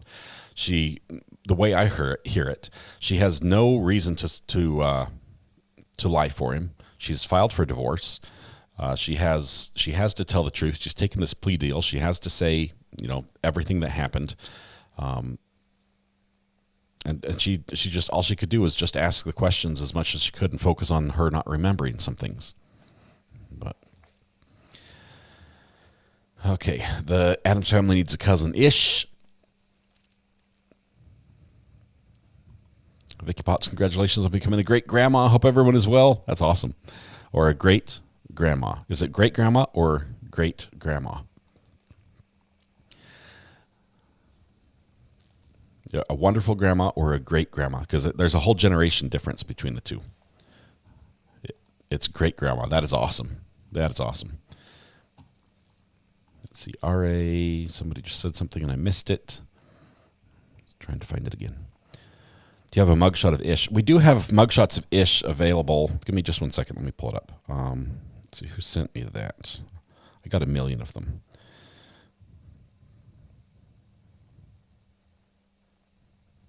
Okay, that's the 3-in-1 mugshot.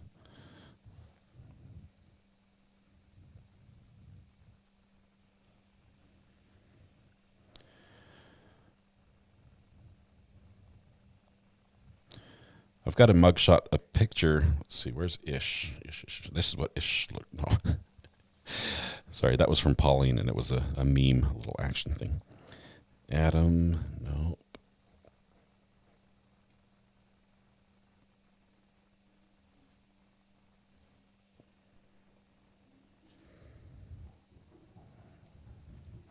Oh, here we go. Here's a picture of Ish. Because he's the guy. Because he's the guy. Let me crop this down. Is that correct? That's correct. Give me just a minute. I'm editing this picture, so it's just Ish on it. I'll have this for you.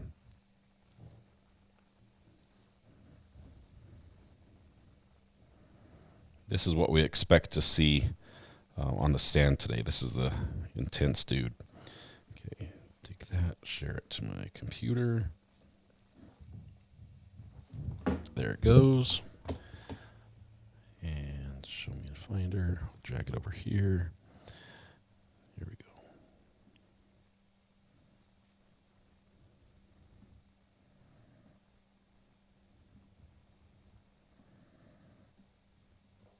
All right, here's Ish. Ready?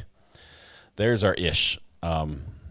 Ishmael Garcia is his name. For the record, I don't consent to that name. He probably looks a little different than this. This is looks like a mug shot. It really does. It's not a glamour shot. It's not one that you would take and post willingly, I think.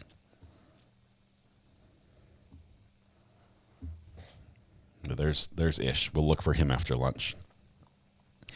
Yeah, he's a little intense. What a looker, says Samantha. A couple of you, we'll find out if he's single. We'll do that. Yeah, he's a little interesting. Eileen, yes, several people sent me a picture. I got two. I got that picture as well as no dead horse go unbeaten. Went with the Abe Lincoln beard. I also got the picture that had the three of them together, and so I was just trying to cut that out. But thank you, Eileen, for that. Ish was 99.9% correct out. Don't you just want to take him home and meet mom and dad?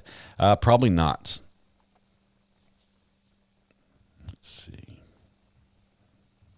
So if he's there, he's going to be there through lunch. Probably, maybe the next witness. Maybe the next witness. And then we'll see. I imagine.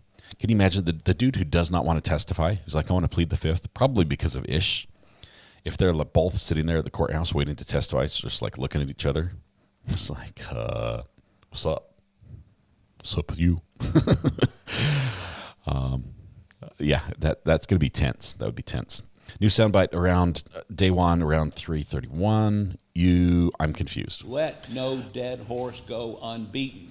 Gian Daughtry, what is Kayla's plea deal? She took a deal basically taking the charges. She was also charged with these firearms charges because she was present in the home when that happened, and she was charged even though she says, I never touched them, I never stole them, I never held them, I never sold them, I never did anything with them, but she was facing those charges as well, and they basically said, hey, we can make these stick.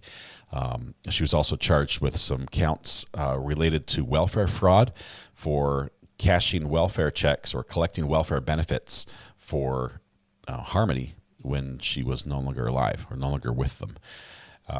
So those charges were dropped, I believe. Let me think. And I think she's just serving time on her perjury charges for lying to a grand jury. That's my understanding. Anyway, so she, as part of that deal, she has to tell the truth, not just in this trial, but also in the next trial coming up for Adam, which is the murder trial of Harmony. Is that correct? That's correct.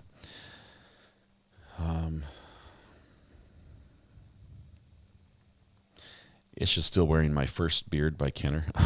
Jimmy, oh my goodness. Can't go there. So we're turning lunch hour into 1-800-DATE and a potential felon. 1-800-DATE and a potential felon. Yep. A couple of these guys are just interesting, just really interesting looking.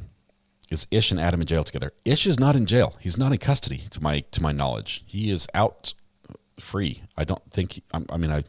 Because he's got a mugshot, I reckon that he's been in jail at some point. Doesn't necessarily mean he was convicted, but never sold them. The fact that even a statement is pretty terrifying. Congratulations on 3 months, by the way, Gene. Wonderful. It's amazing. You've got that green courthouse by your name. Give it some time. It's going to turn yellow. They are at lunch right now. Who is charged in Harmony's death? Just Adam.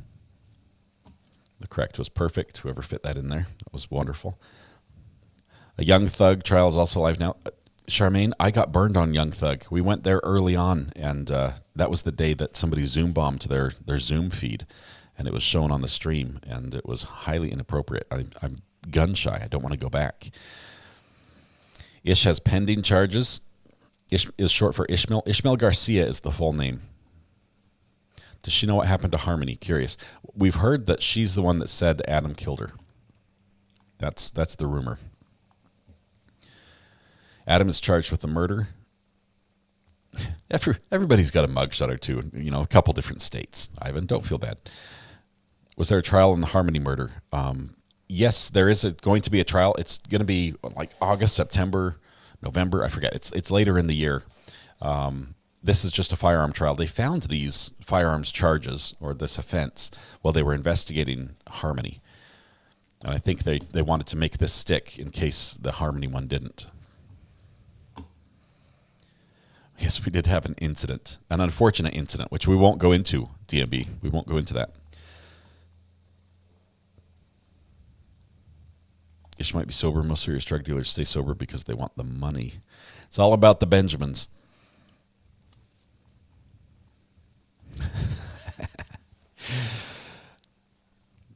Do we know who was in custody was refusing to come to court?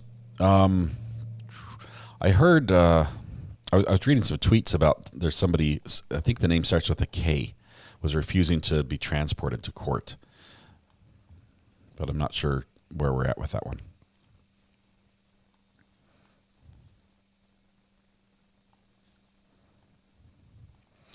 Debbie, the public defender is a bit tough. There's times she's really good. I'll admit there are times she's good, and she's really great with objecting when something's being done wrong. She's really quick with her objections, which is useful. But her cross-examination skills leave a lot to be desired.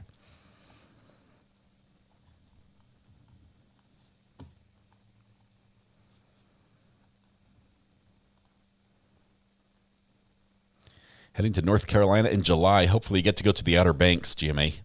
Outer Banks are wonderful in July. A little bit busy. That's our peak season. But amazing warm water, great wind off the ocean, all the sunshine and sand you can handle.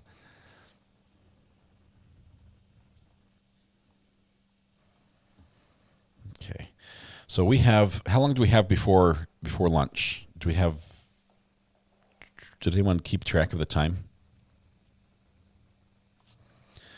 Adam Montgomery, second-degree murder trial, jury selection slated to begin November 20th. And I think it usually takes about a week or a few days of jury selection, so maybe the end of November.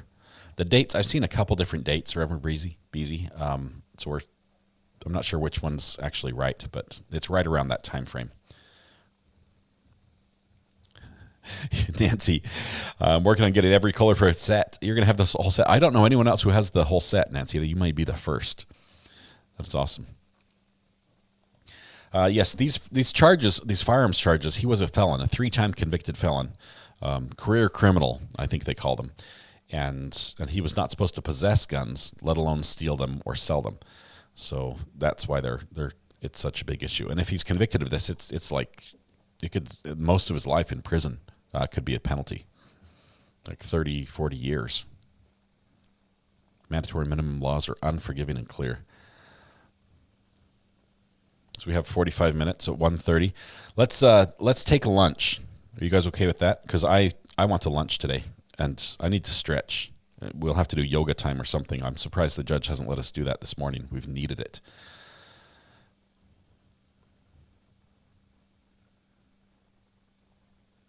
Let's see. Nancy, I'm totally working on a set of mugs. Just love them. That's awesome, Nancy. Thank you very much. Let's see. Pants is back. Where's Pants? Where are you at? We're all of you falling asleep too. Pants is in the courthouse as well. We had Lee, Shells, and Pants all in the courthouse today. They actually met each other today. They're in New Hampshire at the courthouse. We were falling asleep just during the cross. That was the part that was roughest. We're hoping that the spicy testimony returns. I'm actually sort of excited to to bring out the, let's see here, I was going to say the Kersey counter, which we're only up at 11. I thought it would be much higher, but we're up to 11 curse words so far in this trial. I'm thinking we're going to have to break that out this afternoon. Hey, Debbie. Yes, we're going to have a little bit of lunch, then we'll come back. Be kind. You have a blue courthouse. Thank you. It's wonderful.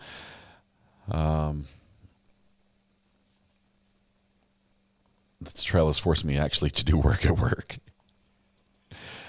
Yeah, Pants, thank you very much. Appreciate you. Appreciate Lee and Shells, all of you for being there in court and taking one for the team during that rough cross that was just, I hope you had like toothpicks or something to keep your eyes open. It was painful.